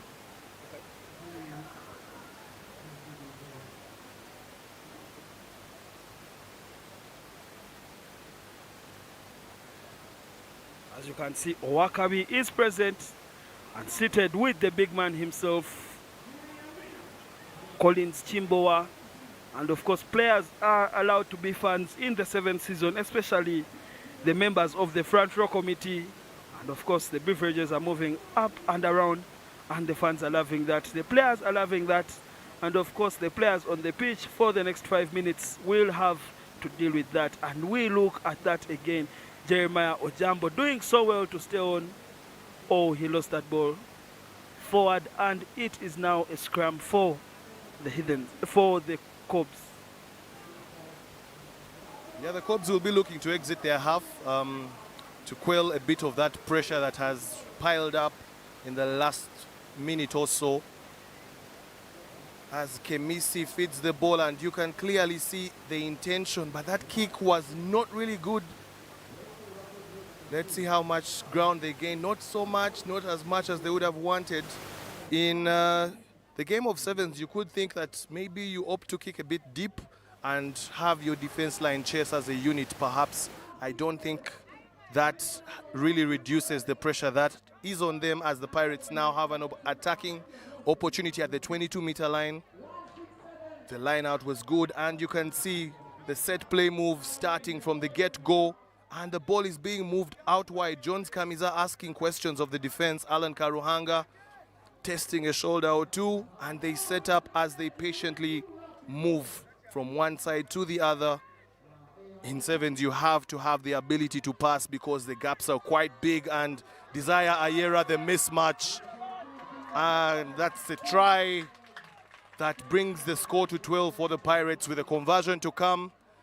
I get the opportunity, the rare opportunity to now bring Joseph Mani into this as the conversion is being kicked. And William Corey with the conversion. And that goes wide. Ruben, you are one lucky boy. You handed over that jinx to me and I won't own it. But that is a very good run from Desire Ayeda. The ball in the left hand, which is the right hand in that moment, because he used his right hand to fend off the defender coming from the left. Yeah, definitely. As you can see, I think the game is still open. Of course, we aren't privy to the referee's watch, but we assess it's about 1 minute or 2 minutes at the very most. Cobs know they need to manage the game as much as possible, and that's not part of game management, as possession goes back in the favor of the Pirates, who opt for a quick start, but the players were already there, so the referee says that the line out must be effected. This is the moment when brilliant players raise up their hands to be counted. The likes of Haruna Mohammed and his dancing feet from day one. Can he be able to do something? Or Joseph Aredo, who's not on at the moment, but you look at players like Ian Munyani, his leadership is going to be integral. Rasula Biriga is one that the Cobs are banking on, as Desire Ayeda, who has, in all honesty, done a lot better than Davis Shimon. His inclusion, carrying well, keeping the ball, and the setup is good. Anything could happen at any moment as the fans are shouting the overlap. Roy Chizito versus Karim Arinaitwe. And it's a try for the Pirates. And that is what they do. The one team in recent history in Ugandan rugby that has really branded themselves as a team that you never count out. I mean, we look at moments like the 21-0 halftime lead that the Rhinos had, only for the second half to come and the Pirates win. And that was the last play. Pirates scoring, and the conversion was good. Pirates coming from behind to beat the Cobs and move on to the Rujumba Sevens final. They have the opportunity to defend their title from last year. Yet again, they will be meeting the Heathens.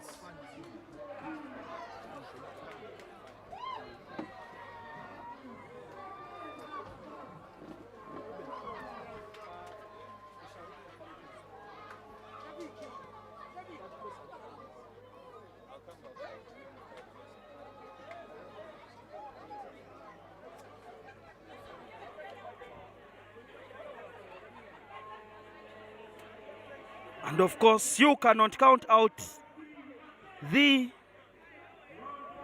Pirates, because this is their home. This is a place where they have won several accolades, several trophies. This is a place where they have come back from the jaws of defeat and won games. And of course, they are in the final, and they are in that final with their nemesis, the Heathens. And now the playbook definitely has to change for the Heathens Sevens team, as they are now aware of their opponent in that final.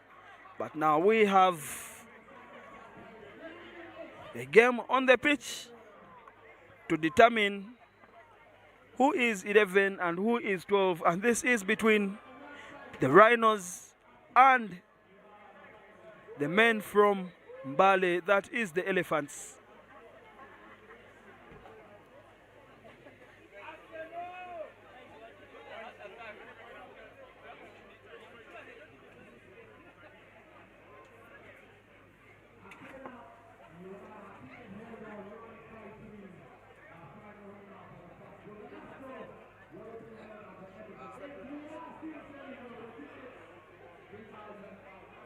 Now Job away too.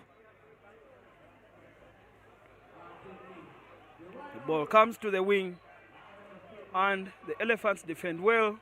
That young man does well to roll away from there. And now Job away to Moses Ali. And they are recycling that ball very well. These Rhinos, they are looking for an opening. And of course, passing is key in the game of sevens. If you can pass to your left and to your right, that is an added advantage. And the Rhinos are showing that they can do exactly that. And now Moses Ali comes and picks up the ball from the base of that rack. And the Rhinos once again go back into recycling that ball from left to right.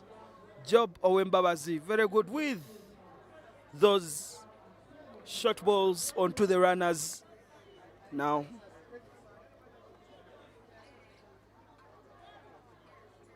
Rhino is taken down. That is Moses Ali away to Jeremy Tembo. And now job to Ali. The ball comes down on the left flank as the Rhinos try to look for that opening. They are patient and surely something is going to happen for them. And they are advancing very well. And now in that zone, they have to keep their heads cool. And Moses Ali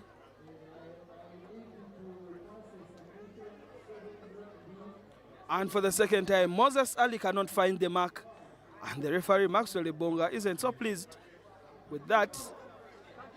And now we have a new penalty. This one will have to be taken from the 5. As that is where the 10 meters end. They cannot be pushed back into the try area. They have to defend. They're on the try line. And they get a yellow card, these Elephants. Now Jeremy Tembo, Captain Jeremy Tembo, is through for the Rhinos, and the Rhinos score first in this game.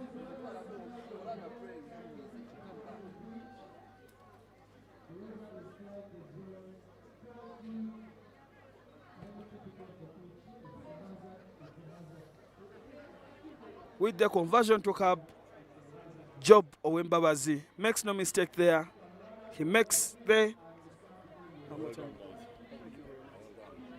you yesterday, even the other day, I was driving, take up on YouTube, thank you so much. Thank you so much. We're only...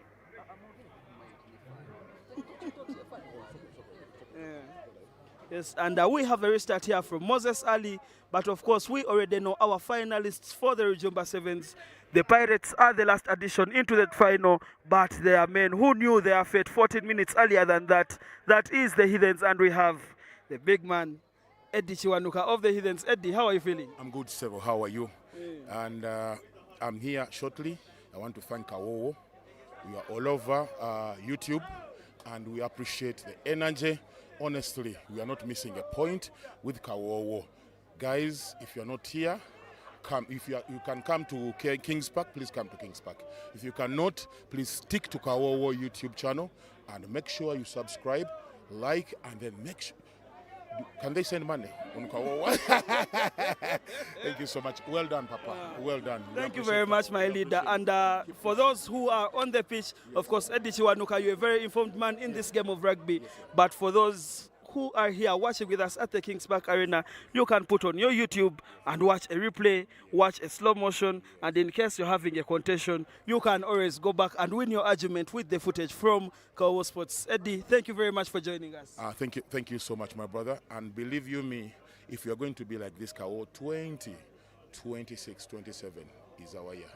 This is our year. Thank you very much for that proclamation. Eddie Chiwanuka, a super fan of the Heathens, a super fan of Ugandan rugby, loyal servant to this sport. He loves it. He lives it.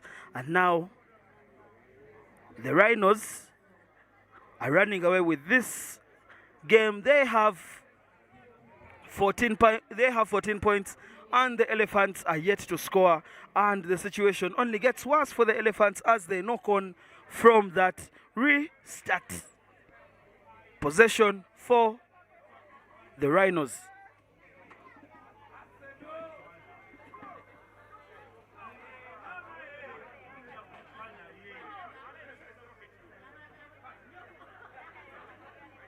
Oh, you are Rhinos.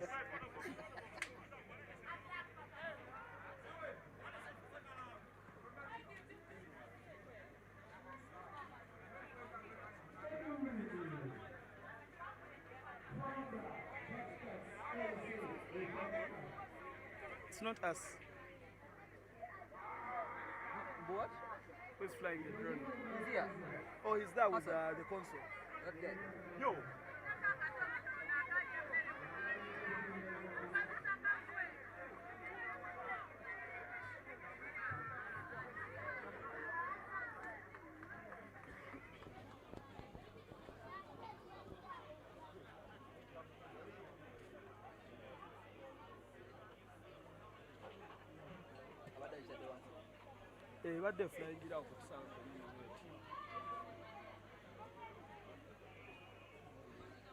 And Job with the restart.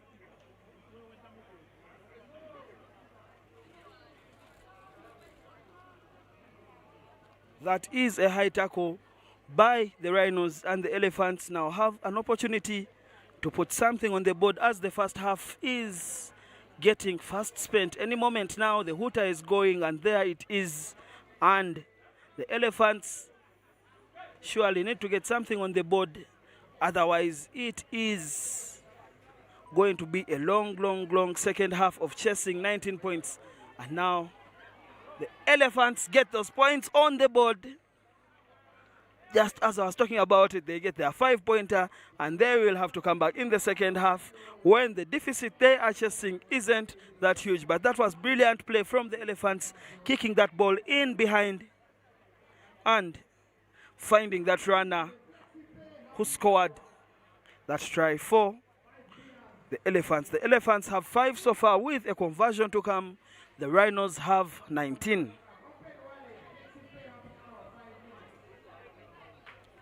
The conversion isn't good from the Elephants, and it is halftime. The Elephants have 5, the Rhinos have 19.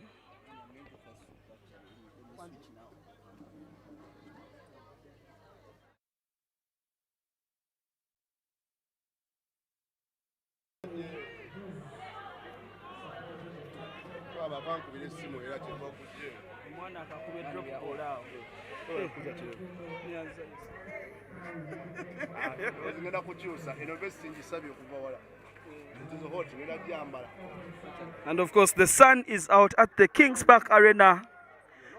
The players are in black. The fans are also in black. We will reconnect. Don't win. Don't win.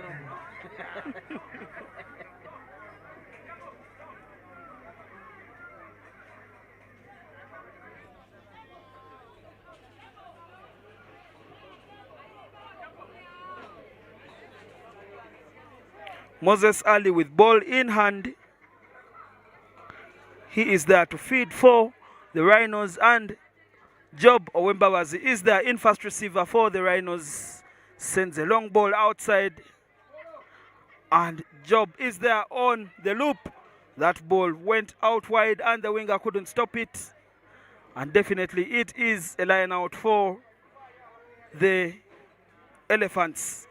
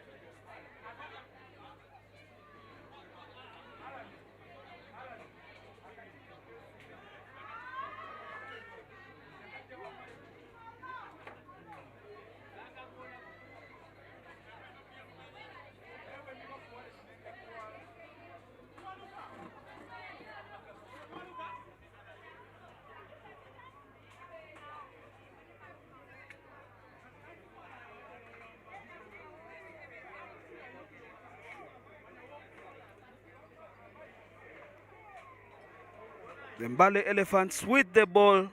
Possession is with them. They are there to feed that scrum. And the referee, Maxwell Ebonga, tells them to set that up again. He isn't happy with the way that scrum was set up. And they fix that. Now they do fix it, and it looks, and that is definitely a penalty. And Ali, Moses Ali is there, and his colleague is Dan, who makes the tackle. Now the Elephants are trying to cook again, and that is taken well. He spins out of contact, and that ball is open, as you can see from the gesture of the referee, Maxwell Ebonga. That ball goes to the big man, Jeremy Tembo, on the outside. And definitely this has opened up for the Rhinos. They go through, and it is a try for the Rhinos. They extend their lead to 24 now, with a conversion to come.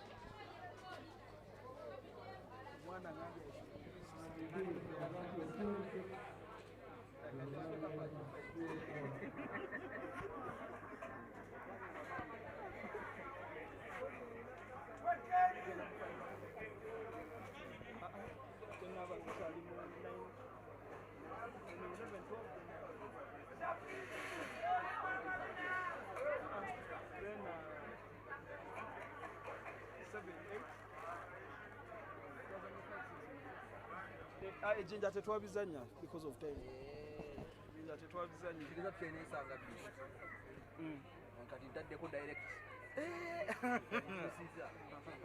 So ngambye gamaze kunkuba. We are back, and that is a high shot from the Rhinos.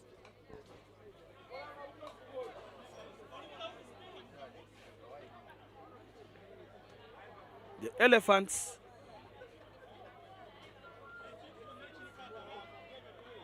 now. Ali hands the ball to Kwebikanga. Kwebikanga goes all the way for the Rhinos, and he makes sure that this victory is sealed.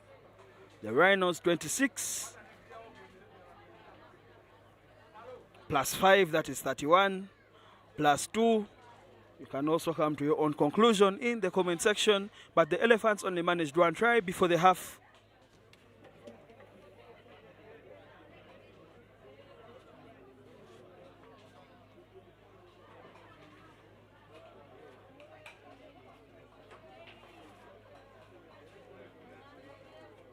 And this game is now seriously running away from the Elephants. They can only be saved by the bell. But as of now, the rugby is not working out for them. Of course, they rightfully earned their place in the National Sevens by winning promotion in that playoff, and they are here, and they are proving why they deserve to be here.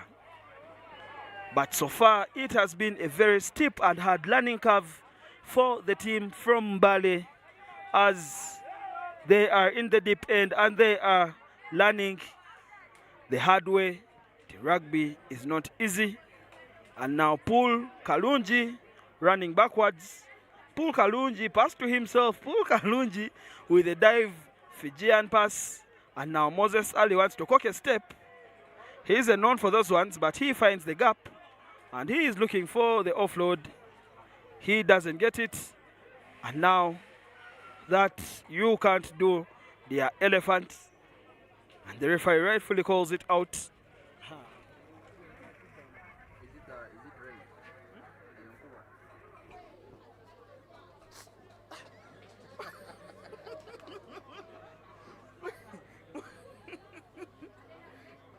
right? No, it isn't training yet. A beautiful offload to the substitute Kwebikanga, who is looking for another try, but he doesn't get it, and that ball goes out. And the referee Maxwell Ebonga says, you knocked it forward before you took it out, and now the full-time hooter has gone at the Kings Park Arena. Surely the Rhinos will not be taking home the wooden spoon that is for the Mbale Elephants, who cap off their day at the Rujumba Sevens. Thank you for coming, and thank you for being a part of this National Sevens, you Elephants. It gets hard before it gets better. And now, that is a beautiful step. A win is a win for the Elephants. The game is gone, but they still have something to play for. They have their pride to play for.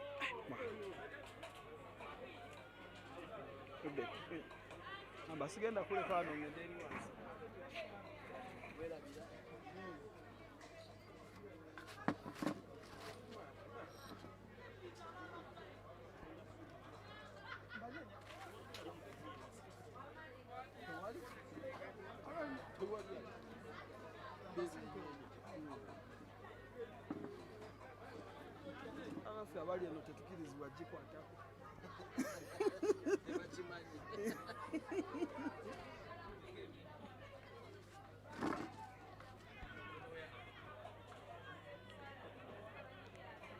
The Rhinos decide to play on.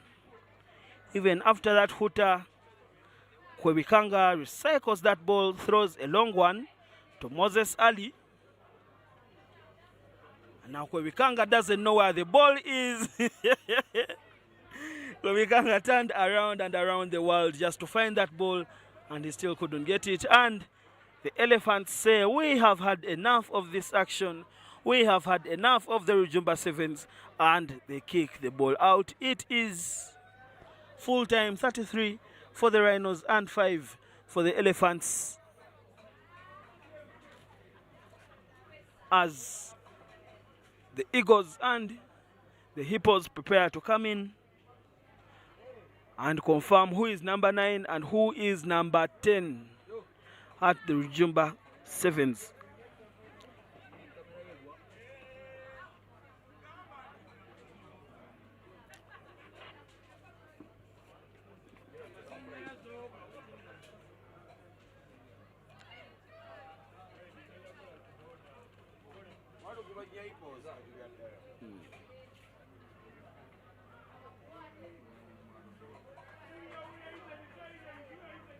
The Hippos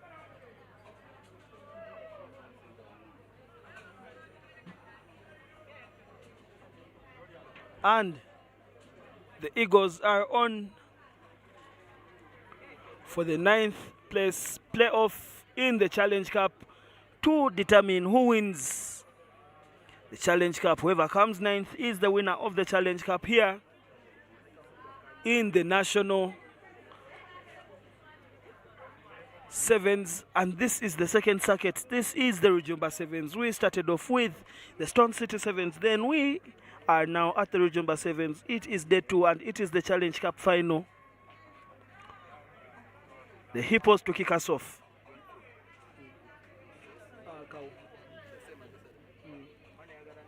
Rice and cow.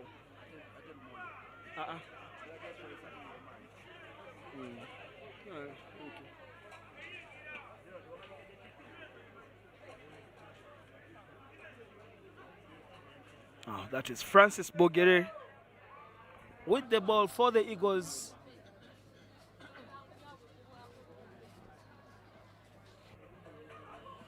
And the Eagles are advancing. The ball is stolen by Ian for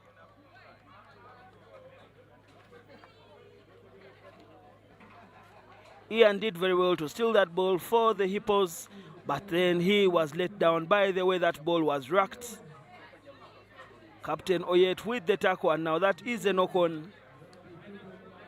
The Hippos are out of the water for now with a scrum to come.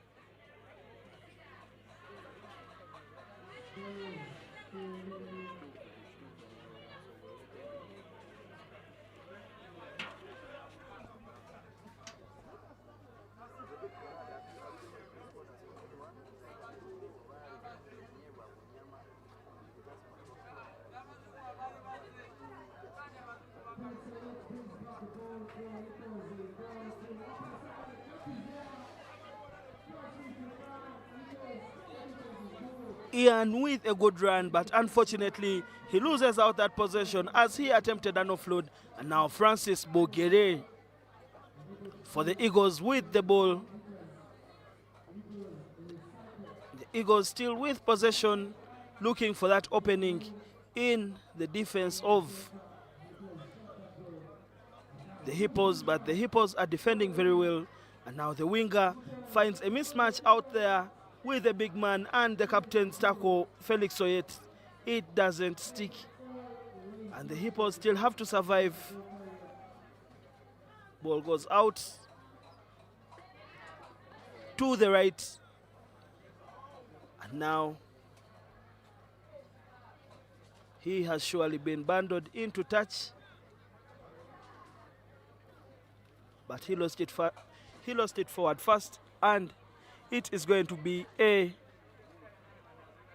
Hippos ball with the line out. Ian to throw for the Hippos.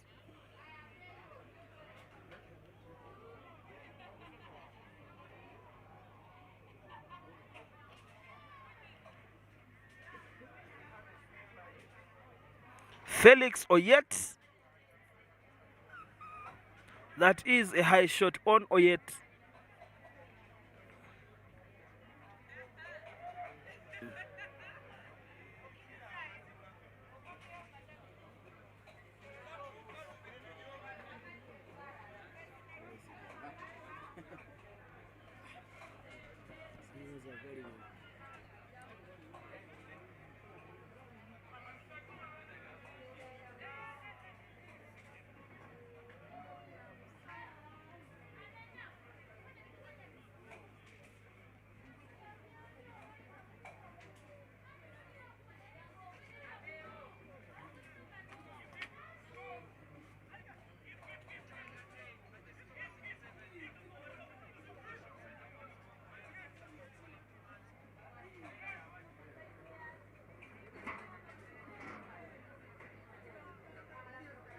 The ball goes out to Were for the Hippos, but Were is tackled and bundled into touch.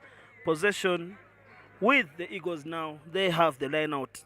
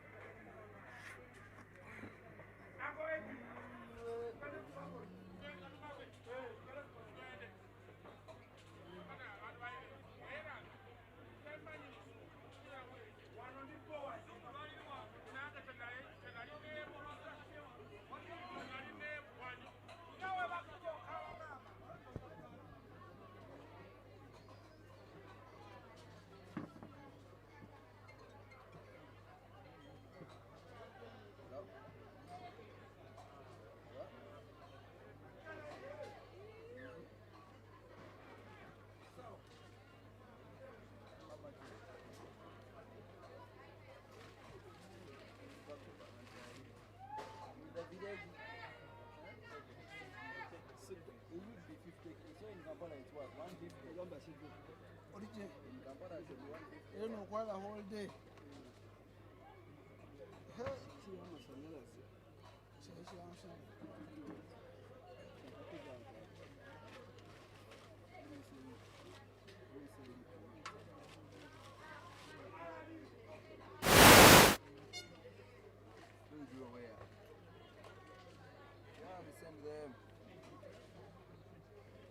You mean what I sent you don't have with it?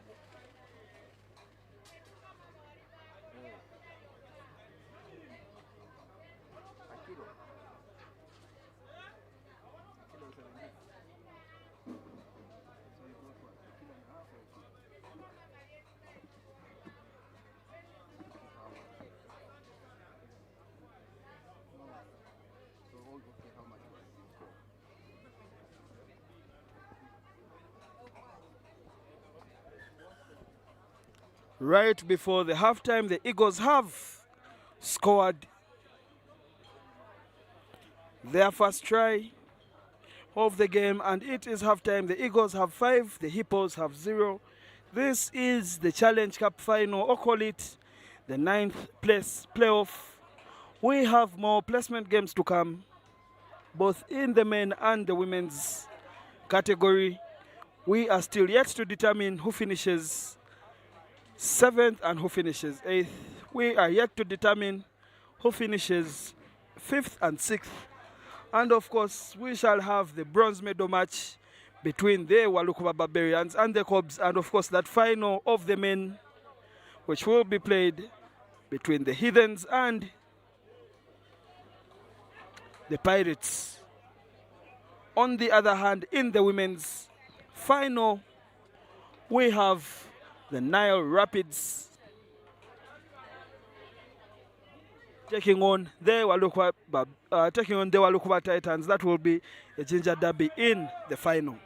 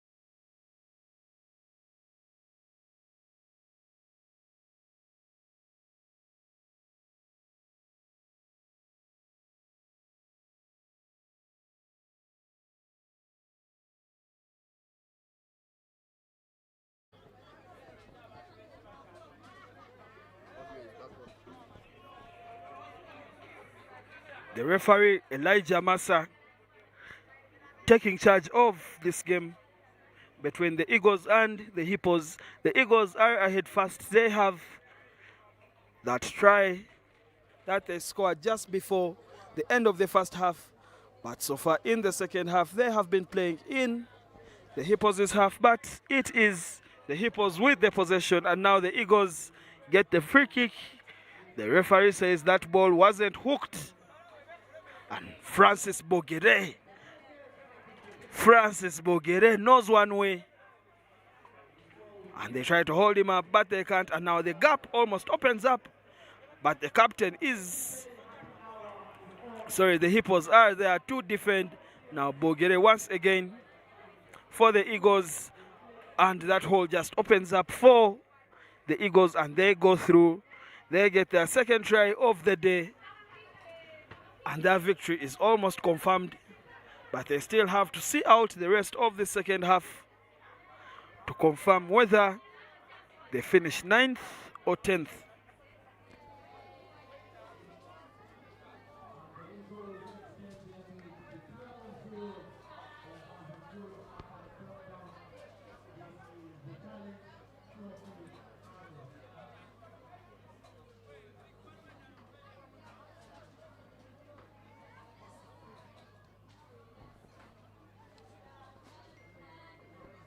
That is a very good take from the Eagles. Francis Bogere looks for 3 men, and he takes all of them down. And now they come back to the short side, and there is an offside there. The referee spots it and calls onto them to next time be onside. Now the Eagles are looking to score down in the corner, and that step inside outside, he goes over and he scores.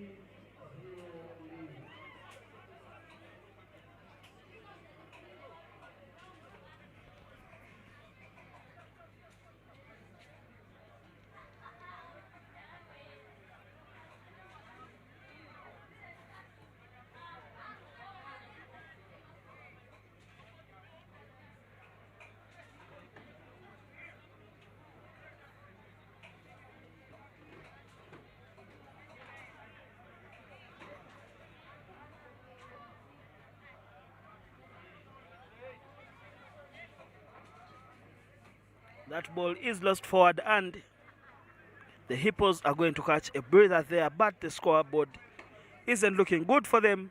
They are behind by 17 points, and they are yet to score anything in this final.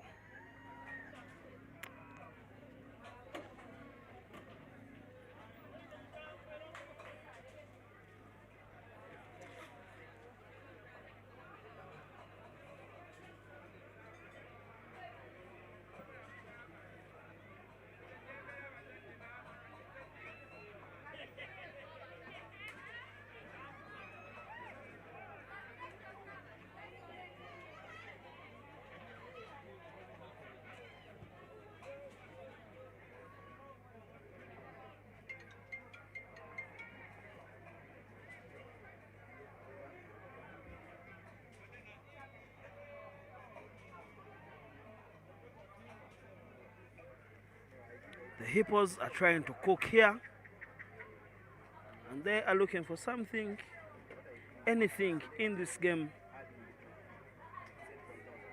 Now the big man thought about offloading that ball to Were on the wing, but then he lost it forward, and now the Eagles with the ball. The score is 17, and it definitely won't stay 17 after that run, as the Eagles go through to extend their lead from 17.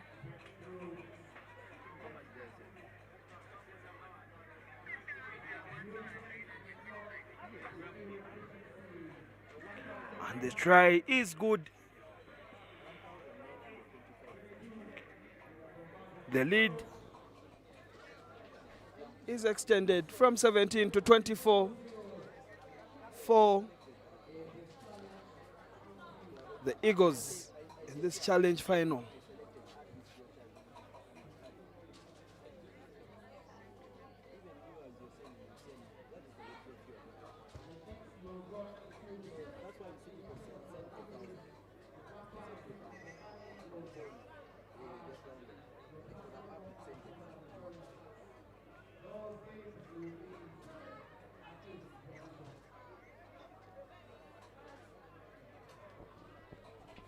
Felix Oyet tries to find Were out on the wing, and he doesn't.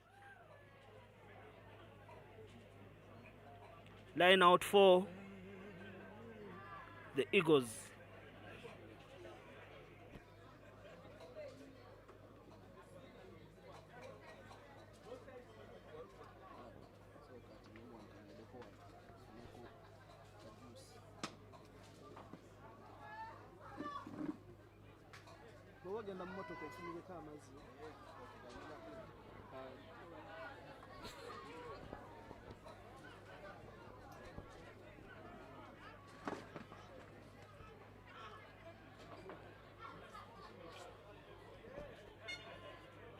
And the full-time hooter goes.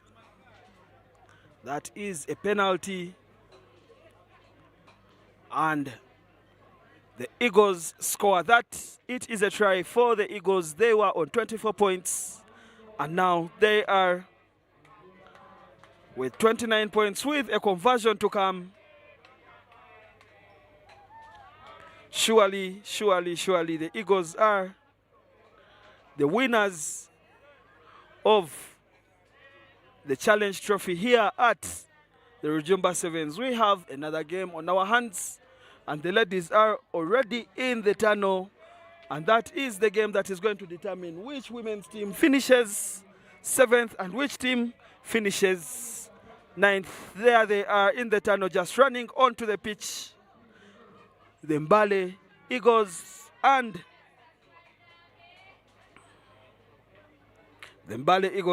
the Black Pearls. Both teams have had a challenging National 7 season so far. And those ladies that you see on your screens, the Black Pearls, a team that is in soul searching, a team that was a heavy hitter, and right now they are in a rebuild, and right now they need to do something great, and that is Rebecca Kabajongo to kick us off in this encounter. Rebecca Kabajungu for the Black Pearls with ball in hand, and we have kickoff, and this is the referee Barbara with the ball. It is well taken by the Eagles, and that ball is lost forward.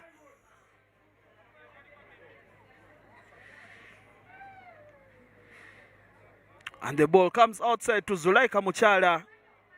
Muchala hands off one, hands off another, and Bahati recycles to Helen, Koyokoyo to Rebecca, and Rebecca hands it off to her colleague who knocks it on, and we are going to have a scrum. This is the second scrum of the game.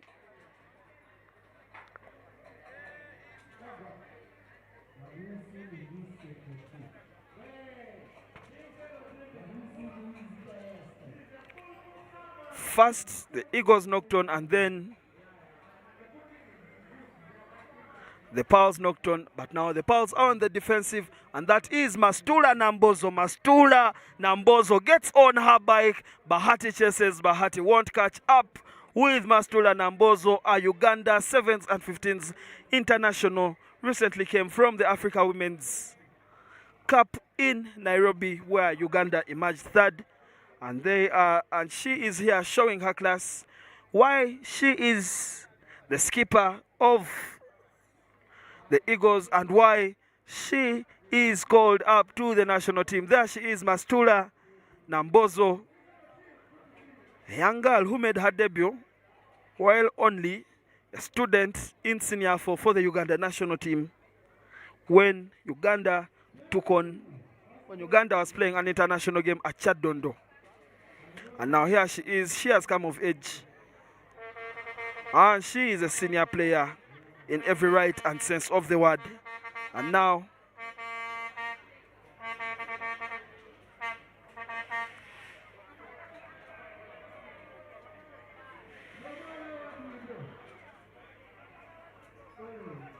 Zulaika Muchala with the big hit.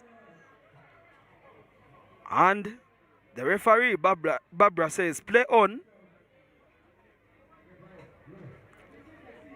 The Eagles are happy to play in the half of the Black Pearls. And now that is a knock on. Possession is back with the Black Pearls.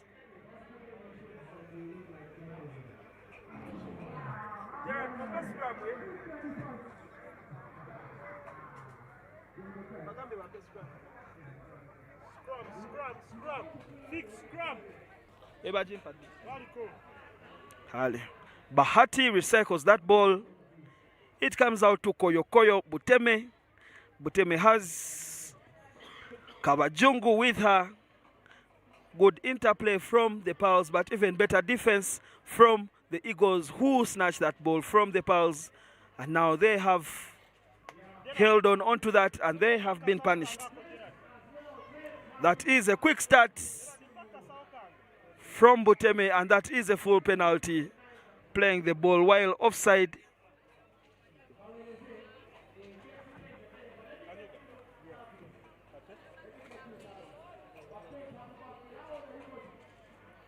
Now Nambozo releases her winger, but her winger doesn't go very far. Now the Eagles are still going. That's a good offload from the Eagles. Now they recycle once again. They take the ball up. They have some space up on the right. And the Pearl cannot roll away. The Eagle decides to back herself, and the try line is inside. Surely she almost had that, but she has dropped that ball.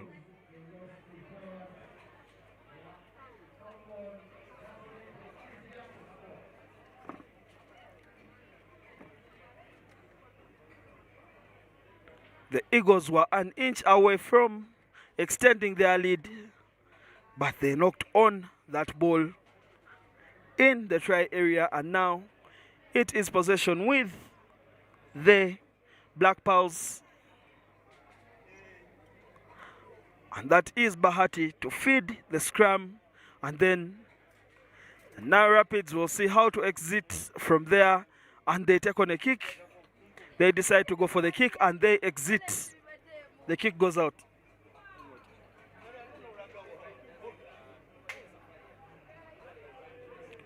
We have a line out, Mastula Nambozo with ball in hand. We wait and see whether she gets that line out right. And the Eagles do not. Zulaika Muchala with that ball. Look at the big girl go. She is a strong ball carrier. And Mastula Nambozo attempted to get that turnover, but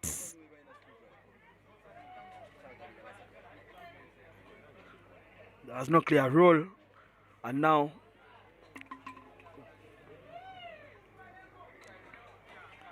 Boteme decides to scratch that ball and go, hands it off to Muchala.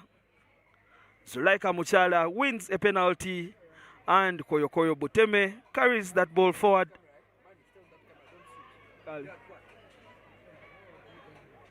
And now the younger Rebecca Kawajungu with a big carry for a small girl, and she is there on the outside on her own. And will Rebecca Kawajungu go all the way? She is tackled across the neck, and surely this that's your week, guys.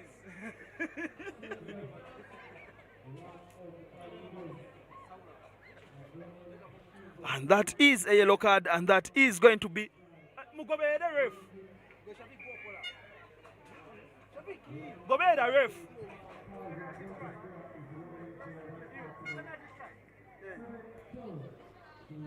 And that is a penalty try. That high tackle on Rebecca Kabajungu gives the Black Pearls 7 points, and the Eagles have 12.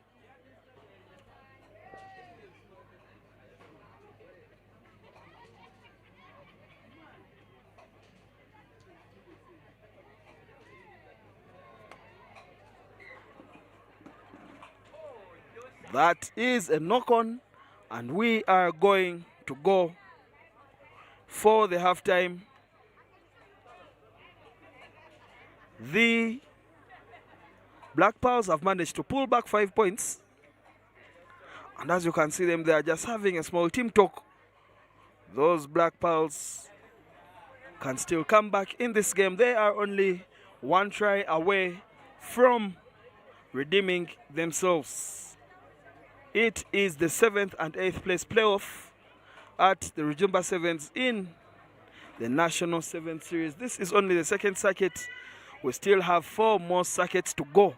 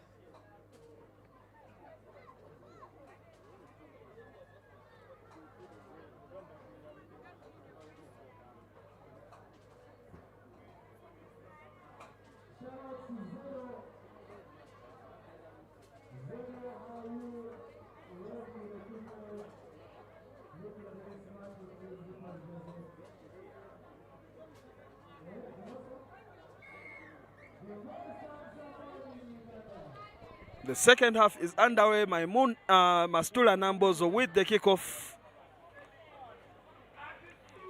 Now Helen to Rebecca.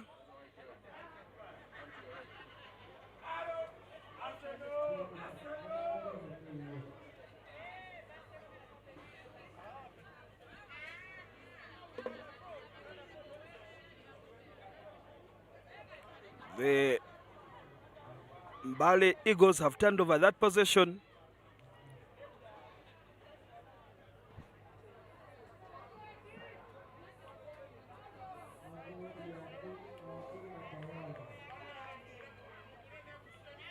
And the referee penalizes the Pals as they try to go for that turnover. The Eagles are edging closer, but the Pals are very astute in defense. They get that ball, but they are not able to use it. Hello. You can't say hi to your people. They are not seeing you. I'm also shy.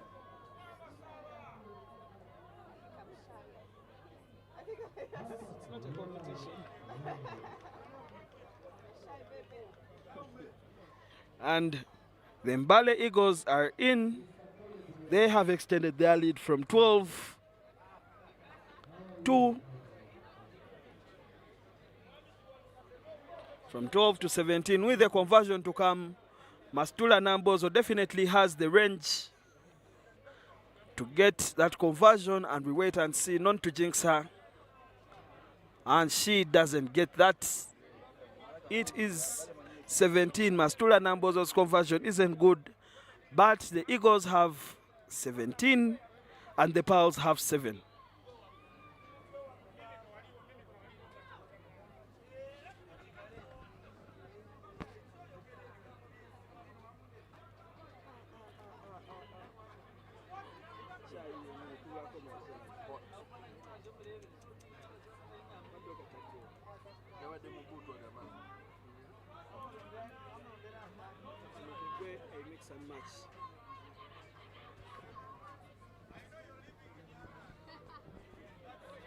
Bahati with the possession for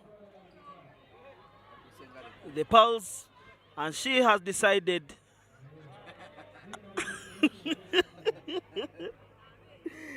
Bahati of the Pals, she did all the hard work and she decided to finish off her move like that.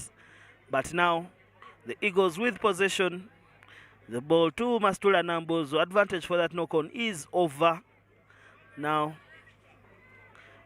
Coach Helen Buteme Koyokoyo attempted to go for that.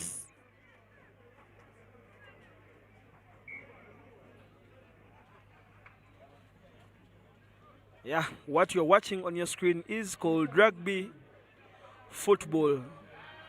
And of course, the ladies are allowed to use their feet, as you have seen there with Koyokoyo Buteme. But now we have a scrum for that earlier knock-on by the Eagles.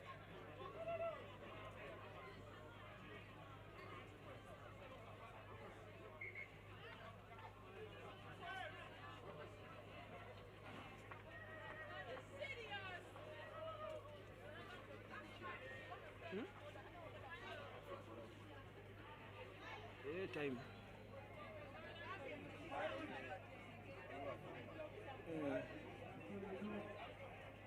Head injury review. Head injury review.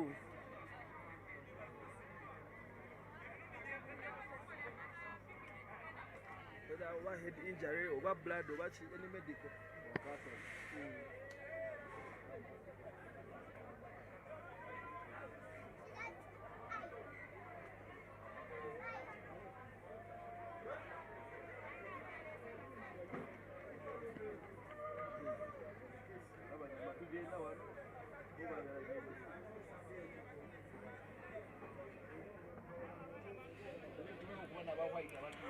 And as we get a restart on the pitch, we have the Tunisia under 20 side is here to witness some local rugby sevens. And that is Buteme to Rebecca Kawajungu.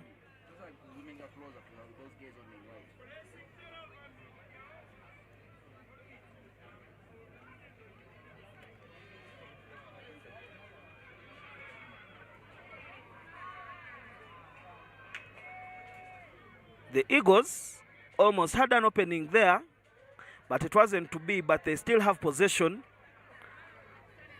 And they can still get one more try in this game. And Mastula Nambozo with the run. She scratched very fast and went away with the run, and she has scored on her own, and she has the opportunity to add the extra 2 points after adding those very valuable 5.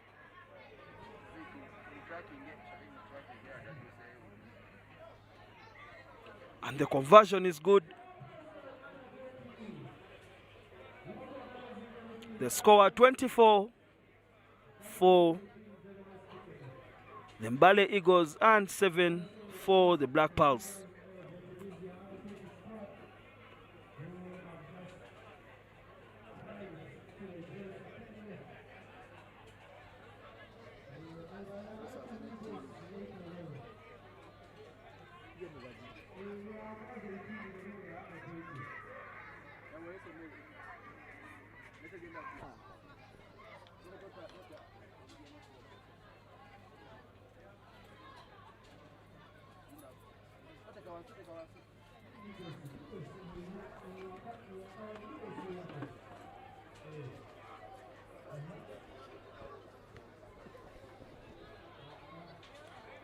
And there was an offside by the Eagles.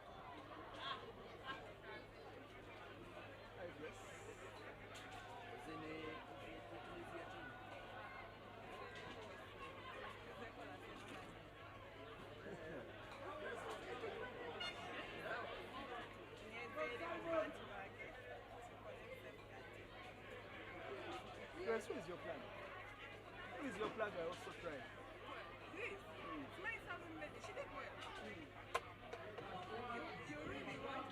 Ah, no, I don't want.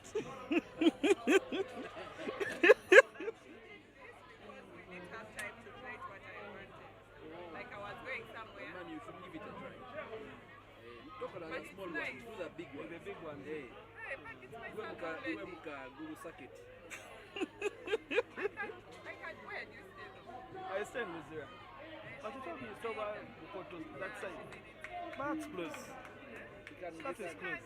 You can get there. Yeah, I can get there. You hook up on Monday and try to ride. And it is full time. The Eagles 24, the Pearls 7. Yeah. My back. Hey. Hey. David.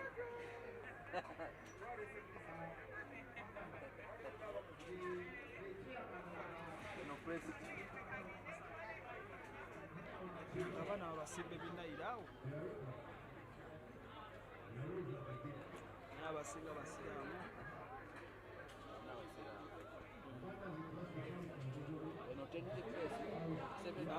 The 7th, 8th. Tunatukira mu 5.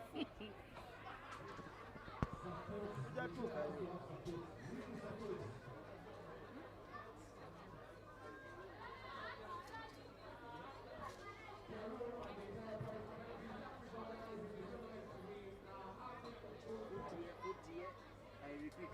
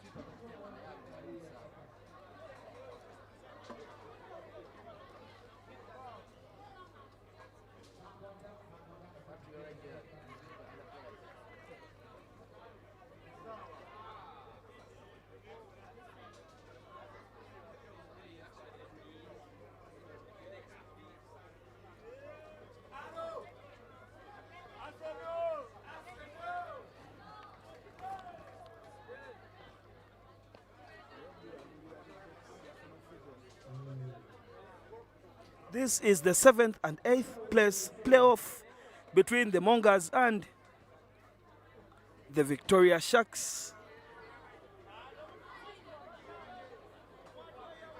They are, and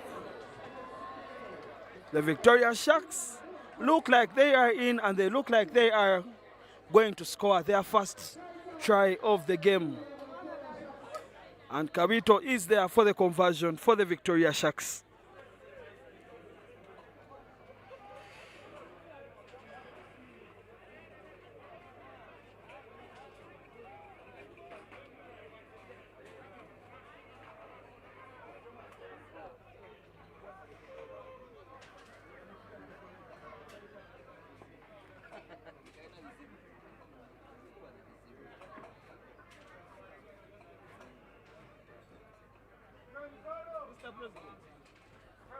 Mr. President,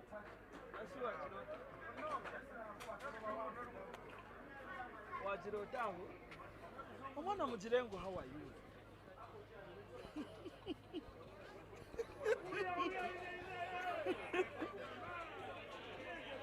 Daniel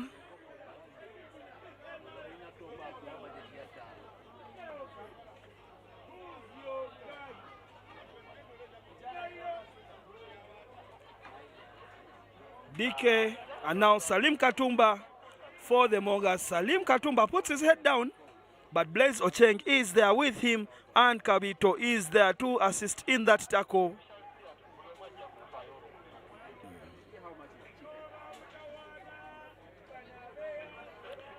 Cheche Morgan for the Mongas.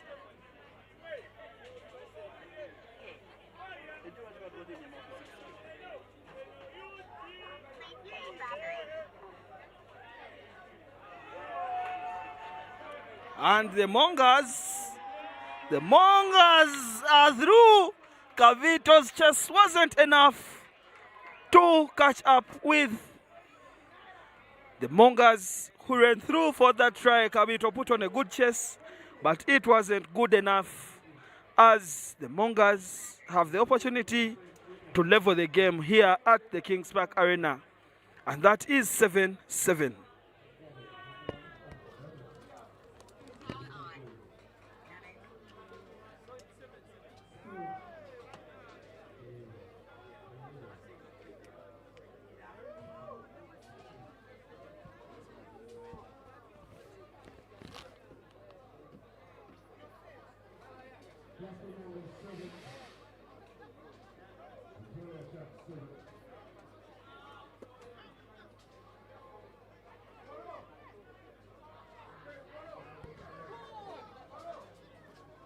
The gap had opened up there for the Mongas, but now Eden Shatif trying to find an opening. They lose that ball forward, but it is a penalty against the Victoria Sharks, and specifically against Daniel Katerega for holding on to that ball and preventing a quick restart.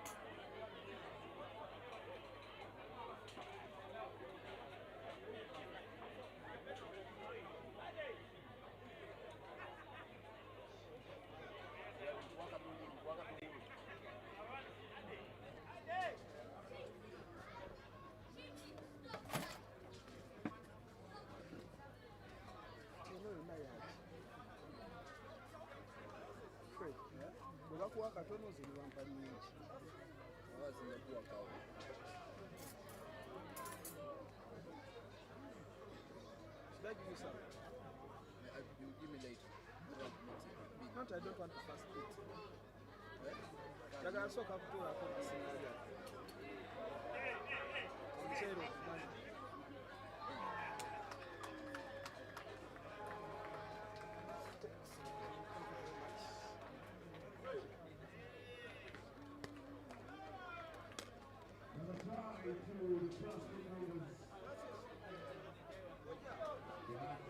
The Mongas now appear to be running away with this one. They have added another try,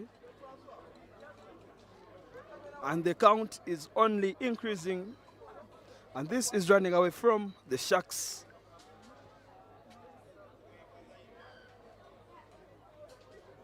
And the conversion is good. The Mongas have 19 and the Sharks have 7.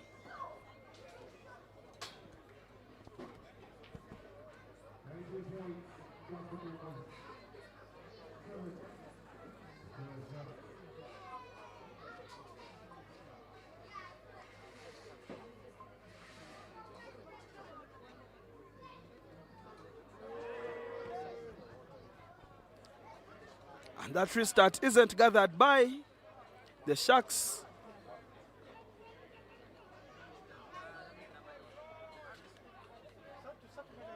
That ball is lost forward. And it is going to be a scrum with the feed of the Mongas in a very good attacking position.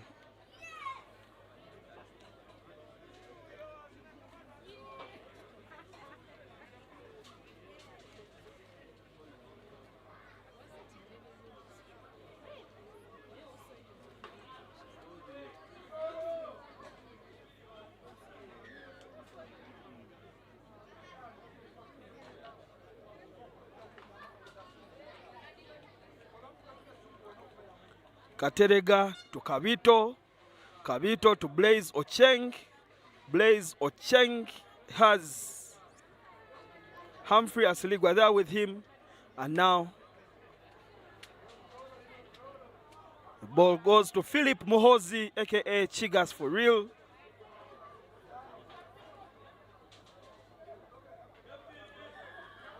And they are guilty for holding on. And the Mongas have been punished for holding on that ball, and they decide to go for the halftime break. Mongas 19, Sharks 7.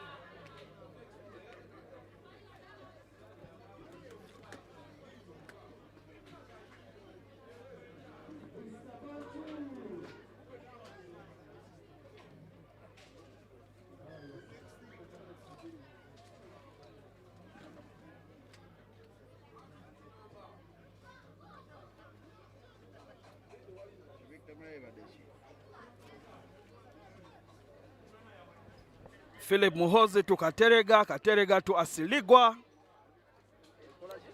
Asiliga tries to find that gap, he doesn't get it. And now Ocheng to Dike. Dike holds on to that ball. And now Cyrus Watum. Cyrus Watum, the hot stepper. Now, that is a good offload to Philip Muhozi Muchiga. It's now recycled. Watum with the dummy. Now to Kavito. There is an offside there. And Blaze And surely that retreating player was offside, and the referee, Nicholas Fred Odot, calls it.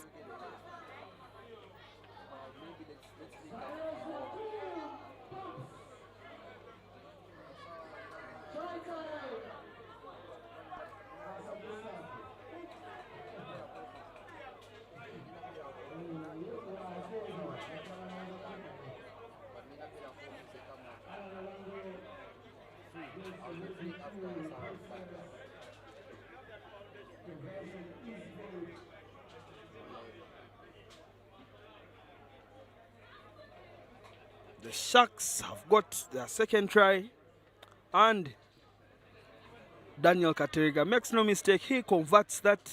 It is the Mongers 19 and the Sharks 12.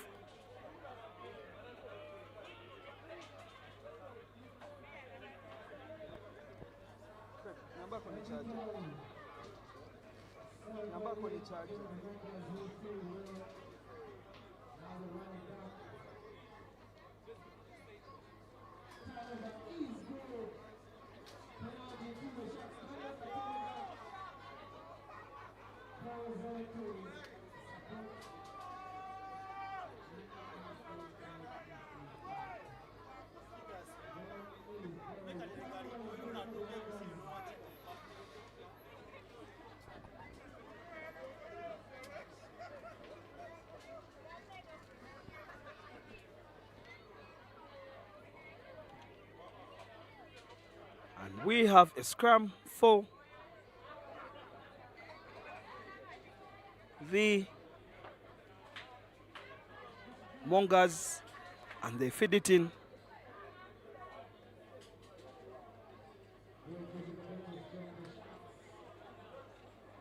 And now Eden Shatif sends it away to the winger. And there is no roll away. And Eden is away from the mark. And the referee, Nicholas, just brings him back.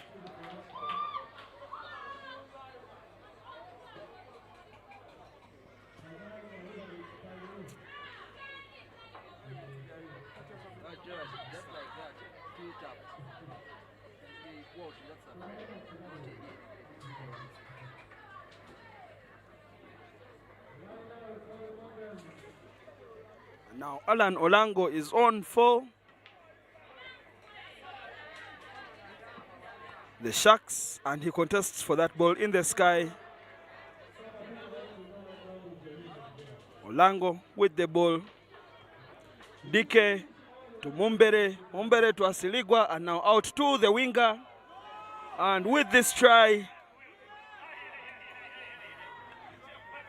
he goes in for this try, and now the game is level with a conversion to come. Kabito taking on kicking duties, but Mumbere is there and he can kick as well for points.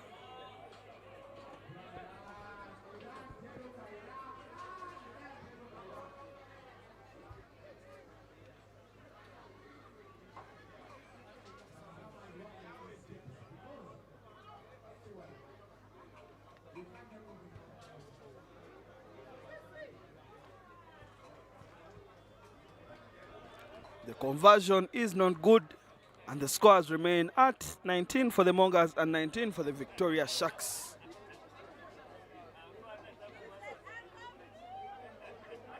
That ball goes 10, and it is picked up by Alan Olango.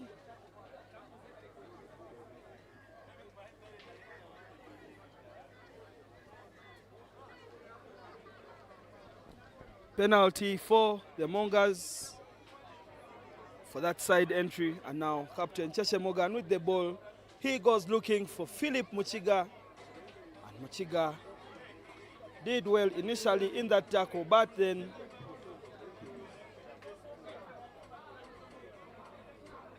Philip Mohozi Muchiga is sent to the sin bin, and now the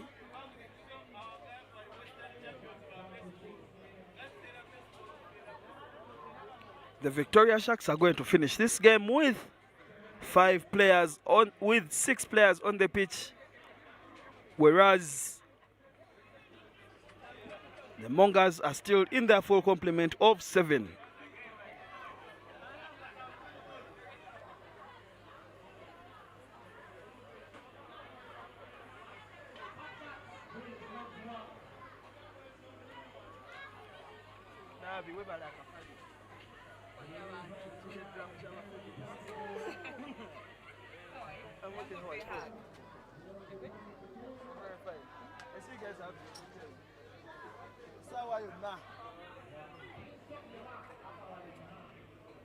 And that is a scrum for the Mongas. And at this moment, anyone that scores will definitely take the day. The score is still 19-19, and the next score matters. And Orach with a very good cover there, and the ball is lost forward. Yeah? Come again.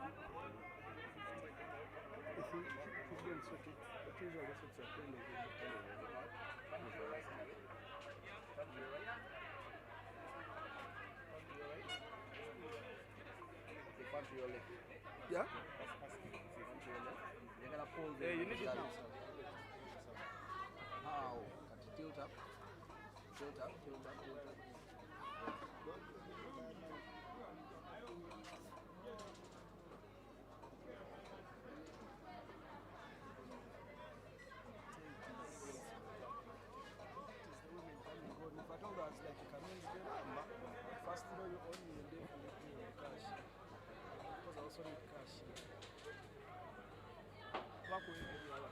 As I come back. Should I give you a women's game as I come back? Carl.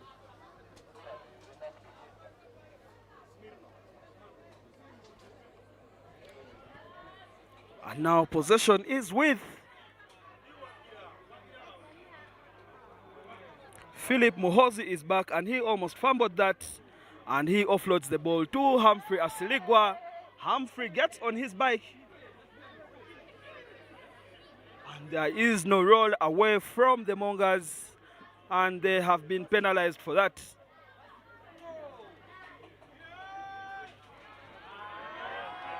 And surely this try is going to seal the fate of the Mongas as they finish this game behind, and they concede after the hooter. Mongas 19, Sharks 19.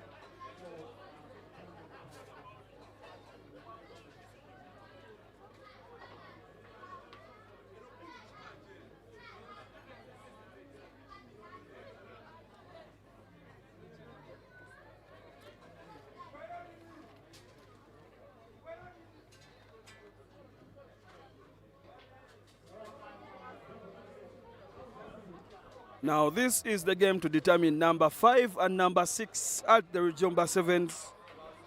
It is between the Ewes and the She-Wolves.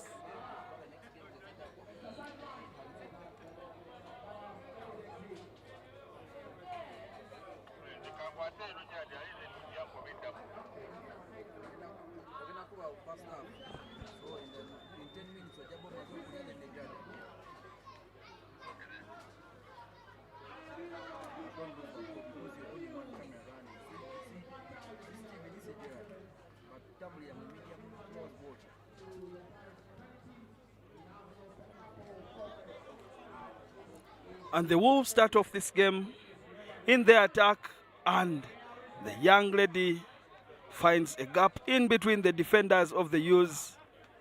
But now they have been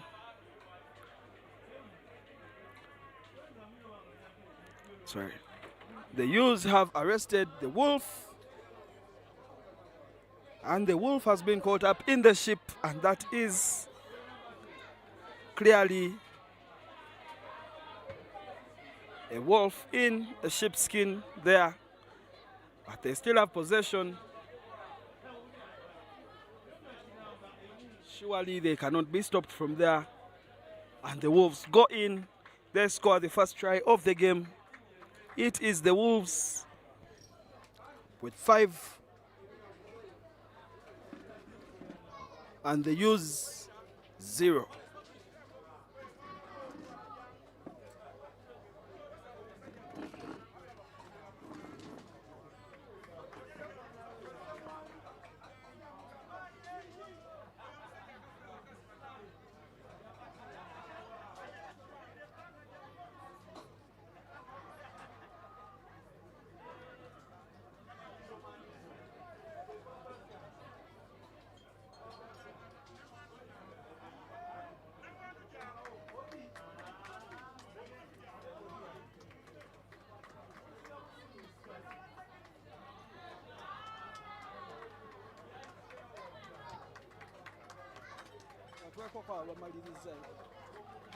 Kozi kamera eri emu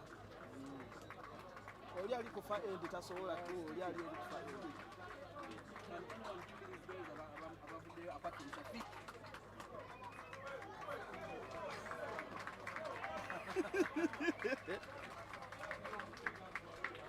The Victoria Sharks have finished their day, and they clap out the fans for coming out to the Kings Park Arena. Now we get back to the action on the pitch. The Ewes are behind. That ball goes to Otana on the wing. And now attack dummies the switch. And Otana takes it from Attack. Attack has Juliet Ainomujisha. Juliet to Fiona Nantongo. Fiona Nantongo carries it, and the big girl has some wheels on her. What a run. And she finds Christiana, who is far much faster than herself. But Christiana is found, and the big girl is still on. That is good interplay between the youth players. Christiana racked. Fiona passes it on to Julie. Julie Ainomujisha to the ground. Now that is Christiana.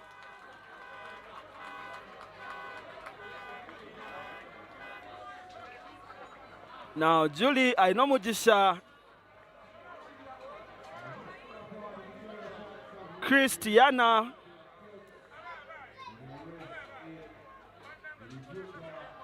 The Ewes are applying good pressure there to get something on the board right now, but they need to recycle this ball. Mercy Attack is there waiting.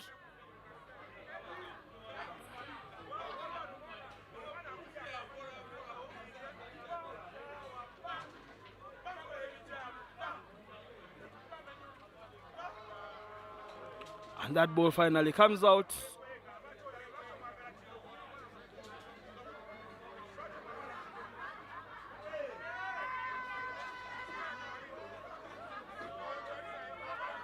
Now, Attack will go herself. And she has been held up once again. And this is going to be a scrum for the use. Scrum on 5 for the use.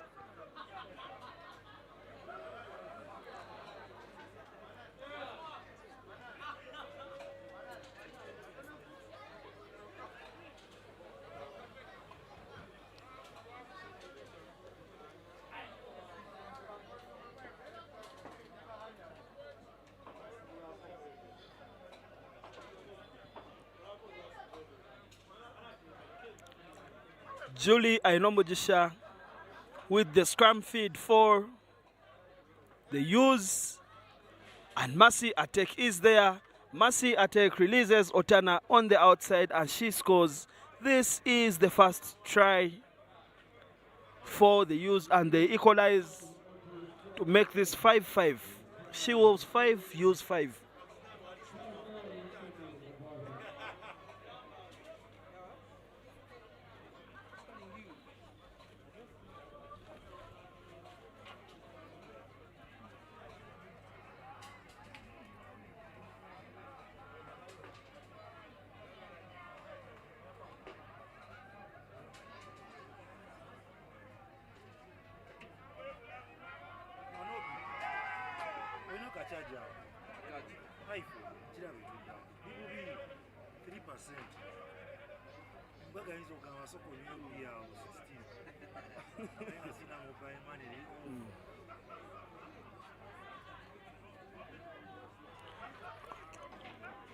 Play is back on.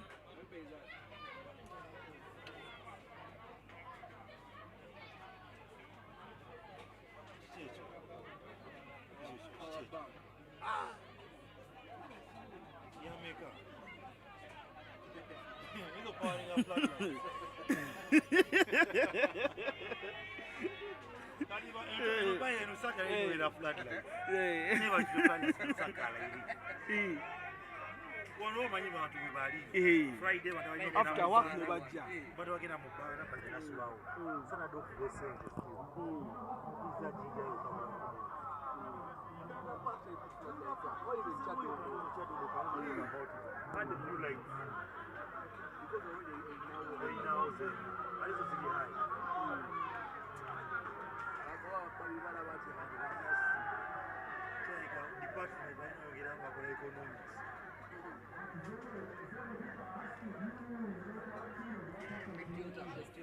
and Mercy Attack is the culprit there. She is sent to the sin bin and the Wolves have an opportunity there to separate themselves from the use, and that was a penalty try after that foul by Mercy Attack. The use are on 12 points and the She-Wolves are on 12 and the use are only on 5. They did not convert their try. And now this is halftime here in the 5th place playoff.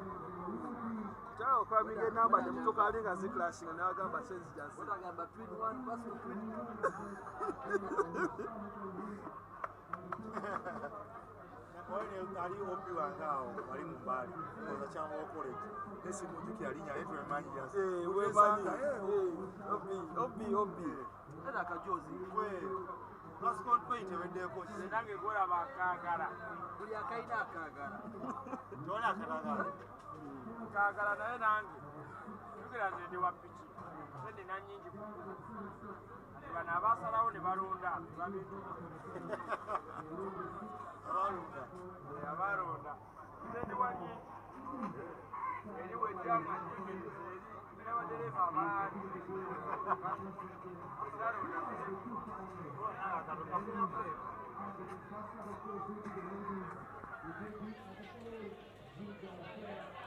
The use with the restart, and that is Otana to kick off for the use from left to right, and Otana kicks off very well, and the She-Wolves take that ball into hand.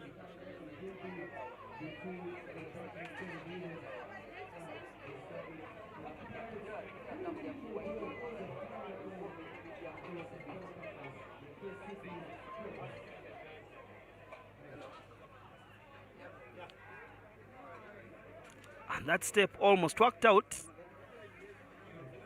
Now Wilembe releases her winger. Now Gamisha to recycle.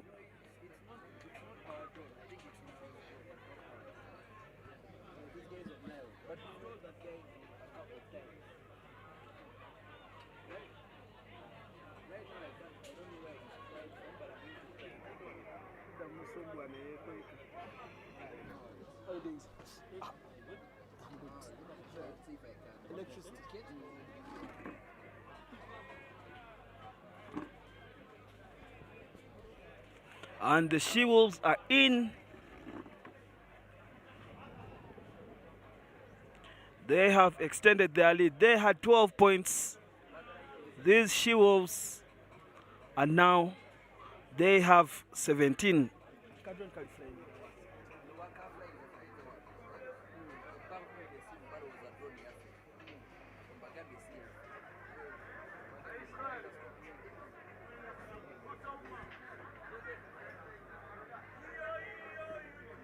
Just put on. You'll tap it like in that 1 hour.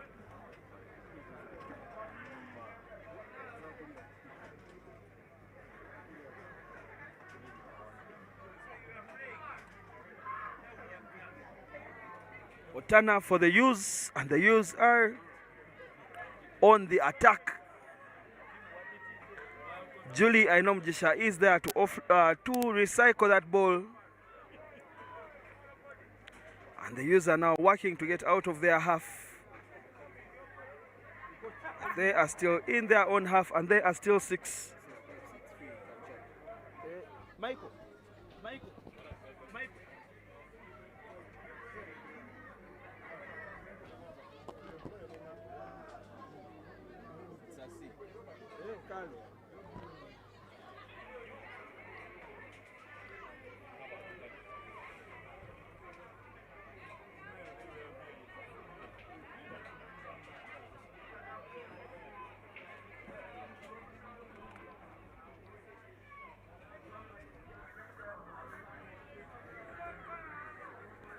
And now Juliet Ainomujisha with the ball. She is almost robbed.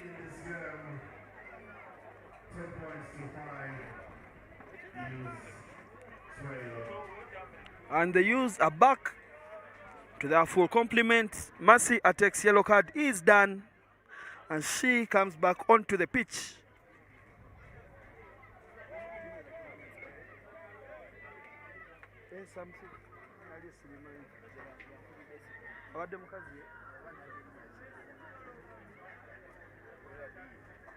This is for free at 6th place. After this game, And now the Use have an opportunity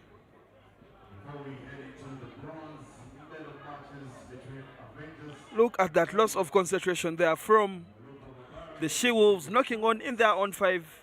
And now the Use have an opportunity to score there as Julie Ainomojisha has the ball in hand, and she is ready to feed that scrum, and the Use see what they can cook up from this possession.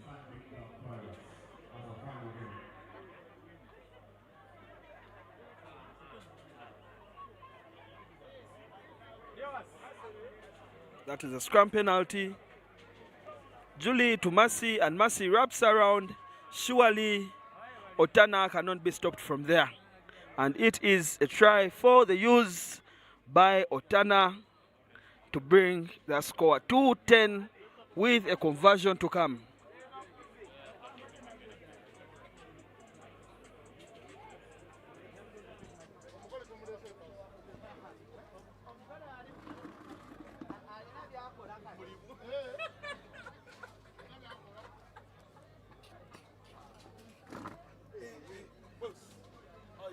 I'm okay, how you doing?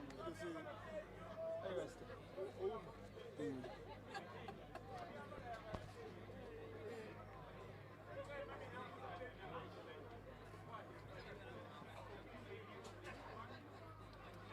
We will score a time of their own and we convert it. It is developed at 10 apiece. And Gamisha with that show of the ball, and it comes out to Sandy Aniroth. Aniroth passes it needlessly to the wing and it goes into touch. Look at that run from Gamisha and the pass to Aniroth.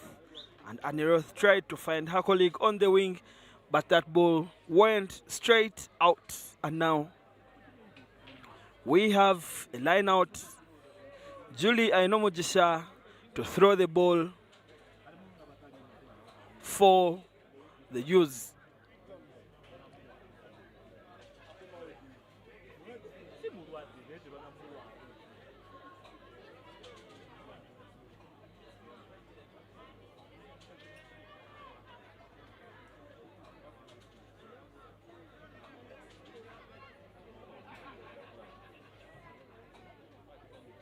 Now Marcia Tech plays a little bit of basketball there with the ball.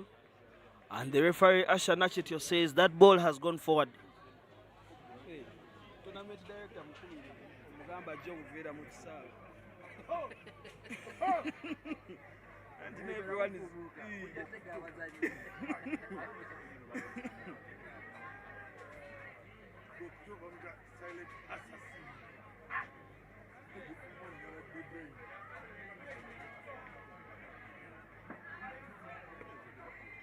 Next up, after the Shields and the Kings, is the 5th place final tournament Rams Buffaloes. The buzzer has gone. And they are leading.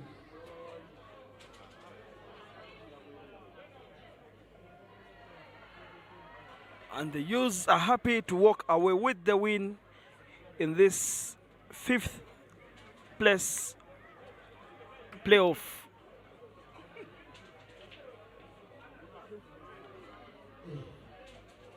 Wait a minute. that place. Don't you want to Hey, what did they say?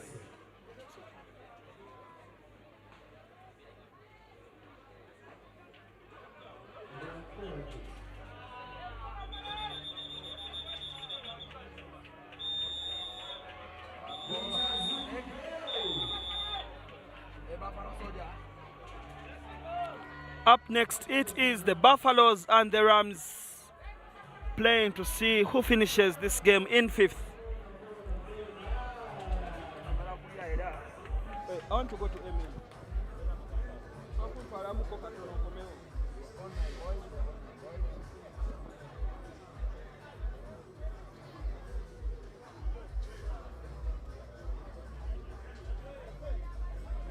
Buffalo soldier.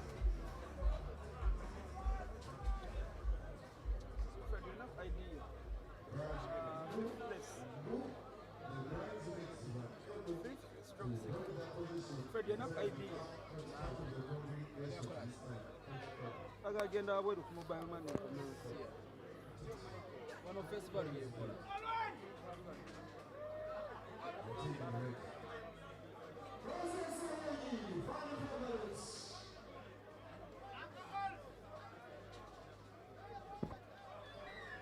Tell me when you're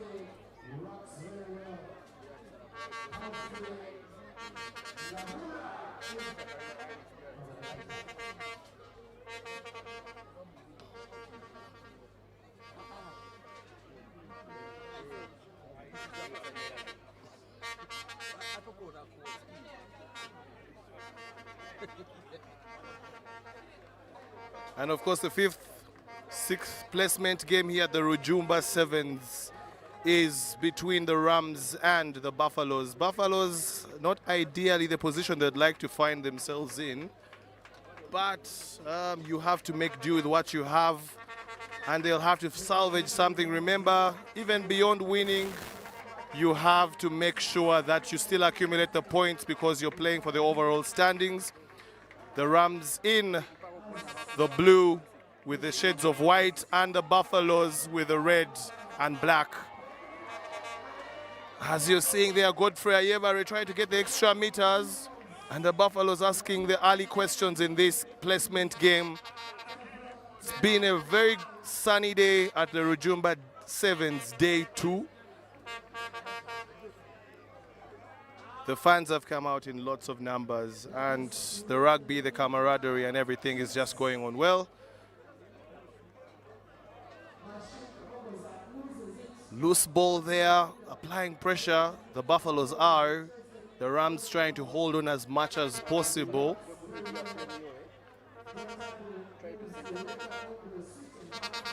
Beautiful switch there by the Rams, distorting the drift defense. And does he have the legs to go all the way? Unfortunately not. Hashim Kabogoza. Scramble defense there by the Buffaloes gets the fans excited. It's a 3-on-1. Will Rams punish the Buffaloes? And yes, they will. The Rams score the first try in this placement match. Before this game started, you would have fancied the Buffaloes to be the stronger and the more favored side. Or if you're a bookie, you'd perhaps want to put your money on the Buffaloes. But that's the beauty of sport, that it goes beyond the realm of logic sometimes.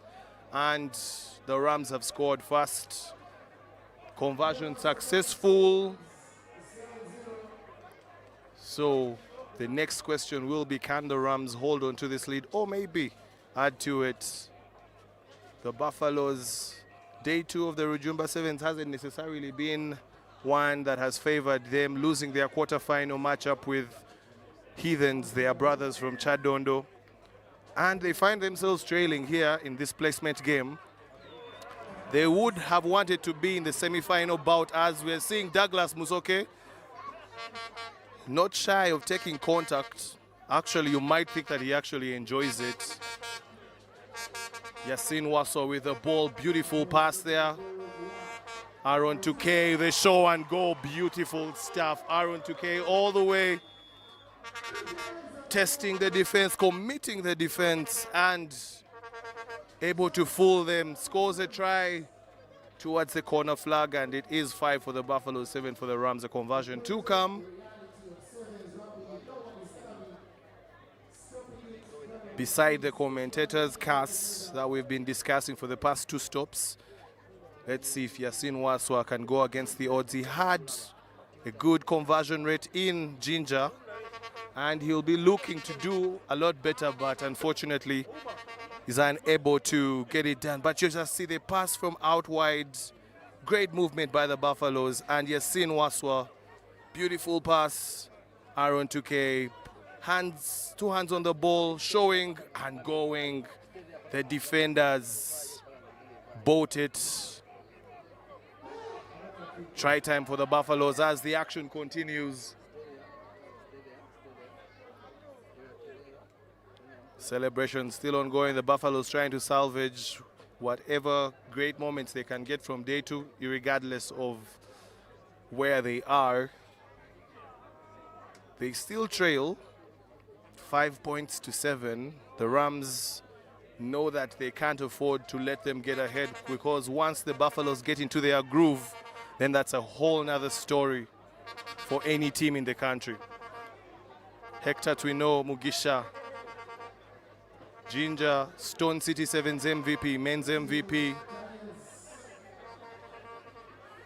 Buffaloes moving the ball from one side to the other. Again, Aaron Tuke this time with a long pass. 2 men on the outside.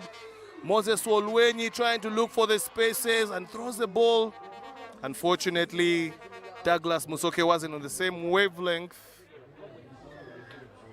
And it's a penalty for the Rams. Quick start there. Does he have the legs to go all the way? Hounded by Moses Olwenyi, commonly known as Uncle Ols or Brother Ols, depending on where you sit on the scale of age as compared to him. The Rams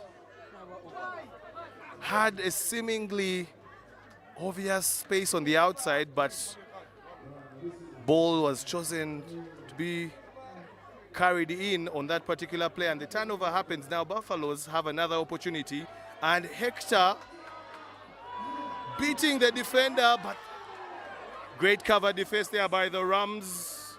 Tackler not releasing, but also man with ball, you could say, was not releasing, and rightfully so. The referee gives the penalty to the Rams. Hector Twino Mugisha was waiting for his support. As you can see there on the replay, beating his man, as the common saying in sevens is that there is no substitute for pace. No amount of talent can compensate pace. Sometimes you just have to run. Rams getting a fair chunk of the penalties in their favor, but they need to get out of their half. They have shown what they can do when they visit their opponent's half, but they fail to keep the ball. Buffaloes regathering and trying to find the spaces. And there again, Hector, he always finds himself breaking the line, and somehow there is no support. Perhaps a case of fatigue from the teammates, not being able to play at his level. The heat and the attritional level of the day 2 sevens and how it has been, you could say, was quite the challenge. Kudos to these athletes that are entertaining the fans, for those watching on Kawowo Sports and those that are here at Kings Park Arena. We have to celebrate these players for the effort they put in. Over 2 days of dedication, competition, and passion. Sometimes their effort goes unnoticed and unappreciated, but we'd like to shine a light on them. Free kick to the Rams.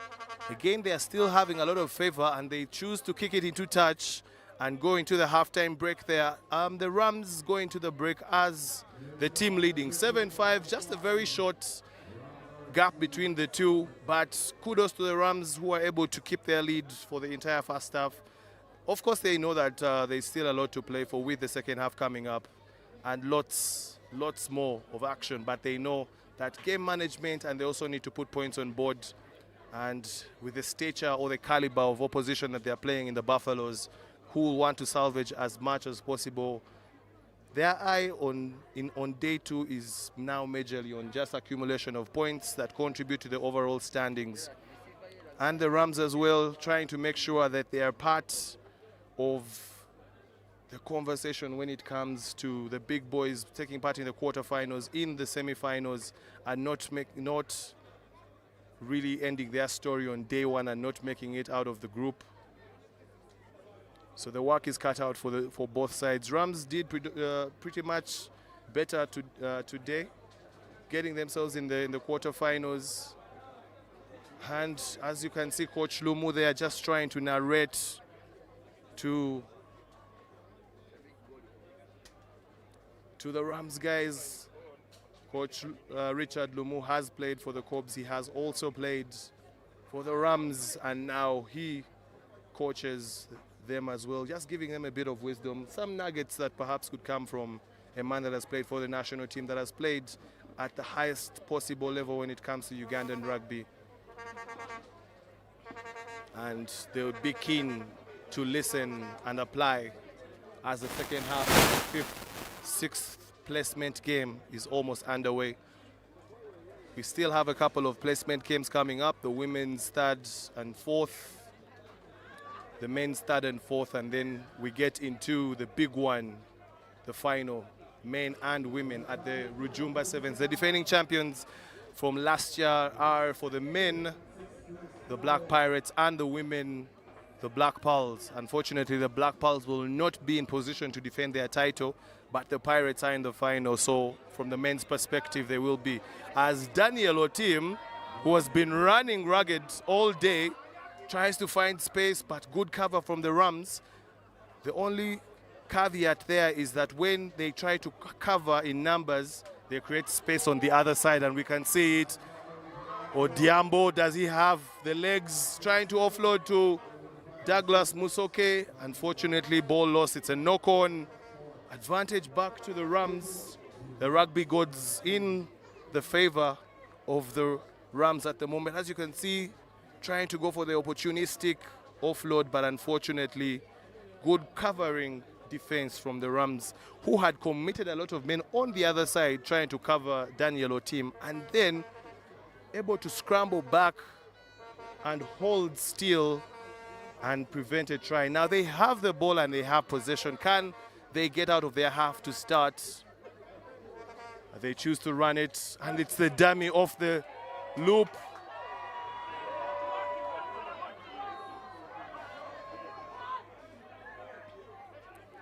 Good ground gained off that play. They choose to go on the short side,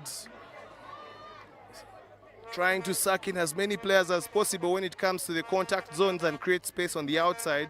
The ball now gets to move, but no, they opt to come back on the short side, possibly to find some tired defenders and try to exploit them as much as possible. The ball goes out wide this time around. It's a 2-on-2 situation. But they're always cutting back to the short side where they have a lot more numbers, and they have created a bit of space. Can they utilize it? Loose ball, and referee Mark Semakula says that it is in favor of the Buffaloes. The ball knocked forward. We've had a bit of topsy-turvy possession change in this particular one. No team has really tried to dominate it. As you see the ball going out wide, and then the goose step. Very interesting goose step there. Cutting back in and trying to exploit on the short side. They are really trying to identify the weak defenders on the shorter side where the contact has been, and it's so evident. But kudos to the Buffaloes for being able to defend it as well. Now they have the advantage. Daniel Otim playing as the sweeper, scrum half. And the ball goes out wide by the loose pass there from Yasin Waswa, uncharacteristic of him. They are able to regather, and Yasin Waswa buying time for his support to come, and they come just in time. And Humphrey Ndahura there trying to find space, but Rams still asking questions. Buffaloes rather still asking questions. Odiambo there just bundled into touch. Rams' resolute defense still going on. And the Buffaloes have failed to unlock the Rams. Remember, the score is still 7-5 in favor of the Rams. This is a game to rank who's going to finish 5th and who's going to finish 6th in the Rujumba Sevens, the second stop of the Uganda Rugby Sevens. Still a lot more rugby coming up. Of course, we'll take a bit of a break to just embrace the Baths Cup that is going to be held at Wankulukuku. Some of the youngsters from across the continent are going to come here to take on our own Ugandan under-20 side to see who has the talent, who has the next best thing, the teams for the future. And perhaps for some people, for those that are playing, for the fans as well, a bit of a break from the sevens, because two-day rugby can get intense. Two-day rugby can be energy sapping.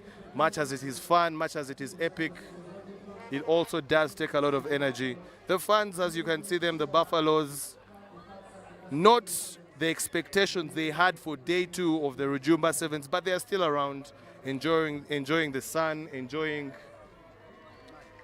the rugby and supporting their team regardless. But the line out is now going to be affected. Quick one there from the Rams, trying to set up quickly. They're not trying to complicate the rugby at all. And you can see they always come back to the short side to try and find the lazy defenders, but I don't think you'd consider Douglas Musoke a lazy defender, and they're trying to hold up the man and make the ball unplayable. Yes, an advantage back to the Buffaloes. So you could say Ramsey's game plan backfiring a bit on them. Possession in favor of the Buffaloes just at the 22-meter mark, and a perfect attacking platform for them with pretty much the second half coming to about 2 or 3 minutes to go. Buffaloes find themselves still trailing. You could say a bit of fatigue from them, not playing in their characteristic manner, but Aaron 2K trying to find space, trying to ask the questions. The defense is there, the turnover, and the referee agrees that it has been done legally. So Rams regaining possession. We talked about the change in possession. No team has been able to really dominate in this one. Kudos to the Rams for being able to match the intensity of the Buffaloes. But now the Buffaloes have to attack from deep, trying to find space. The ball always finds Douglas Musoke to try and get them some considerable meters. A strong customer with the chicken wing speculative pass there.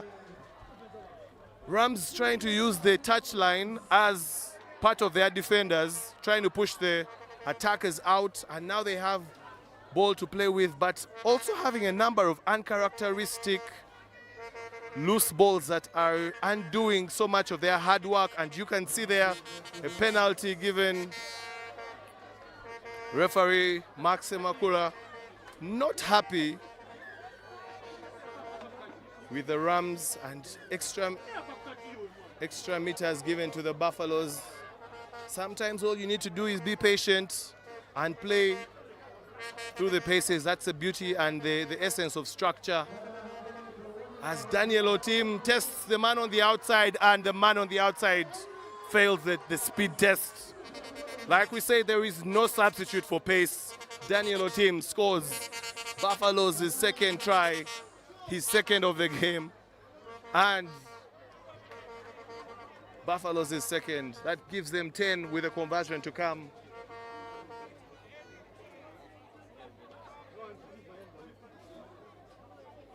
Yasin Waswa has the assignment to get the extras. Unfortunately, it doesn't work out, so the score remains 10 to the Rams, and 10 to the Buffaloes rather, and 7 to the Rams. A 3-point gap. Anything can still happen in about a minute or so. The team's ringing in the changes.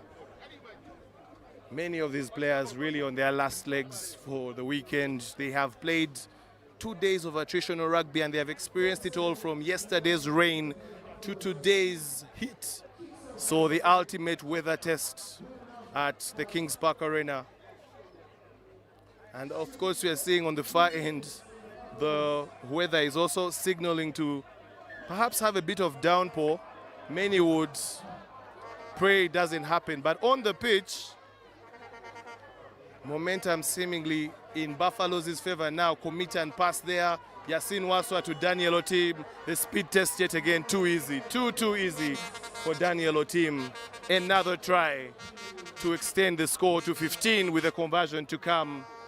The Rams could only hold on for so much. I know defense in sevens is very essential, but you also have to put points on board. You can't just rely on the one try you scored early in the first half. And I think that was full time. Game done, and the Buffaloes win 15 to Rams' 7 points in the 5th, 6th placement game of day 2 of the Rujumba Sevens.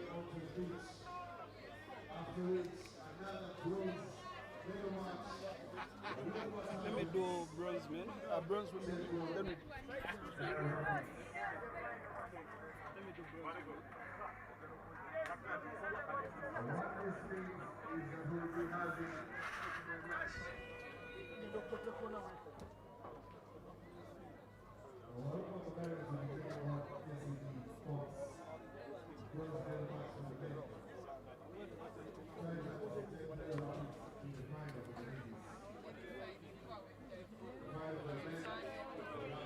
And we have a bronze medal match on our hands, and this is Joseph Manmoms are back, and the very beautiful voice you've been listening to is that of Ruben Chihumuro, a not very small cat.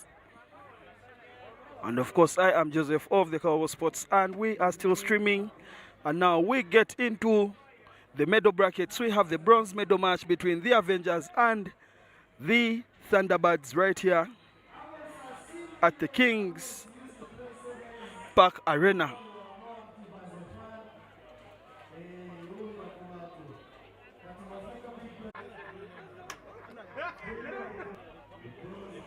And Fatuma's kickoff goes straight to the hands of Julie Nantongo. Sorry, that was Julie Nandaula, and that is Fazira Namukwaya. Fazira with a big hit on former teammate Nabagala. And now that is Peace Lekuru. That was a beautiful loop there.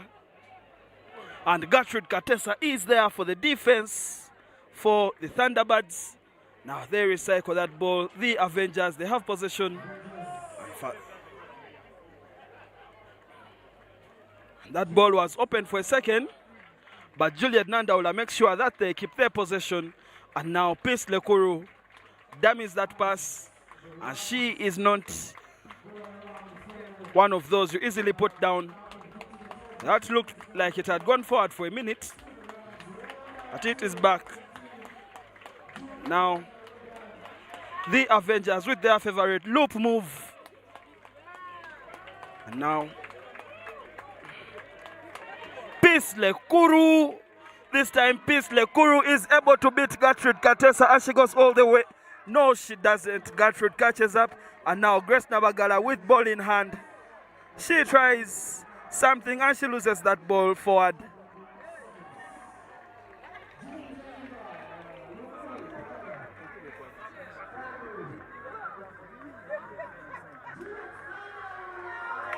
And now Juliet Nandaula for the Avengers. She goes through and she scores that try.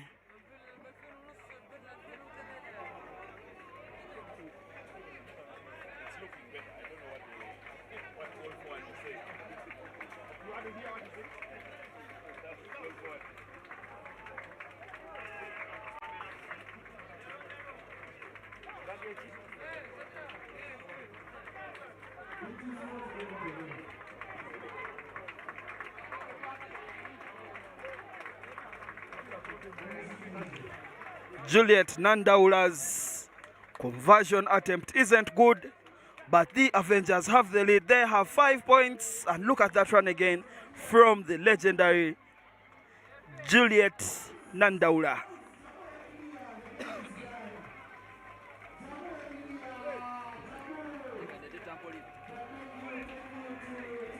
And we have kickoff once again. Grace Nabagala with the ball. And the ball comes to twin number 2, Sister Wachen, and now Nabagala is taken down.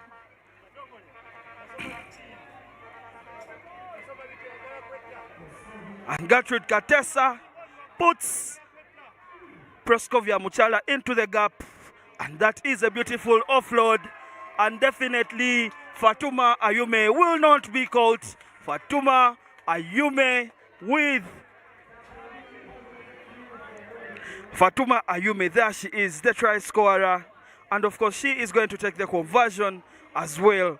Fatuma puts the Thunderbirds on the board, and Fatuma puts them now ahead, and that is 7 for the Thunderbirds and 5 for the Avengers. We have a game on our hands.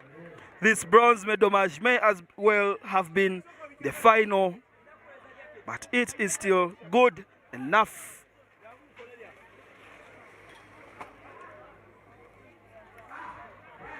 Fatuma to kick off. Huh. But it's not training that much for people. Now, the Avengers with ball in hand. Praskovia Muchala, what a good tackle on Lekuru. Peace, and now Juliet Nandaula with the ball. Peace to recycle. And this is a real battle here.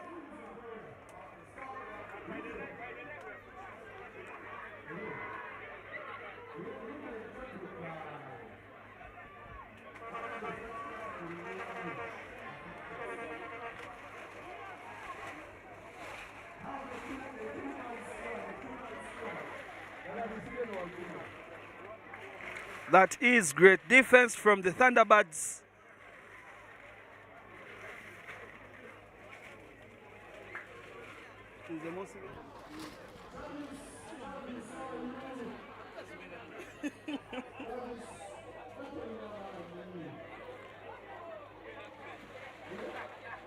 And now Juliet Nandaula is the player that has been sent to the sin bin for foul play. And you can see her loosening up her shoelaces as she gets ready to relax for the next 2 minutes.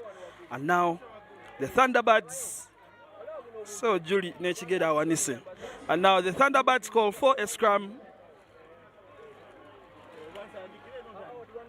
The Thunderbirds call for a scrum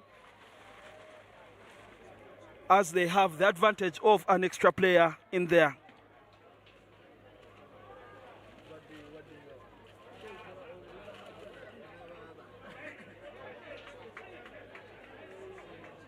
And that amounts to nothing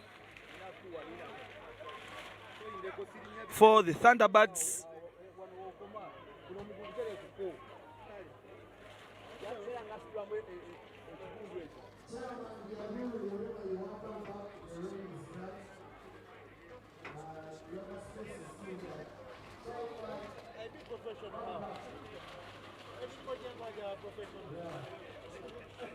Peace Lekuru once again trying to find those inroads, and then the Avengers catch the Thunderbirds on that offside.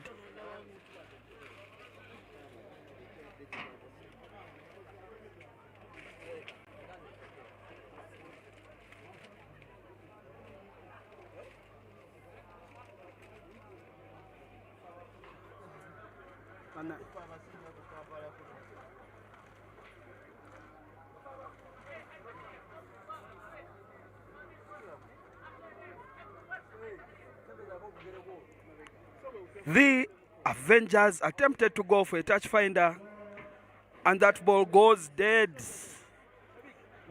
And that is an opportunity that has gone begging.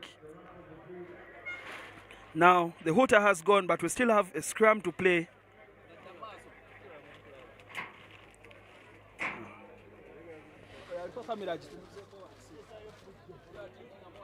Katono.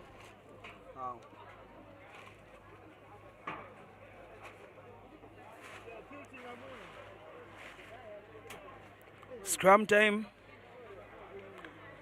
The Thunderbirds with the feed.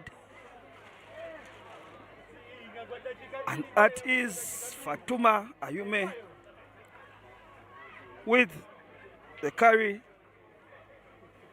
And the Avengers successfully contest this. And Fazida Namukwaya releases the winger. Eunice right there is just all the way out of the pitch. And it is going to be halftime in this bronze medal match. The Thunderbirds have 7 points and the Avengers have 5.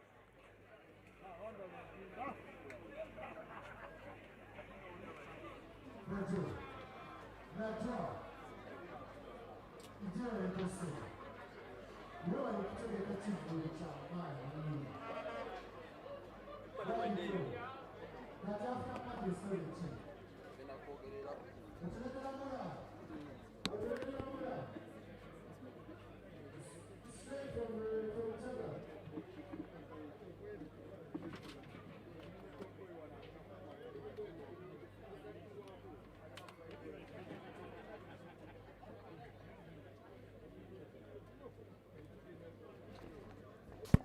still at 5-0. No, Thunderbirds have 7.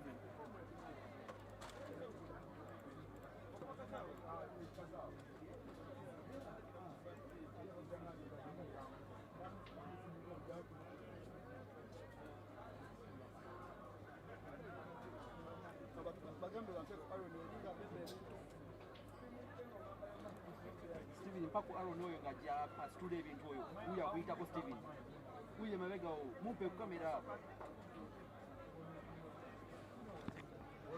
It is half time, and just like Aaron of Wairoth, you can grab a chair, have a seat, and a box of water.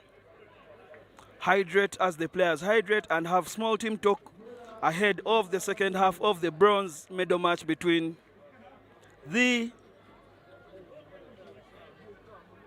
Avengers and Thunderbirds. Aaron of Wairoth in that beautiful African print pant. He was quite unfortunate to get that 10-match ban, but what was even more unfortunate was that contact to Wanyama, and Wanyama was rolled out of day 2 of the Rujumba Sevens through that injury. And there he is, Owakabi, with a few instructions here and there. And play is now back underway in the second half.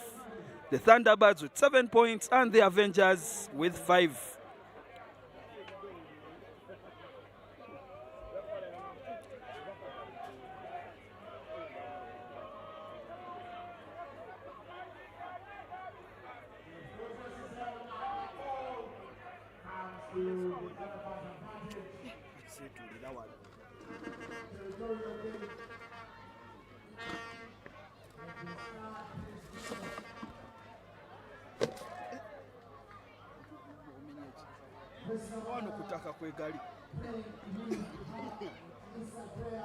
It's not just psychological. The referee, Maxwell Ebonga, tells the Avengers to stay on as they played from an offside position, and now the Thunderbirds will have a penalty and they decide to scratch and go.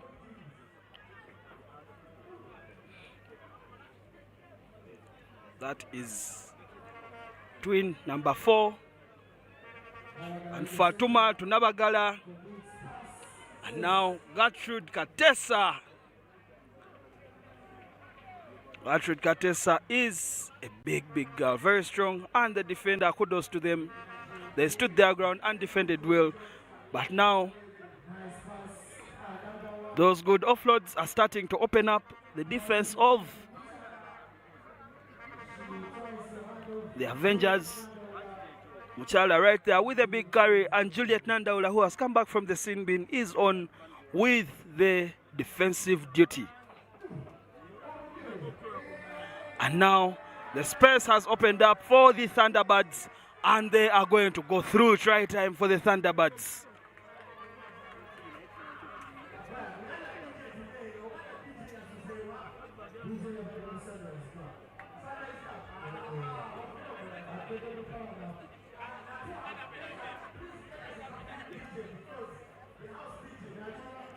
And that conversion attempt by Fatuma isn't good, but she ran a very beautiful angle run and just opened up that gap, finding a mismatch in defense, and she hits that gap very well. She goes ahead and she scores to extend that lead for the Thunderbirds from 7 points to 12. Now the Avengers are only 1 point behind, and they need to do something special now. Navagala to Fatuma, Fatuma to Katesa, Gertrude Katesa to Proskovia Muchala with a big fend, and Gertrude decides to go on the outside, and that is a high shot by Julie Nandaula. And now this Julie Nandaula is walking on thin ice. And now the penalty count is getting worrying for the Thunderbirds. That player is going to go to the sin bin because they were at 10 on that. And then the Avengers continue to be in trouble.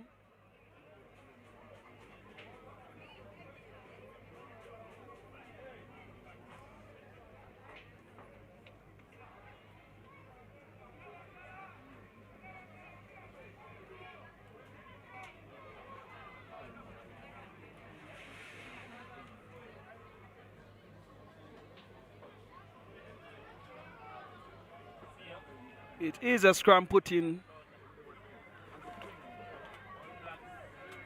And the ball comes to Nabagala. Nabagala finds a cross kick to Gertrude Katesa. Will Katesa get there? Yes, she does, and she scores.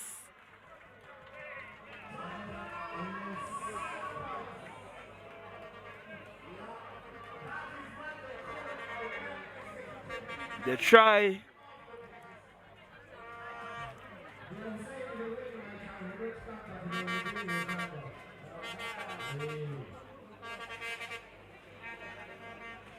What a beautifully constructed try from the Thunderbirds as Fatuma attempts that conversion. It goes not only wide but backwards towards the kicker. But look at that try once again.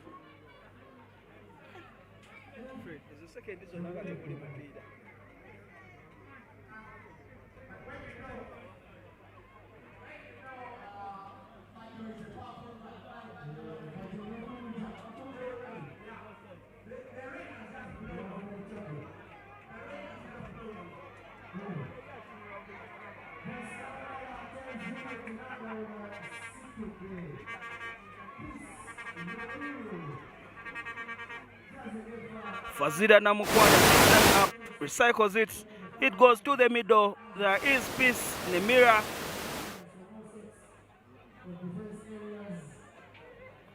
And Fazida Namukwaya passes that ball to the referee, and it is going to be an attacking scrum for the Avengers for that obstruction.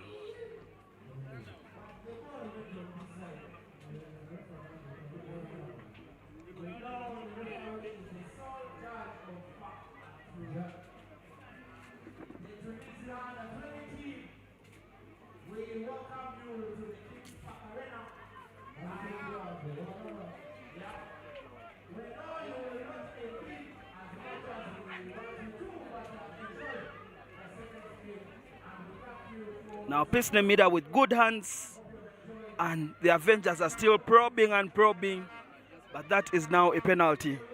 Julie Nandaula with the quick scratch. Now Julie to Peace Lekuru.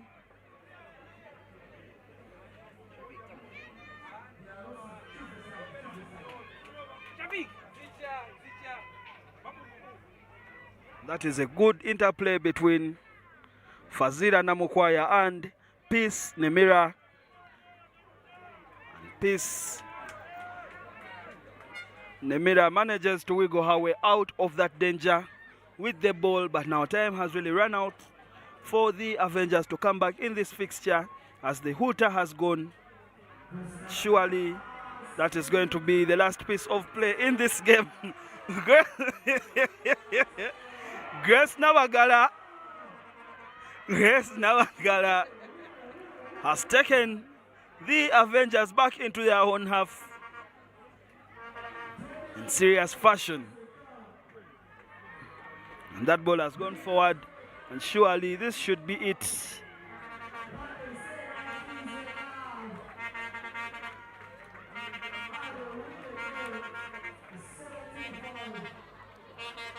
And the Thunderbirds, look at that strength from Grace Navagala just to take the Avengers back into their own half. That is what they call arresting. The Thunderbirds win bronze in emphatic fashion.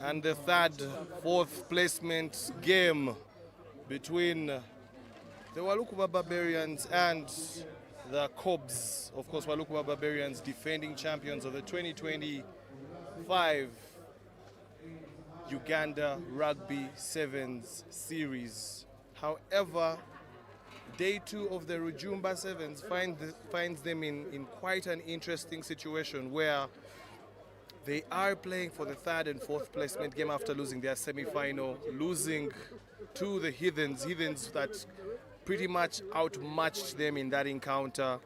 Last year, the Walukuba Barbarians were in the final. They lost to the Pirates. This time they have done one less, but they still have a lot to salvage.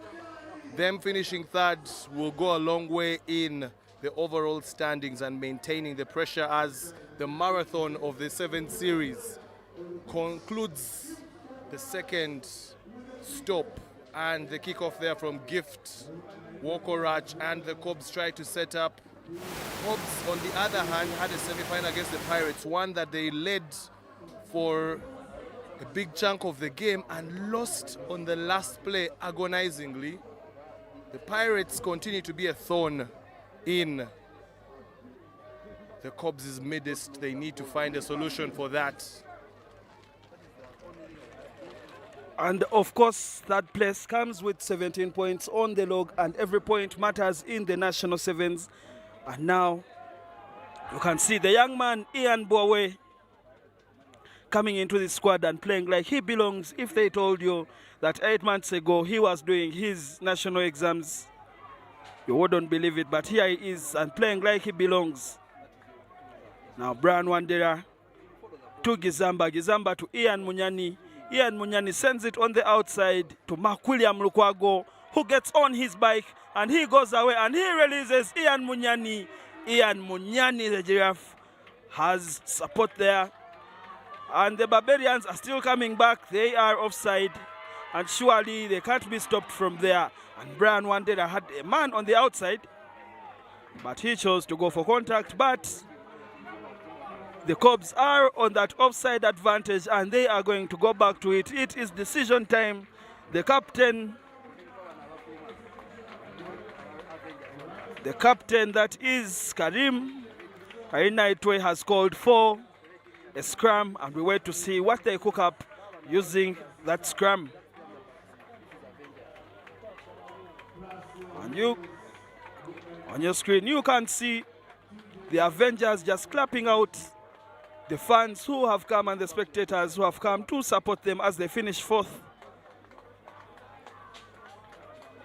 And now, Karim Ainaitwe. Karim is surely over, and that is a try.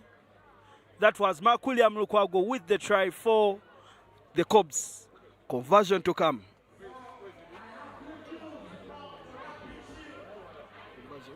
Yeah, there, of course, with the conversion coming up, the Cobs taking the lead early in this game. Good pressure and good building of momentum from the Cobs. Yet to see if the conversion is successful. Yes, it is. And 7 to the Cobs. The Barbarians a bit off the foot, but luckily enough, a game isn't just played in one moment. They still have a chunk of the first half and a whole second half to play.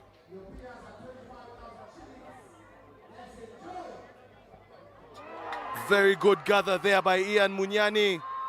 And offloads to Brian Wandera for another try, just right off the last one. A double blow, you could say a double whammy. There, great gather by Ian Munyani. Just look off the restart there from Calvin Gizamba. Dexterous kick there in the air. And the man, they don't call him the giraffe for nothing. Imposing figure, gathers very good hands and the offload. And sometimes that's the reward for support play. Brian Wandera there to finish it off. And of course, that was a mismatch, couldn't be stopped. And that conversion by Rasul Abiriga doesn't go in. And we have another restart. And once again, you can tell that these restarts are giving the Walukuwa Barbarians a lot of things to think about. That ball doesn't go to hand. It bounces on and off, and now the Cubs are going to obviously contest this and put pressure on them, but the Barbarians do so well there to stay with possession. And now that is the Barbarians on the attack. They are yet to settle into this game. The Barbarians are still stung from their previous fixture, and now they come into the bronze medal match. A team still hurt, and they need to settle down, and that is on your screen. Rasul Abiriga, a very beautiful converter of points, and he is now on the wing. Of course, he's also a hot stepper. Cubs scored their first try off the scrum through that man, Mark William Lukwago, and now he has the ball in hand. And that ball goes backwards, and now Gizamba with a switch pass to Abiriga. Gizamba, quick stats there. The Walukuwa Barbarians are guilty of controlling away, and now they are guilty of some poor defense there. There's, of course, Karima Renaitwe just beating the man and scoring another try. One thing that's happening to the Barbarians, they are not allowing them to play rugby on their own terms. And I think in one way or the other it was bound to happen that when you dominate at a certain level, especially in the Code of Sevens, for some time, teams are bound to study your style of rugby and how to counter it. Now the challenge is on the Barbarians to see if they can be able to evolve from the kind of rugby they are playing. Unfortunately, Rasul Abiriga unable to convert, so the score is 17 to the Cubs, and nothing on the scoreboard yet for the Barbarians, yet to even be in the half of the Cubs. So it's been a case of tricky territory, ascendancy for the Barbarians. Yet again, also their defense or their reception of the kickoff has been one that in this particular game they have struggled with. Of course, because of Ian Munyani, they are failing to have proper gathers, which does not allow them to even have ball in hand to play. And now it is a scrum for the Barbarians, and this is one of those attacking platforms that they like capitalizing on, the scrum. And now they have a scrum in their own half. Let's see what they can do with that possession. And Gift for Courage just handing that ball away, but we had an offside here. And they go very fast. Gift for Courage with the scratch. The ball goes to Bob Kawanda. Bob Kawanda on the switch. That player was almost isolated. Now Gift for Courage once again. And now Mansour Shafiq is arrested. And with that, we are going to see the halftime.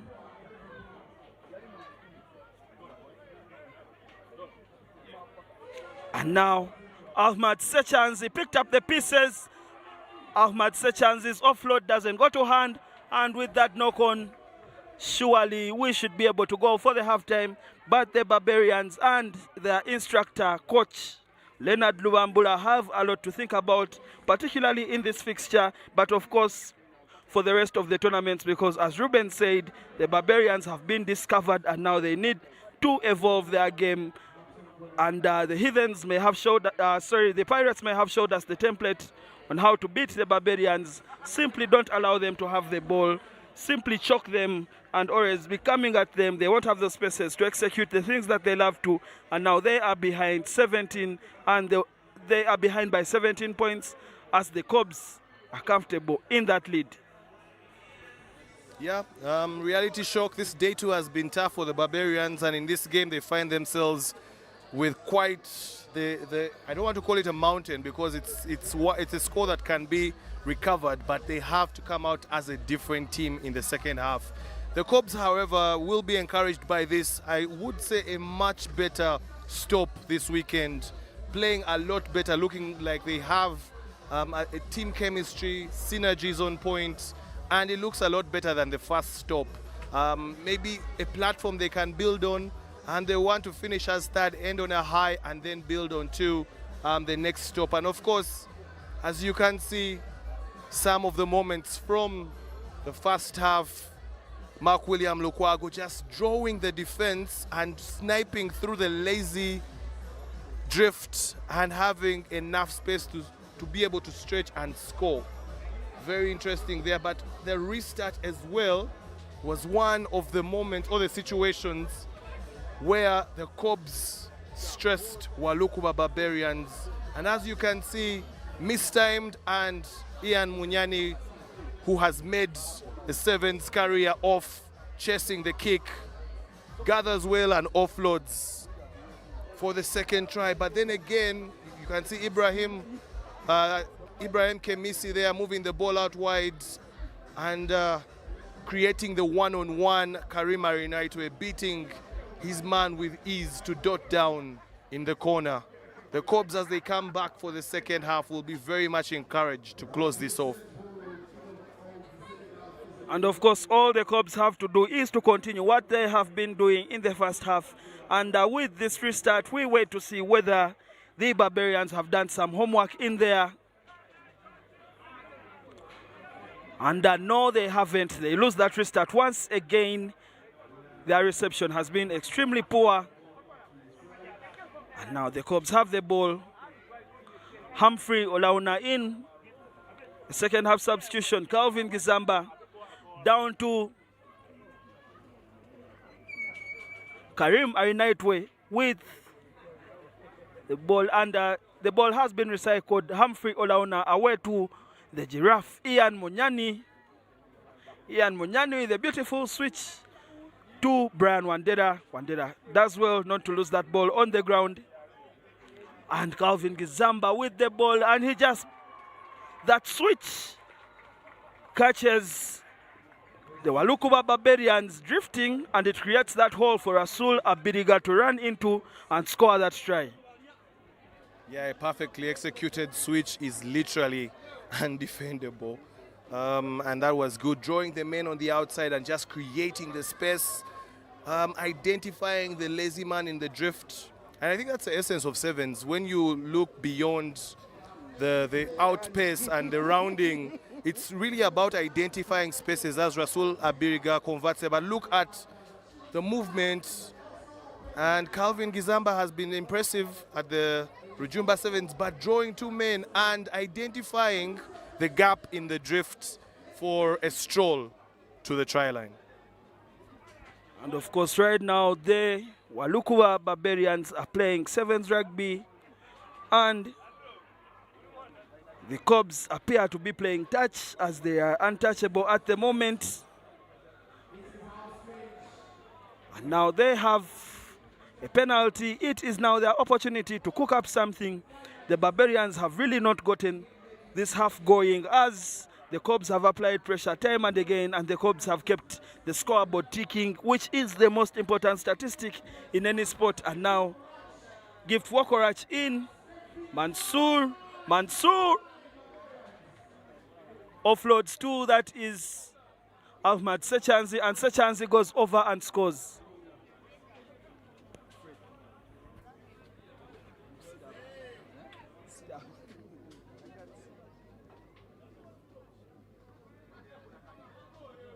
Yeah, conversion good there, as the Barbarians get some points on board. And Gift Wokorach there taking the contact and offloading. Ahmad Sechanzi with the supporting line able to score a pretty easy try after the hard work from his teammates, and kudos to them. But on the stat sheet, it will be Ahmad Sechanzi. So 7 for the Walukuba Barbarians, as a big man is spotted running on the highway, but unfortunately, there's only so far he could go. The penalty, however, for the Cobs, and yes, Umar Barikanda not happy with something, and extra meters, as we are seeing Calvin Gizamba calling for the scrum, trying to create the set piece from which they can play. Most of these teams have predetermined moves of different set play scenarios that they employ to try and create isolation, one-on-one situations, or the overlap. And let's see what Cobs will be cooking here. And of course, Cobs with the possession. William Mukwago decides to go to the short side, and they had planned to isolate that winger, but Karim Arinaitwe still with possession. He finds Calvin Gizamba. Gizamba once again puts Rasul Abiriga in that gap, and Abiriga goes for the contact. Gift Wokorach is there with the defense, and Brian Wandera arrested. The ball comes out for Gizamba, and Gizamba just hands it over to Humphrey Olauna, who goes all the way and scores for the Cobs.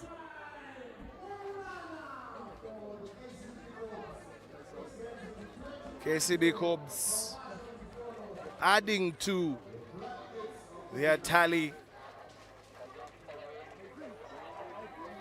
Conversion is good as well, and you could say the Cobs are fully in control of this one, at least from the perspective of a scoreboard.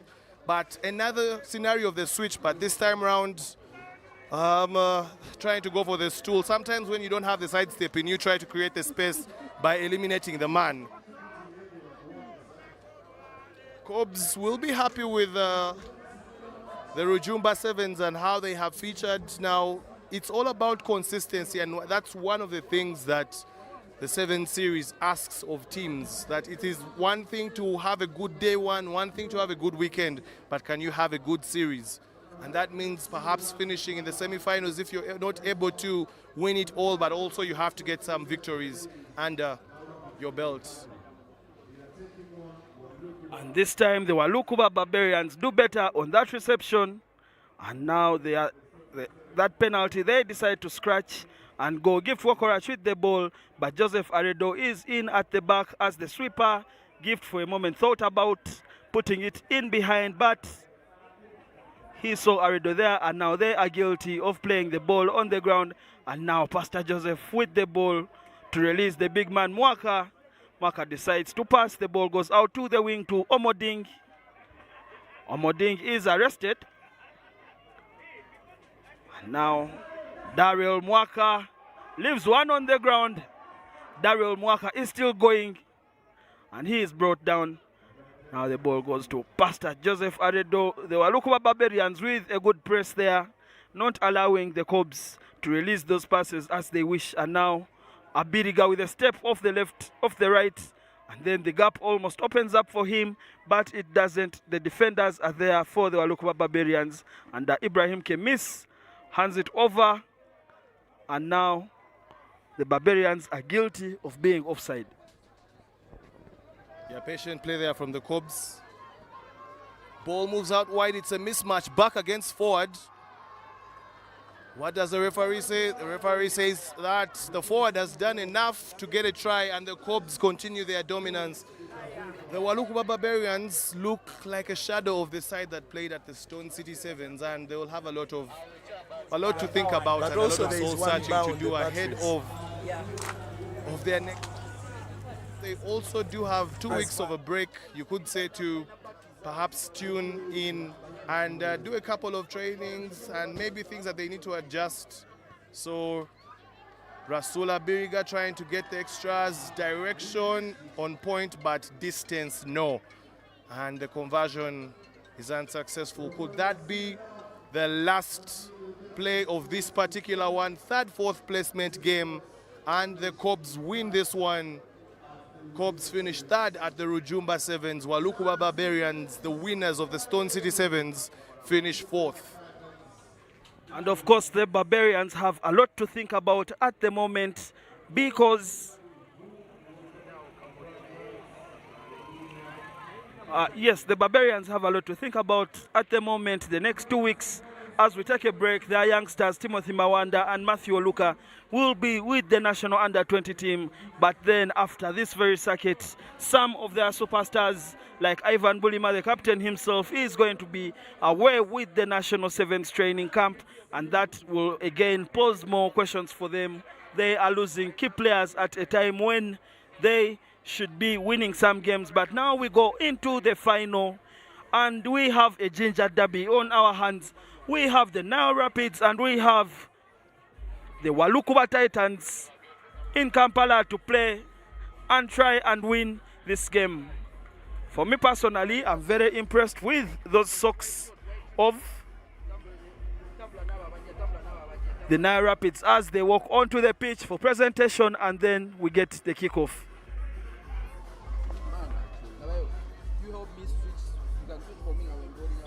As the teams walk on, you're seeing the Walukuba Titans. Very good movement for them in the Rujumba Sevens. Dispatching of the Avengers in the semi-final, and they'll be taking on the Nile Rapids. Nile Rapids have made it a habit of beating Thunderbirds, and I'm sure it does not sit well with the Thunderbirds, but the Nile Rapids positioning themselves as the premier sevens club side in the country at the moment. They are no easy walk in the park when it comes to the 15s as well. As you can see, some last words, and you see just trying to calm the nerves, knowing the pressure of the moment and trying to see that they are composed enough to be able to get the job done. They won the Stone City Sevens. Can they make it a double? And the Titans, also from Jinja, will be familiar with their opponents, and they will look to see if they can spoil the Nile Rapids party and create a party of their own. Both teams made the long journey, and of course when these teams make such journeys, the logistics are in trying to find convenient accommodation, and also where the teams can be able to get some time to stretch, to train and everything. So it's not just a matter of what you see on the pitch, but it is even more than that, that how are they comfortable enough to be in the headspace to compete. The Titans will be the underdog in this one, but a final is a final. Anything can happen, and you will look at key players for them like Hope Mulonde, the speedster. But on the other side, there's a number of stacked players as well to consider, some with the national team, and they'll want to really use the experience to get the job done. Early enough, you can see Nile Rapids with ball in hand. Of course, Tina Akello receiving that ball very well, and it goes out to the wing, Unity Namulala, and that is Prosi Akello. And the ball goes to Minat, from Minat to Tina Akello. And of course, at the back, backwards, the ball goes back, and it is with one Unity side, Namulala. stay. Now, that kick by Tina Akello has no clear chase, as Unity is usually the one who does the chasing, but this time she doesn't chase. And now Anena puts the ball back, and now there is Shine Josephine Babidie, who decides to run the ball herself. She had no passing options to the left or right.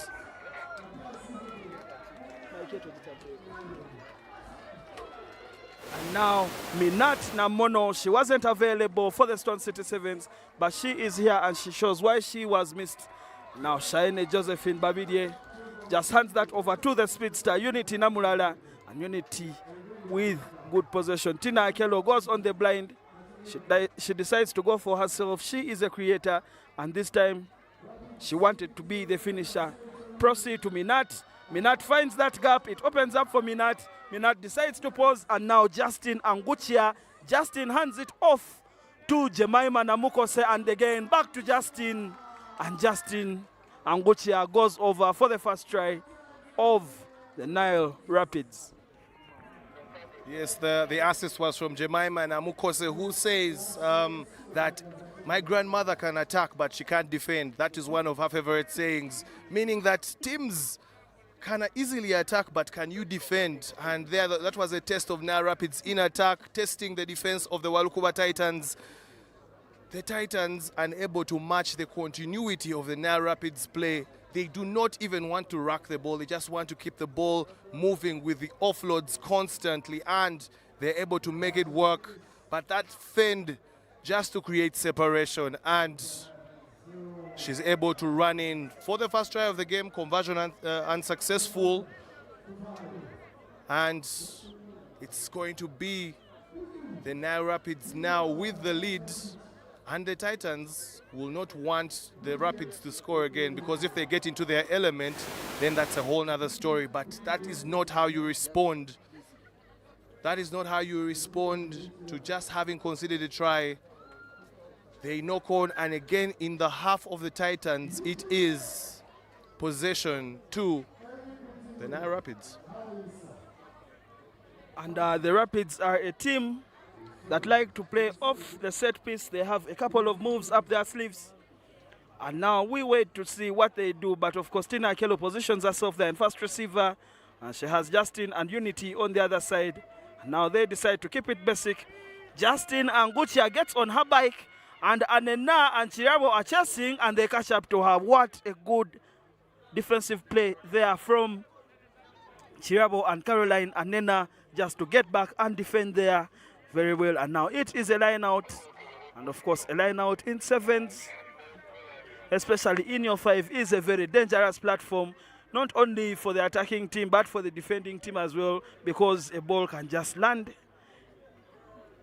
onto your laps, maybe from an overthrow or something, or anything can happen with a line out. And we wait to see how this one is executed. But that was great difference from Sarah Chirabo there, formerly with the Avengers, and of course with the Uganda National 15s and 7s team. Yeah, and like you said, the line out can be a lottery, and this time it is in the favor of the Nile Rapids, who get a chance to express themselves again in attack. Ball moving out wide, they'll try to get that ball to their speedsters. Again, they show and go similar to what Aaron 2K did in the 5th, 6th placement game. And moving the ball from one side to the other, trying to scan for spaces. Shane Babidie, Stone City Sevens MVP for the women, will perhaps want to bag another accolade for this one, but first KPI or target for this particular final will be to be in the winning column, so that they can make it a double. The Rujumba Sevens. Remember, the defending champions of the Rujumba Sevens were the Black Pearls. Unfortunately, the Black Pearls didn't even make the semi-finals, so it was up for grabs all the way from the semi-final stage for all the teams that participated. Nile Rapids, the winners of the Stone City Sevens,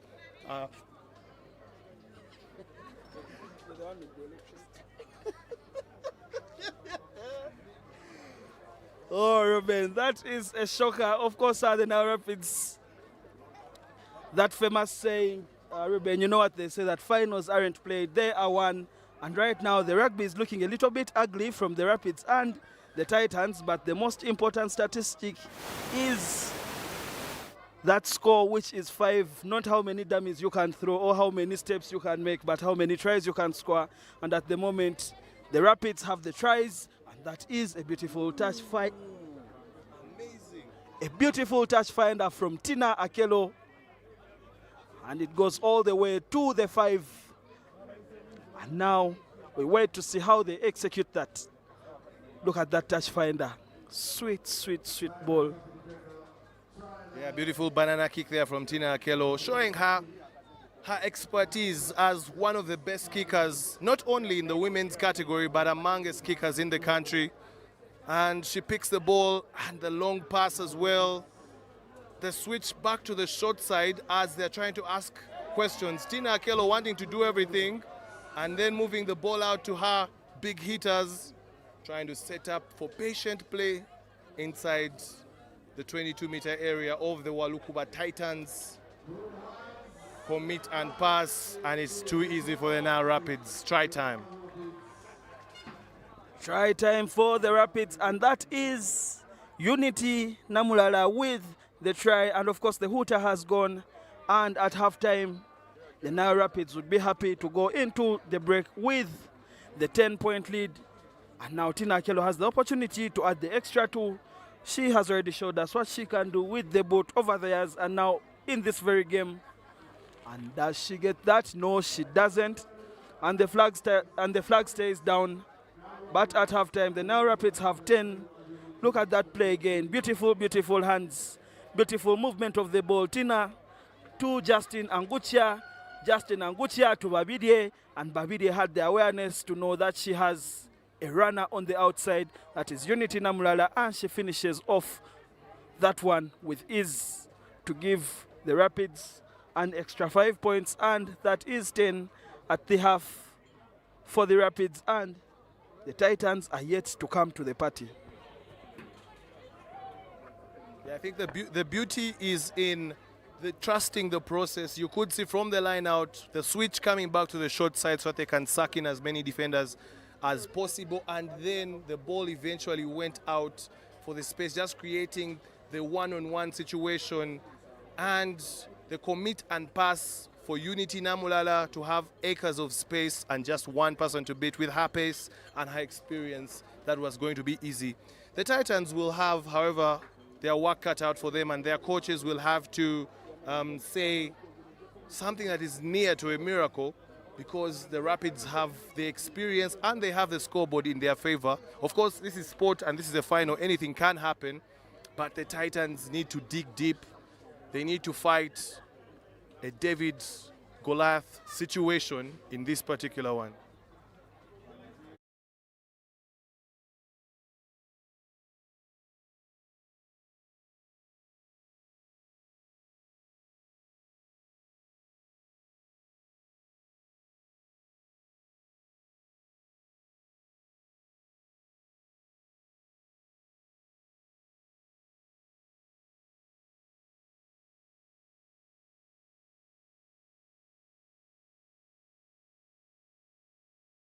Back.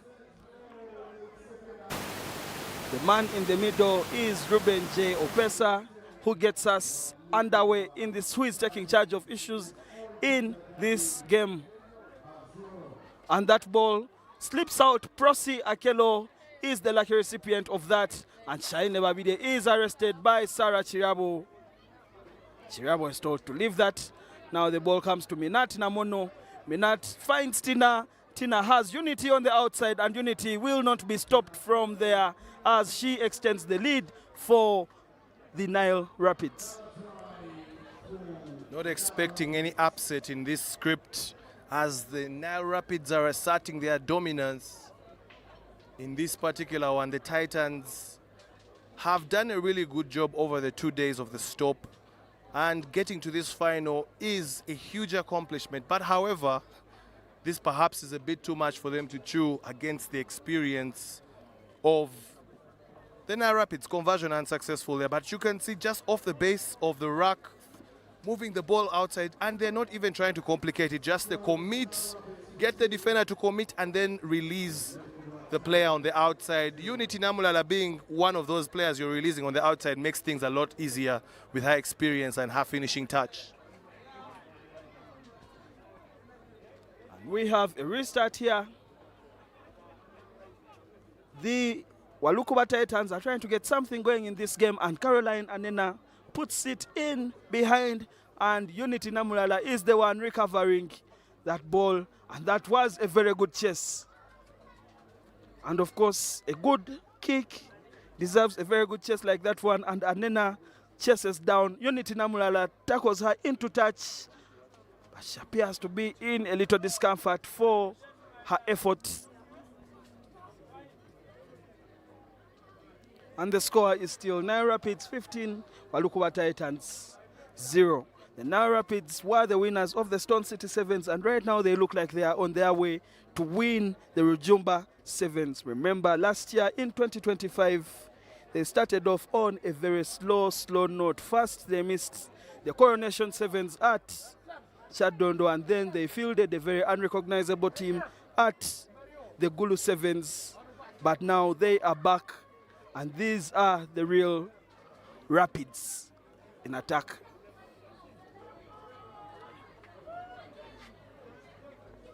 Yeah, and of course, restart of the line out there. The Titans in encouraging territory, but can they make it count for them? Unfortunately, they can't even gather their own set piece, so that makes things a lot harder. The basics of the game have to be right. If you want to have any chance in the final, you cannot get any ascendancy if you can't get your set piece right. The Titans will, however, take a lot of learning from this final, playing against their counterparts, their ginger counterparts. It's a good sign for the region, however, showing that there's a lot cooking there, both in the men and women's rugby. Another line out there for the Titans. Can they be able to gather this time around? Yet again, they are not in position to. Kudos to the pressure from the Rapids. And Tina Akello tries to find some real estate. The chasers, the hounders are there. How do the Titans get themselves out of this fix? And they do it considerably. Good gather. Ruben Opesa, center referee, no relation to Ruben Kihumuro, but finally giving the penalty. I thought earlier on when the Walukuba Titans player was tackled and released, she could have gotten a penalty because the defender was not releasing her. But the Titans are still asking several questions, but the resolute defense of the Nile Rapids continues to show why it's important to know how to defend. And it's a part of the game, the Nile Rapids game, that is not celebrated as much. They are pretty good defenders. They are good with ball in hand, but they're also good defenders. As Unity Namulala is trying to find space, but things are tight, pace.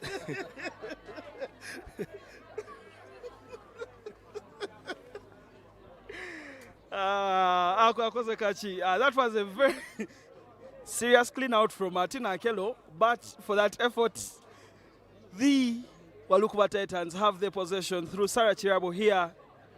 And of course, Jemima Namukos, that was Minat Namono in that motion, who defended very well. Now the ball goes outside, and Justin Angucha is there to defend.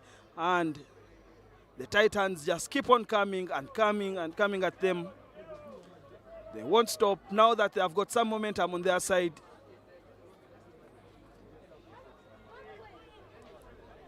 And the referee, Ruben J. Opesa, says that's not how you jackal. Try again next time. And that's a very strong carry from the Titans, but great defense.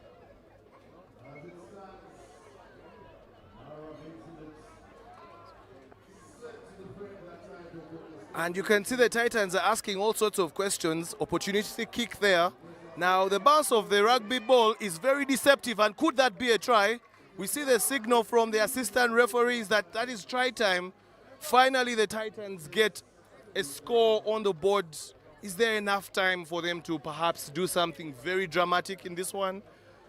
Could they respond immediately and get another score to make this game interesting? Now, it's going to be a situation of experience versus sheer hunger. But just look at that opportunistic kick. And like we say, never trust the bounce of the rugby ball. Just drifting away from the defender and the downward motion. I believe that's a try. But we are back here waiting for the kickoff. The Nile Rapids have made some changes in their squad. Unity Namulala is still on the floor, but the first change they have made, they have taken out Josephine Babide, and they have brought on Fatuma Chirabo, and Josephine is told to get back on the pitch as Unity needs to be taken off now. And now Josephine, who has just returned after having some small rest on the bench, thinking it was her time to rest, she comes back on the pitch. And now the Rapids have brought on the runners. Hope Mulonde is there. She is a runner of that ball. And Fatuma Chirabo with the chase. The young Fatuma Chirabo cannot hold on to Hope Mulonde. And now the game is turning on its head. The Titans have the momentum at the moment, and they are using it. And Hope Mulonde came on for that one run, and she uses it very well to score that try. But you can see what it has taken from her. I mean, that's the price you have to pay for a team try. Hope Mulonde. We talked about her earlier on, before the game started, one of the players to look out for the Titans, and you can see what she brings to the table. Sheer pace. There is no substitute for pace. You cannot teach it on a blackboard. You cannot get it from anywhere. You either have pace or you don't. And Hope Mulonde, I think she pulled something on her way to the try. line, but the resolve to make sure she gets it done was very good. And that's a second try on the bounce for the Titans, which makes it 10 points to the Nile Rapids 15. I mean, it's never over till the fat lady sings, and she has not sung yet. But of course, the hooter has gone, but it is not yet full time. The Nile Rapids are not yet out of the water here, and they have possession. Possession is secured. Jemima Namukisa runs it to the line and kicks it out, and Nile Rapids are back-to-back champions in the National Sevens. First, the Stone City Sevens, and now the Nile Rapids win the Rujumba Sevens with a difference of only 5 points. They won the Stone City Sevens with a difference of 2 points.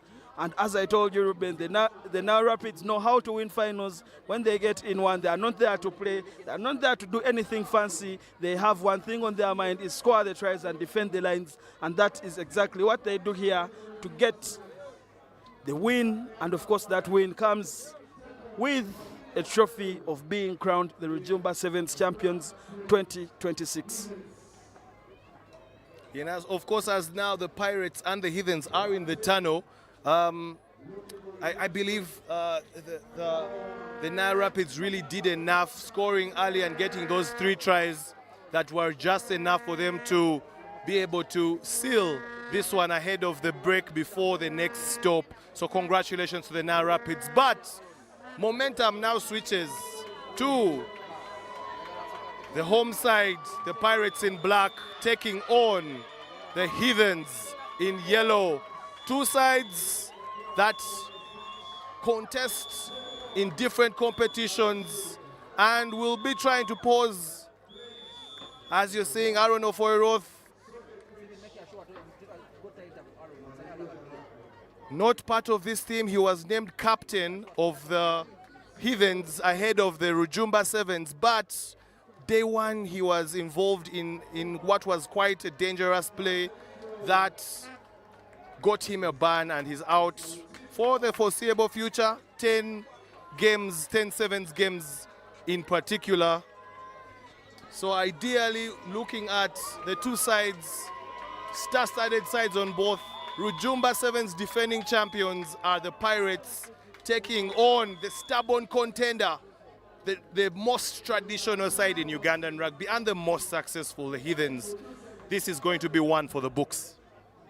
Of course, you cannot argue with success, and Heathens have that in plenty. They are record champions in the 15s, record champions in the 7s, and in the Uganda Cup. You can't beat that with recency, and that is a very huge take. And that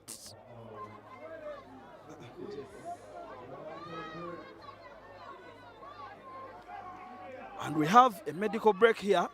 That didn't look so good and so clean. The shot by Alex Aturinda, just the clash of heads. Nothing cynical in there. This is sport, and Aturinda is just there on the screen talking to Patrick Okello. That's why we love this sport. That man right there, the big man with pace on him, Alex Aturinda, starting off strong in this game. Yeah, and of course, Joab Oluoch is back on his feet.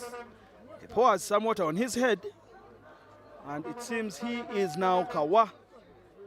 Joab Oluoch, however, will not continue this game, but he is up and he is walking.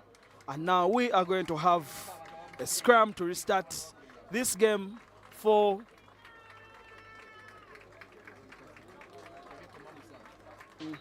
and we have some fans. The fans are, of course, clapping off Joab, but they are also clapping for the Nile Rapids, who are the 2026 Rujumba Sevens winners here at the Kings Park Arena. And there they go, the Rapids. And that's how they walk like a champion, according to Buju Banton. And of course, action is back underway. Matthew Musasizi with the ball in hand. He feeds that scrum, takes it out. He has Malcolm Okello, he puts it on his boot, and Malcolm is chasing. Jones Kamiza is chasing, and Kamiza has the support of Roy Chizito. Roy Chizito decides to pass through 2 men. He had a passing option, He didn't use it. And now William Corey with the ball to John Skamiza. John Skamiza, can he go all the way? Yes, he can. John Skamiza, yes, he can go all the way to the try line. The man who has been out for a whole year is playing like he never left. John Skamiza puts the Heathens ahead at home in the Rujumba Sevens final.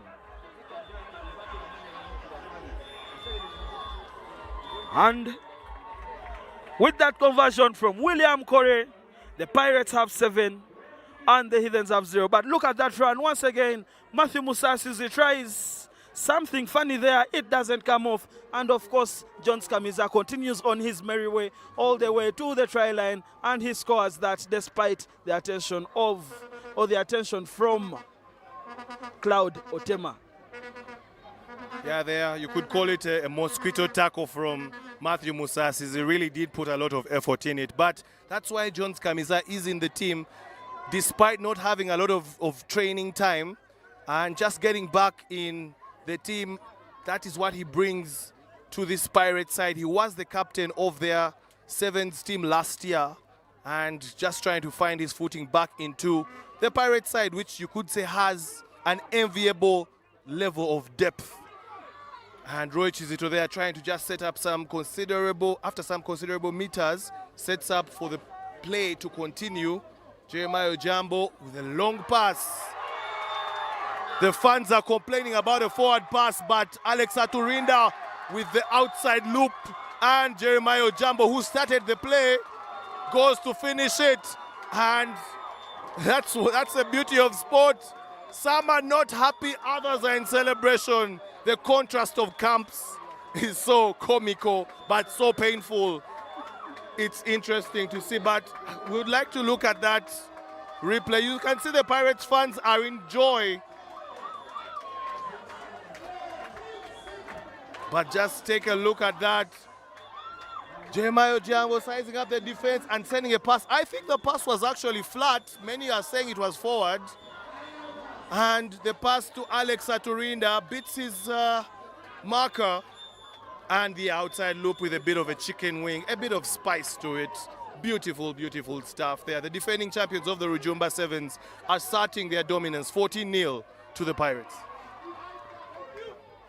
And that was brilliant play from the Pirates. And they have possession again of their own kickoff. And Davis Shimwa with the ball. Shimwa had a relatively quiet semi-final, but he is now showing up big in the final.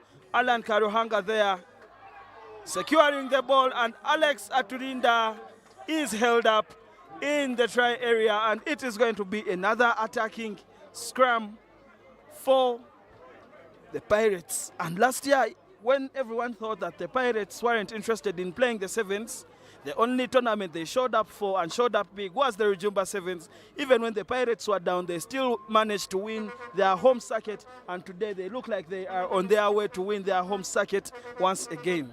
Now scrum. Yeah, there Alex Aturinda being held up. And you could say maybe he had the option on the outside. Sometimes, I know he's arguably the best player in the country at the moment, on form.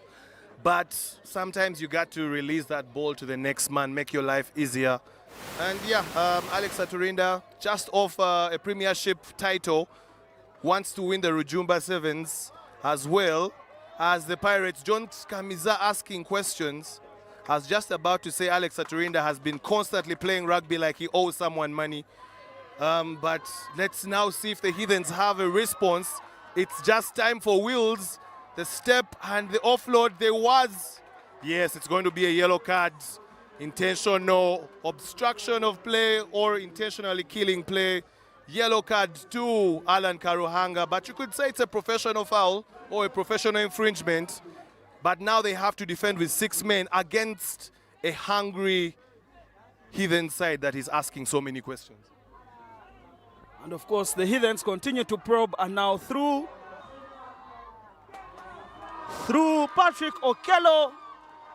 Patrick Okello has gone over for the Heathens, and the Heathens have managed to claw back 5 points. They had a deficit of 14. They have now cut it down, and there is a conversion to come by Malcolm Okello. And Ruben, I was about to tell you that the Heathens would have been in trouble if at all they went for the halftime without a score on the board. But for a moment, it all looked like it was going one way against the Heathens. But they managed to pull back one try, which is 5 points. And they have a conversion to come. That conversion is wide. Malcolm Okello was a bit too casual there, but who am I to talk about? Who am I to talk about kicking when I have? Who am I to talk about kicking when I have Ruben, a celebrated fly half? Yeah, I think we need to check with ISA metrics to see the averages of kicking conversions in the sevens this year. Not really good looking. The showing of the kicking hasn't been the best. And I think that teams need to take this a lot more serious, because it could be the difference between a win and a loss in those tight situations. As we're seeing now, the score being 14 to the Pirates and 5 to the Heathens. They need to make the most of it. I'm not sure if the Pirates are back to a full complement. No, they're still 6, but with about a few seconds for Alan Karuhanga to come back. Perhaps he'll come back in the second half. And Heathens need to make the most of it. Loose ball. They get the ball and want to play. Patrick Okello finds himself in an uncharacteristic situation of being a playmaker. But now the ball is moving to the outside. Alfonso Peña trying to find space, beats the first man, beats the second one. Uncharacteristic steps, but they're working. The man that was gotten from the Gulu Elephants is now plying his trade for the Heathens and has been a usual fixture for them. Pressures, Claudio Tema is just edging the Heathens further. Now all the pressure, and Alfonso Peña show and go, and he scores a try just under the posts to bring the Heathens even closer. Score is 10 to the Heathens with the conversion to come, and that's what happens with intricate moments in the game. Intricate moments like these ones. A yellow card to Alan Karuhanga just switched momentum, and as you can see, that's what it means with the conversion to come. This time Malcolm Okello does not make a mistake with the conversion, and it's a try. But just look at it, ball off the base. Alfonso Peña just getting to the weaker side of the defender, and the celebration even before dotting down. 12 Heathens, Pirates 14, halftime. And there is a very interesting question here. There is a very interesting question here, Ruben. Someone is asking, why didn't they just kick out when the hooter went? Maybe you have a better answer than mine, but you could tell us. You see, sometimes it's easier to recognize these things when you're watching from afar. The pressure on the pitch sometimes could make you not even hear that hooter. And you just keep on playing. And also the pressure applied by the Heathens, I want to say, did not make the Pirates comfortable at all. But what seemed like a comfortable 14-0 lead is now a 2-point gap. But you can see the best time for forwards is during the sevens. I mean, they are tourists, they are the ultimate fans, and they're everything. But also they get a time to also just be fans and talk about the game and talk about running that they could probably not do. Yes, but for the two teams in the Rujumba Sevens final 2026, just at halftime, they will be talking amongst themselves. You know, in these huddles, the coach says 1 or 2 words, but also leaves the players to solve some of these problems by themselves. You want to empower players to be able to read the game, understand the game. Not everything is played by the textbook. Sometimes you have to understand the scenarios that are happening, the individual battles, and how you can get the upper hand with each pod, with each combination. And that's what is going to be expressed with the second half coming of the Rujumba 7. Some changes being made as well, and brace yourselves for a very good second half. Of course, Andrew Odiambo has gone off injured, and on comes Dennis Etwal and also Julius Opio in there. Matthew Musasizi with the restart for the Heathens. Okello, Opio, and Etwal on the chase. Now, Alex Aturinda wanted an opportunity to show some strength, but in that moment it didn't work, and OJ, Jeremiah Ojambo, knocks on that ball on reception, and now it is the turn of the Heathens to build something. Look at that. He had his eyes on the ball, but unfortunately for him, he couldn't hold onto that ball. But now this is a defensive scrum for the Pirates, as they are in their own 22. Malcolm Okello is there in first receiver. Malcolm Okello away to Dennis Etwao, and they have the hot stepper there, Alphonse Open. Once again, do they have the numbers there? The Pirates have committed very many men to that side of the pitch, and Matthew Musasizi sees the gap in behind, but now they lose possession as Alex Aturinda recovers very well. Now William Corey. Yeah, and the Pirates trying to dig themselves out of their own half. The Heathens are piling on the pressure, but the Pirates trying to calm it down as much as possible. Short ball there for Alex Aturinda, gaining considerable meters. William Corey unable to support on the ruck, and it's a quick start. And Malcolm Okello under the posts for a try. And that is what the moments and the momentum can do to a game, and how it changes from one side to the other. After the 2 tries that the Pirates scored, they don't seem to be in control of the game as much. The Heathens seeming to have a lot more, playing in the right territories. And you can see Malcolm Okello converting his own try scored. And that takes the score to 19.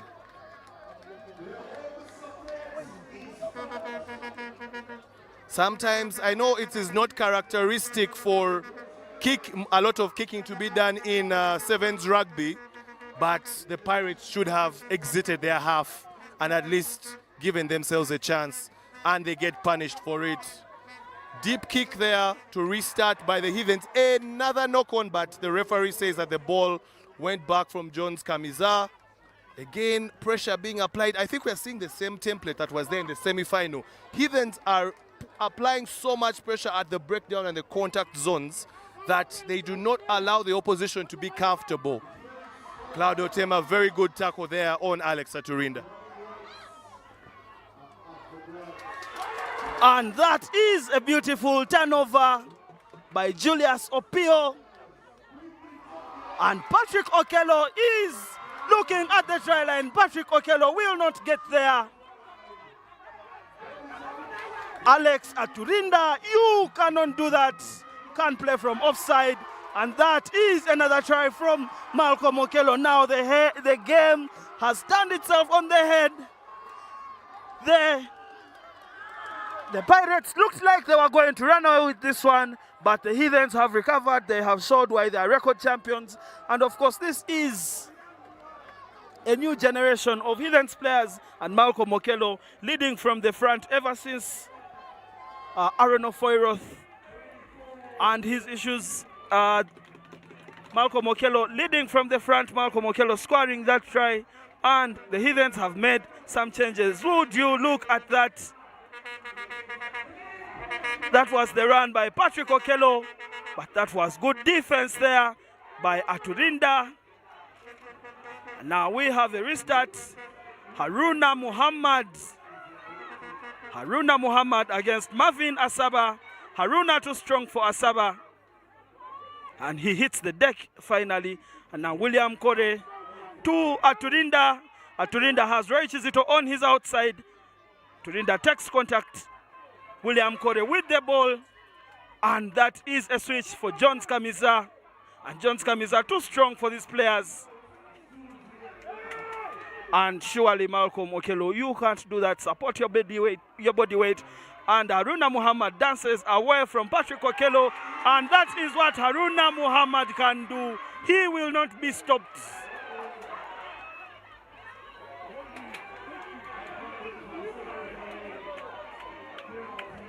That is a penalty against the Heathens. Yeah, sometimes you need the brilliance of players like Haruna Muhammad to get them all that ground gained, and it's a try.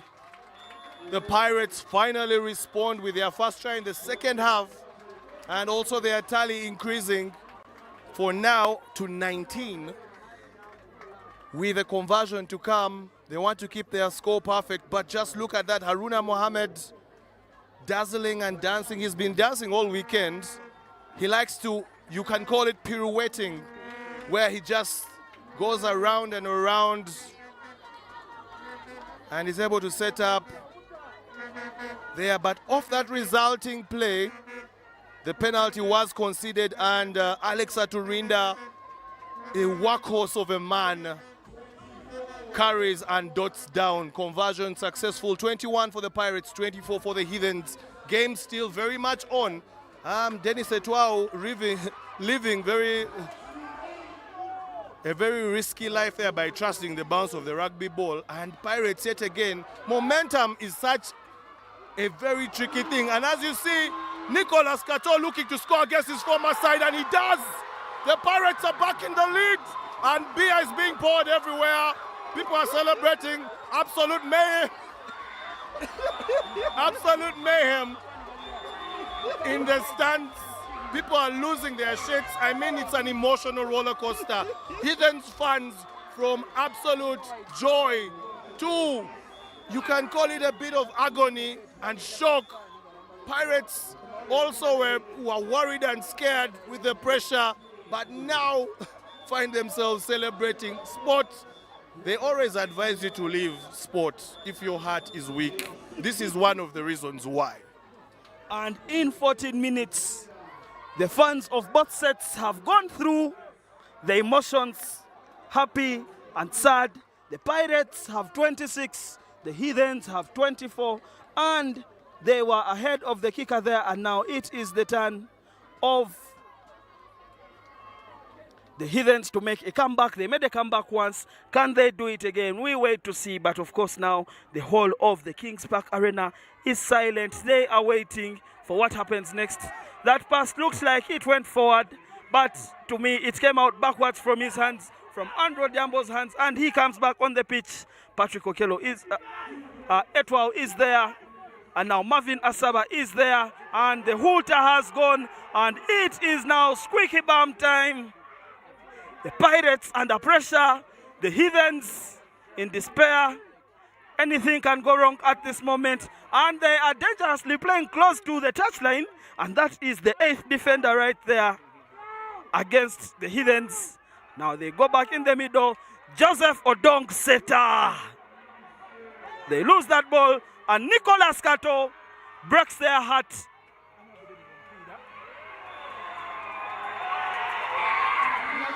How ironic and how poetic sports is. Look at the fans. But Nicolas Cato scored the try that took the Pirates ahead, and Nicolas Cato is the man that kicks the ball into touch for the Pirates to defend the Rujumba Sevens. The one stop they do not want to lose, but you can see what it means to them. The sheer emotion and what it means. Haruna Mohammed celebrating next to the fans, indicating that this is our ground. We don't lose here. Of course, they do have an impeccable record at the Kings Park Arena, 15s and 7s. You can see John Scamiza saying that this is the shirt he plays for. And I'm still trying to get used to Nicolas Cato in these colors, but he seems to be fitting in right well. I mean, no love lost in that situation. And you can see Desire Yera saying, too small. They are too small. Well, Heathens is the one team that has beaten them at this ground this year, but not this time round. Amazing, amazing stuff. Amazing conclusion to the Rujumba Sevens. Thank you very much. And the Pirates are back-to-back Rujumba Sevens champions in 2025, and now in 2026 they retain their home circuit. But would you look at that once again? Haruna Mohammed, the reason why the Pirates managed to come back into this game, that one substitution that changed the game, and Nicolas Cato against his former employers, showing them that he still got the juice, and he was released a little too early. And of course Nicolas Cato scoring that try, and Nicolas Cato once again turning over that ball for the Black Pirates, and Nicolas Cato is the player to kick that ball out. For a moment it bounced on the pitch, and then it went dead, and that confirmed the victory for the Black Pirates at home.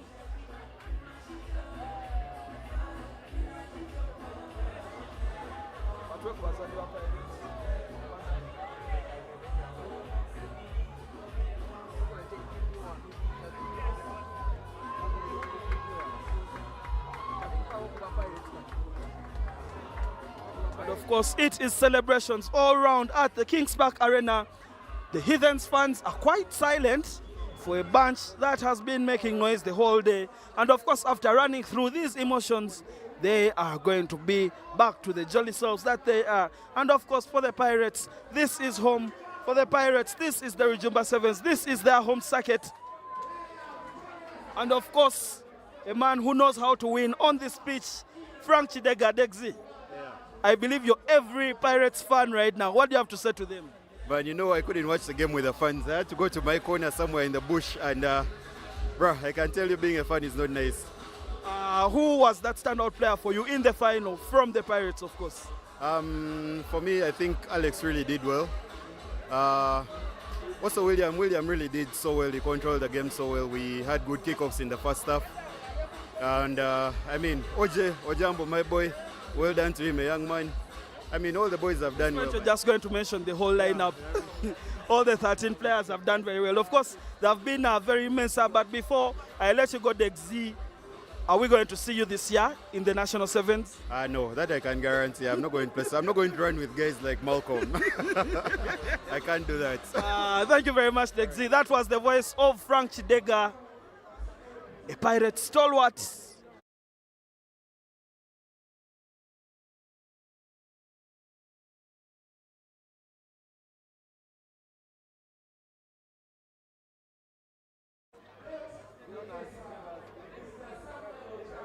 Who have won the Rujumba Sevens, and there you can see Alex having a small conversation with Patrick Okello. That was in the first half. And John Skamiza, what a valuable addition he has been for the Pirates ever since coming back for this circuit. We hope we can see more of him in the National Sevens.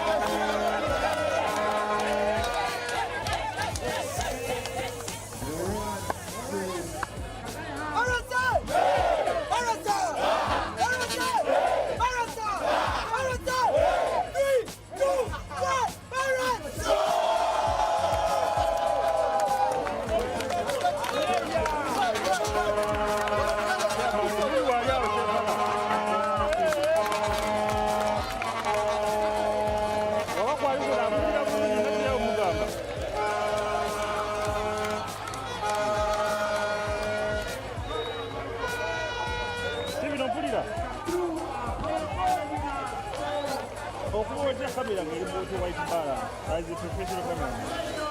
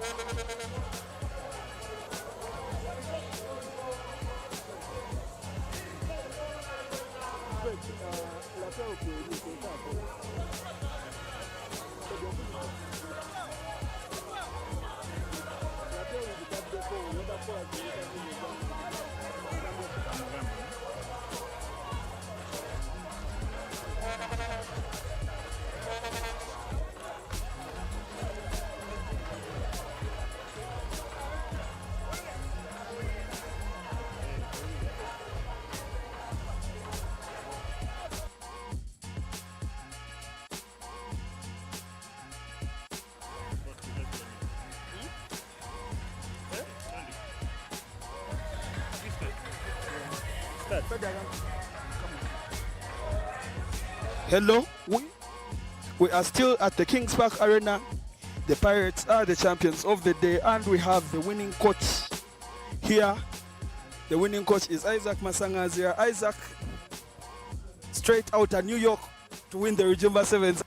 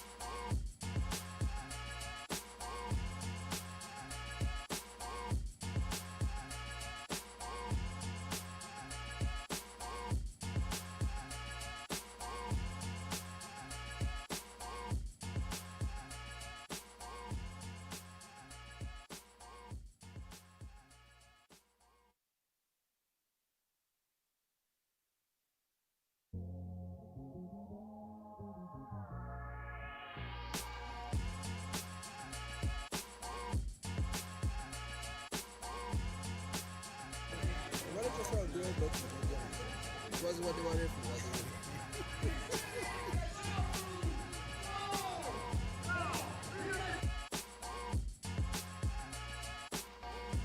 That was what they wanted for.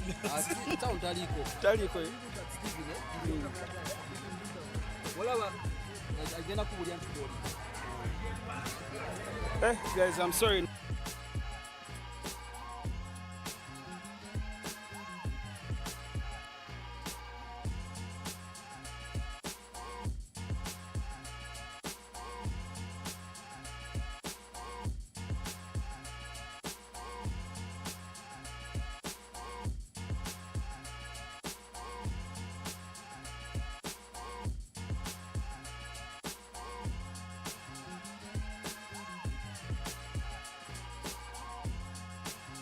Yes, you're talking about how it feels to play with some of the players, how to coach some of the players you've played with. How does it feel? How is it?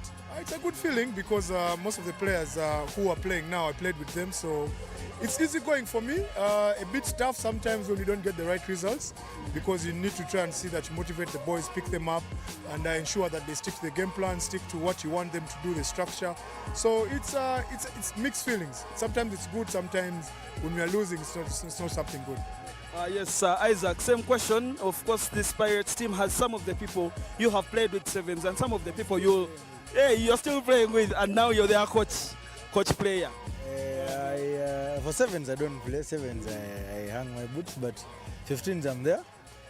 But it becomes a bit difficult because but it's also a good thing because you understand them better as human beings and people on the pitch. So it's hot and cold, it's positive, negative, but I think we are well equipped for management, so we know what to do in some situations, and yeah, we'll come around it. Okay, now for the both of you, who is that one player that you're coaching right now that you played with? Who has, like, the one player that has the biggest head? You tell him, let's do this, and he says, Toina chongamba masana wakuba nokon. No, the hardest player in the world is Aruna Mamad. Because he's going to put you down and going to throw you up in the air. You get it? You'll be happy with what he does, but some days he'll just frustrate you to the toes. So there are many players like that, but he's one of the guys. Massa. I'm going to release the winning coach, Massa, but congratulations once again, Massa. And just one last question for you, Michael. Are we going to see you back? No chance of seeing me back. I am giving back to the club. I'm trying to see that I try and pick up coaching as one of my very way of giving back to this club that I've played for a very long time. And I think it's not bad. I've signed with sevens. I just hope I can keep in there. I need to do more of those courses so that I can get myself more conversant with the game, and also that I can administrate to the players. So I'm sticking in my head there. Today is a sour pill to take in, but we have to check in. That's the nature of sport. There's always a winner and there's always a loser. But one thing I can tell you is the boys have their heads high, and I think we're going to prepare something big for the Chadondo circuit. That is great. You have a very serious coaching team down at the Heathens, especially for the sevens. That man, Tolbert Onyango, you are his captain. You are now his assistant, Oko coach.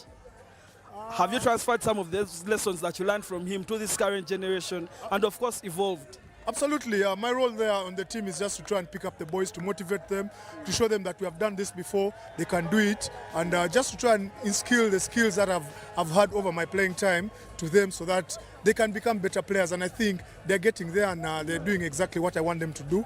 And I can say it's a good thing. The boys are young, and the future is bright. I am very sure in the next coming circuits we shall do better. Right, thank you very much, Michael, and see you at home, Chadondo Sevens. As the norm is, every team hosts and wins. We saw it in Jinja, we have seen it at the Kings Park Arena. Should we wait for something special at the Chadondo Sevens? Yes, everyone wants to get their home. So I remember the last Chadondo circuit last year. It was hosted by Buffaloes, but Heathens won it, which was a good feeling. So I'm very sure the boys are going to lock in their heads to ensure that when it comes to the Chadondo circuit hosted by Heathens, we put in the body, we put in everything that we can to try and see that we retain it as well.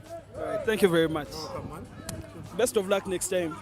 And of course, that was Michael Wokorach, former captain of the Heathens in the 15s and in the 7s, and now he serves in a special role as the coach. But now we have the team manager.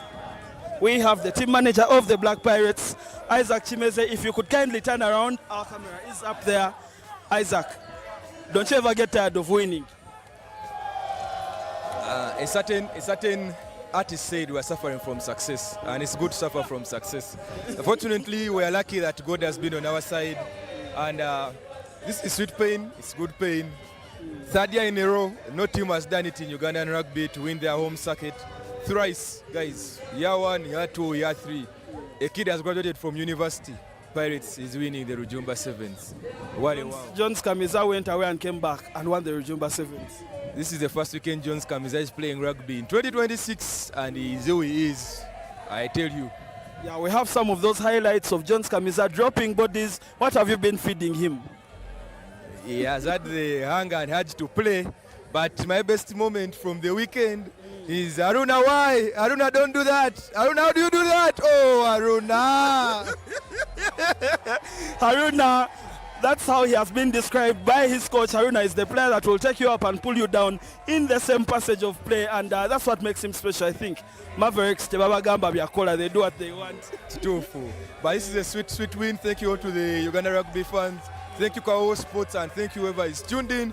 Bombo Clat from Boyogere Kakajo. I sign out as a champion once again. And don't forget, we are the back-to-back champions of the Uganda Rugby Premiership and back-to-back champions of the Rujumba Sevens. Thank you very much. Well done, Mr. TM. I am now going to release you. You have one of your biggest fans, DJ Boogie, over there. I believe he's itching. I believe Boogie is itching to touch your trophy. I want Boogie to be seen live on air. Boogie, first show us. Boogie.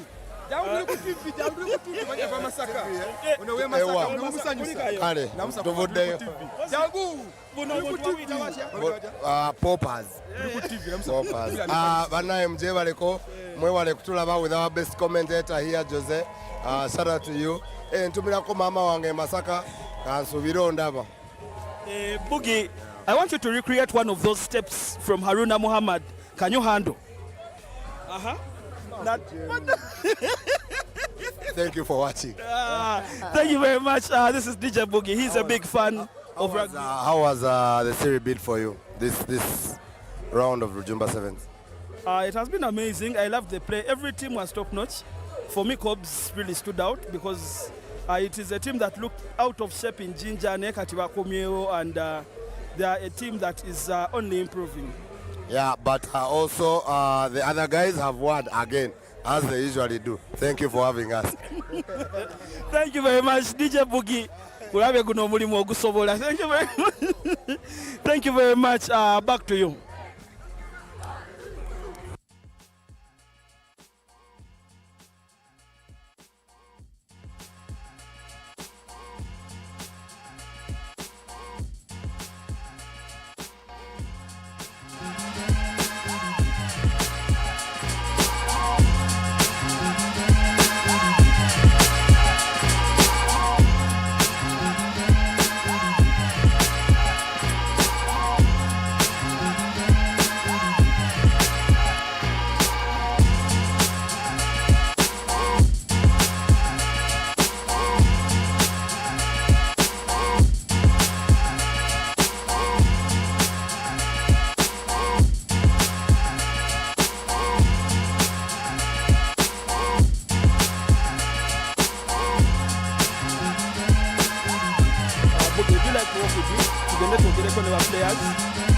Who are we to rub shoulders with champions?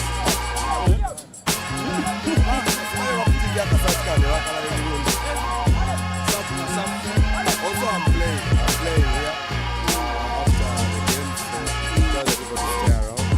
Never tell about the TV, but we love it. Yeah. So everyone, if you know you're home right now, you can make your way to the Kings Park Arena. We are going to have. We have had beautiful rugby. We are going to have an even more beautiful after party here at the Kings Park Arena.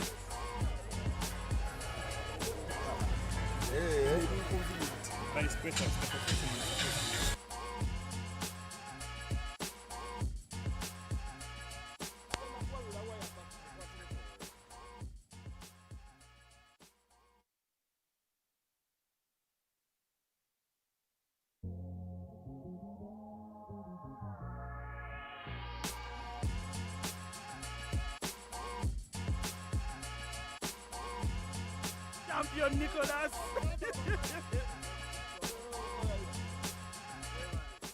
Nicholas. Eno yazze biralamu segera. This is on the side of winners. Otuchirabye eri team je yalimu tewangudde. To greener pastures. Clear. You can see Kato right there. Jose, everything I nice see and you are polite. enjoying Brother the greener home. pastures. Yeah, indeed. Indeed. You have broken the hearts of the heathens. Yeah. Scored that strike. I know. A decisive one. I know. And you kicked out Yeah, a decisive kick as well. How does it feel to come into Pirates and settle in instantly? But even from my former club, you know me, I'm good in chopping the last minutes. I'm feeling excited. First trophy at Kepi, I'm really happy. Yeah. Of course, your fans are happy, and you as a player, you're also happy. But what are some of those things you're looking forward to in the rest of the 7th season with the Pirates? Personally, I want to improve more on my career and gelling in with the team, because this is the start, it's not the end. And I know if I play good with these guys, they will create a way for me, even for my career, because I'm trying to build myself up coming down from the shell. Of course, your teammates are over there dancing. I don't know whether you've caught up with the dance moves yet. Yeah, I know all. I know them all. I know them all. You know the moves on the pitch and the moves off the pitch. Proper. Nicholas, you're a champion. Congratulations. I see you have a very big trophy. I won't be able to shake your hand, but if only we could see the words on there.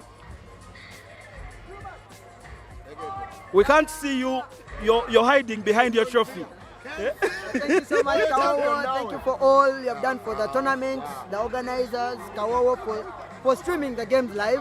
We really appreciate Kawowo for everything, and keep doing the good job. We appreciate. All right, thank you very much, Nicholas. Nicholas has security. My bouncers are here, so get ready. As a champion, he has yeah, man. The latest young Nick in town. He's a champion. Young Nick, you're a champion. Congratulations. And let us talk to some of those other teammates of yours. Togene Haruna.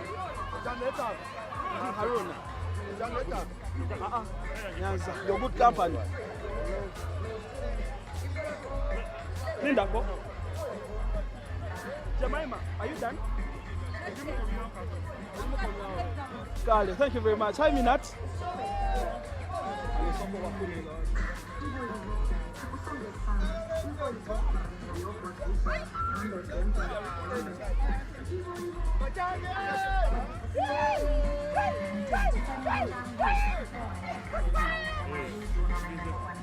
I took that side. Please, just go. All right, those are the Pirates players enjoying, the Rujumba Sevens dance. Hi, Davis. Yes, sir. How are you doing? Good, how are you? Are you a champion today? Hi, Jones. Jones, a minute, please. Jones, you're back like you never left. It feels good to be back. It's a very good feeling. Yeah, for a moment, I got tired of saying Jones Kamiza is back like he's never left. He has been away for a whole year, and this is his first weekend in 2026. Yeah, that's true. That's very true.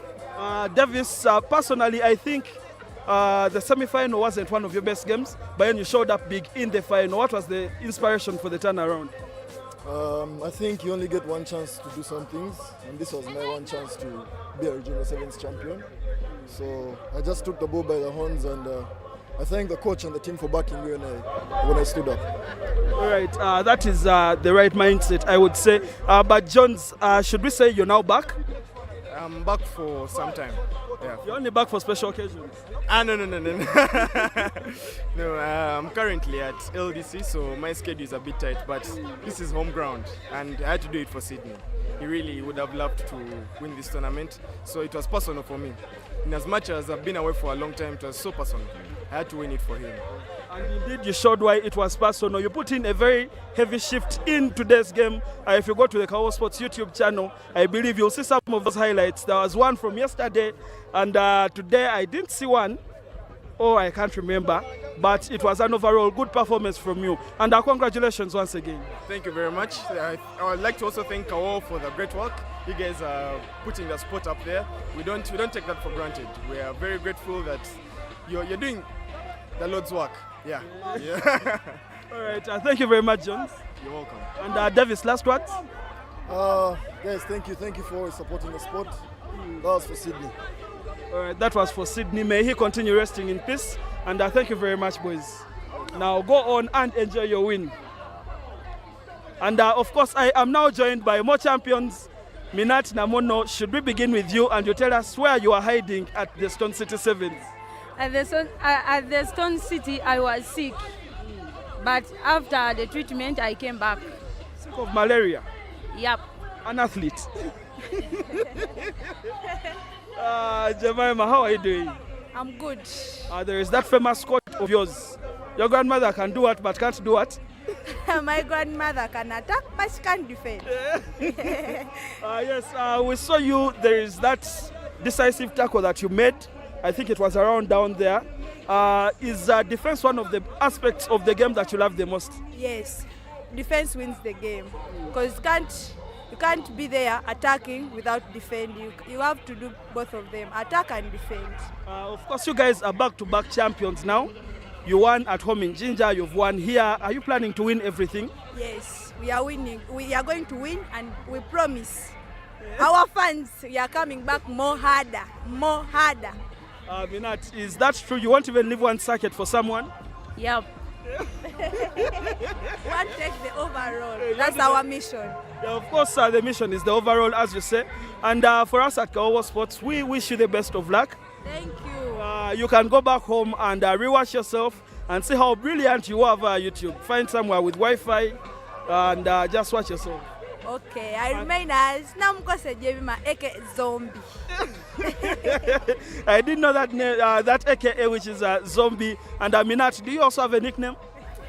I remain as Nakato Minat. Does she have a nickname? Yes. Nakato, because she's called Namono Minat, aka Nakato. Oh, and could you? And I personally have a slight idea, but could you tell us who your twin brother is? My twin brother is Mukwana Yasin. Waiswa. Smith. Is that his actual name? Yeah. No. AKA Smith. AKA Smith. Yeah. And before I let you guys go, you're a team of, growing girls, if I may say. Most of your squad is very young, but you have gained a lot of experience since around 2023 in the first edition of the Stone City Sevens. Who are some of those youngsters in your team, the ones who are younger than both of you, that you think we should be looking out for? We have Kawowo Fatuma, she's a winger. We have Akelo Prosi. We have Nawile Shanta. We have Ageno Maggie. They're also coming back. They are going to come back more stronger than us. Oh wow, that means you have just started winning. Winning is going to continue. Paka. Thank you very much, guys, and safe travel back to Jinja. Thank you. All right, bye-bye. That was Minat Namono, aka Nakato, and the zombie herself, Jemima Namukose, who put in a very good shift here, and they are champions of the Stone City Sevens first, and of course the Rujumba Sevens as well.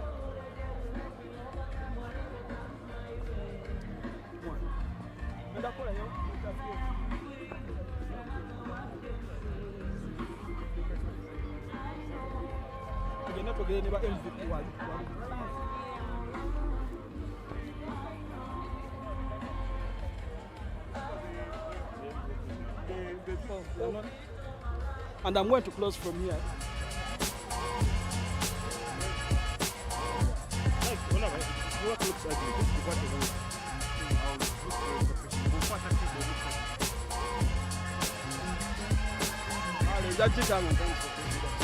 Hi guys, how are you? If we could talk to the both of you right now. I have Alex Aturinda and I have Tina Akelo. Tina, I'm tired of talking to you. Sorry. I have nothing to do about your success. You have nothing to do, obviously. Thank you very much. Alex, you have a very big smile on your face. Is that what winning does to you? Of course, especially on home turf. You have protected the Rujumba Sevens for the last 3 years now. Won't you let anyone win soon? I mean, the goal is always fight. I will not say we shall defend it forever, but as long as we can still fight to defend it, then why not give it a shot? Tina, are you tired of carrying that heavy trophy? No, I'm not tired yet. And you're taking it all the way to Ginger. You now have 2 trophies in 2026. That is the 2026 National Sevens, and Alex can't relate. Can you give him some words of advice on how to win more 7 circuits? Alex, it does not only end at Rujumba. He needs to go up to Gulu, Ginger again. Yeah. Alex, have you heard? I've had. Definitely a winning captain. And by the way, comes to the team. I hope you guys can keep it up. What you're doing is very nice. And your story will really be a very memorable one at the end of it all. Yeah. Alex, thank you for those polite words. And if you could say bye to the viewers who have been watching us for the 2 days now on Saturday and also today on Sunday, and the ones who have kept up and followed you all the way from game 1 up to the last determining final. I want to thank everyone. I mean, it has been not easy. We played, I think, the second game of day 1, and here we are playing the last game of day 2. And I want to thank everyone that has kept locked in. I mean, we don't take that for granted. Just please tag in along with more friends and fans. That is how we shall grow this rugby thing of ours, and at the end, make it even more commercial and very significant to the people that are taking part of it. Tina, any last words for the people watching from home, especially those who couldn't travel from Ginger? Thank you so much to all the fans, all those that were home rooting for us. We want to say thank you so much. All the fans that have traveled all the way from Ginger to come and support us, thank you. And most of all, thank you to our coaches and mostly the girls. All right, guys, your champions. Go and enjoy your win. Thank you very much. And I see now you can relate with the champion. I'm very happy to rub shoulders. With the best.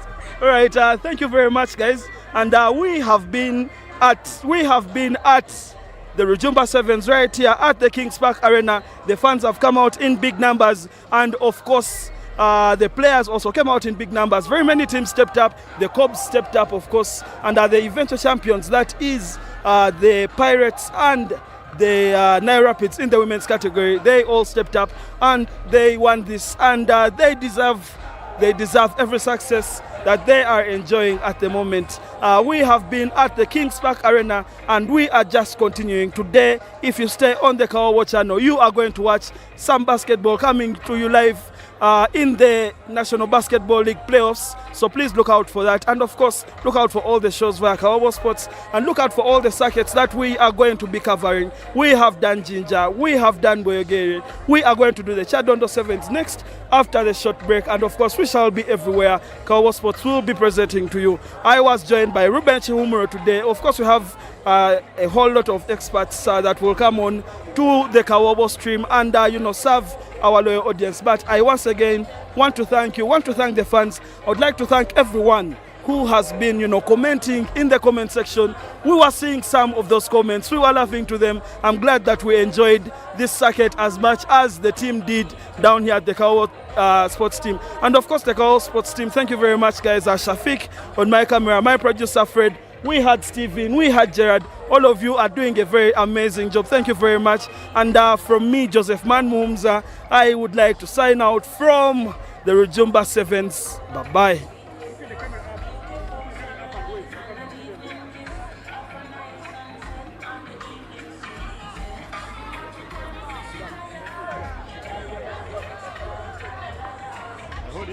No, let me take it.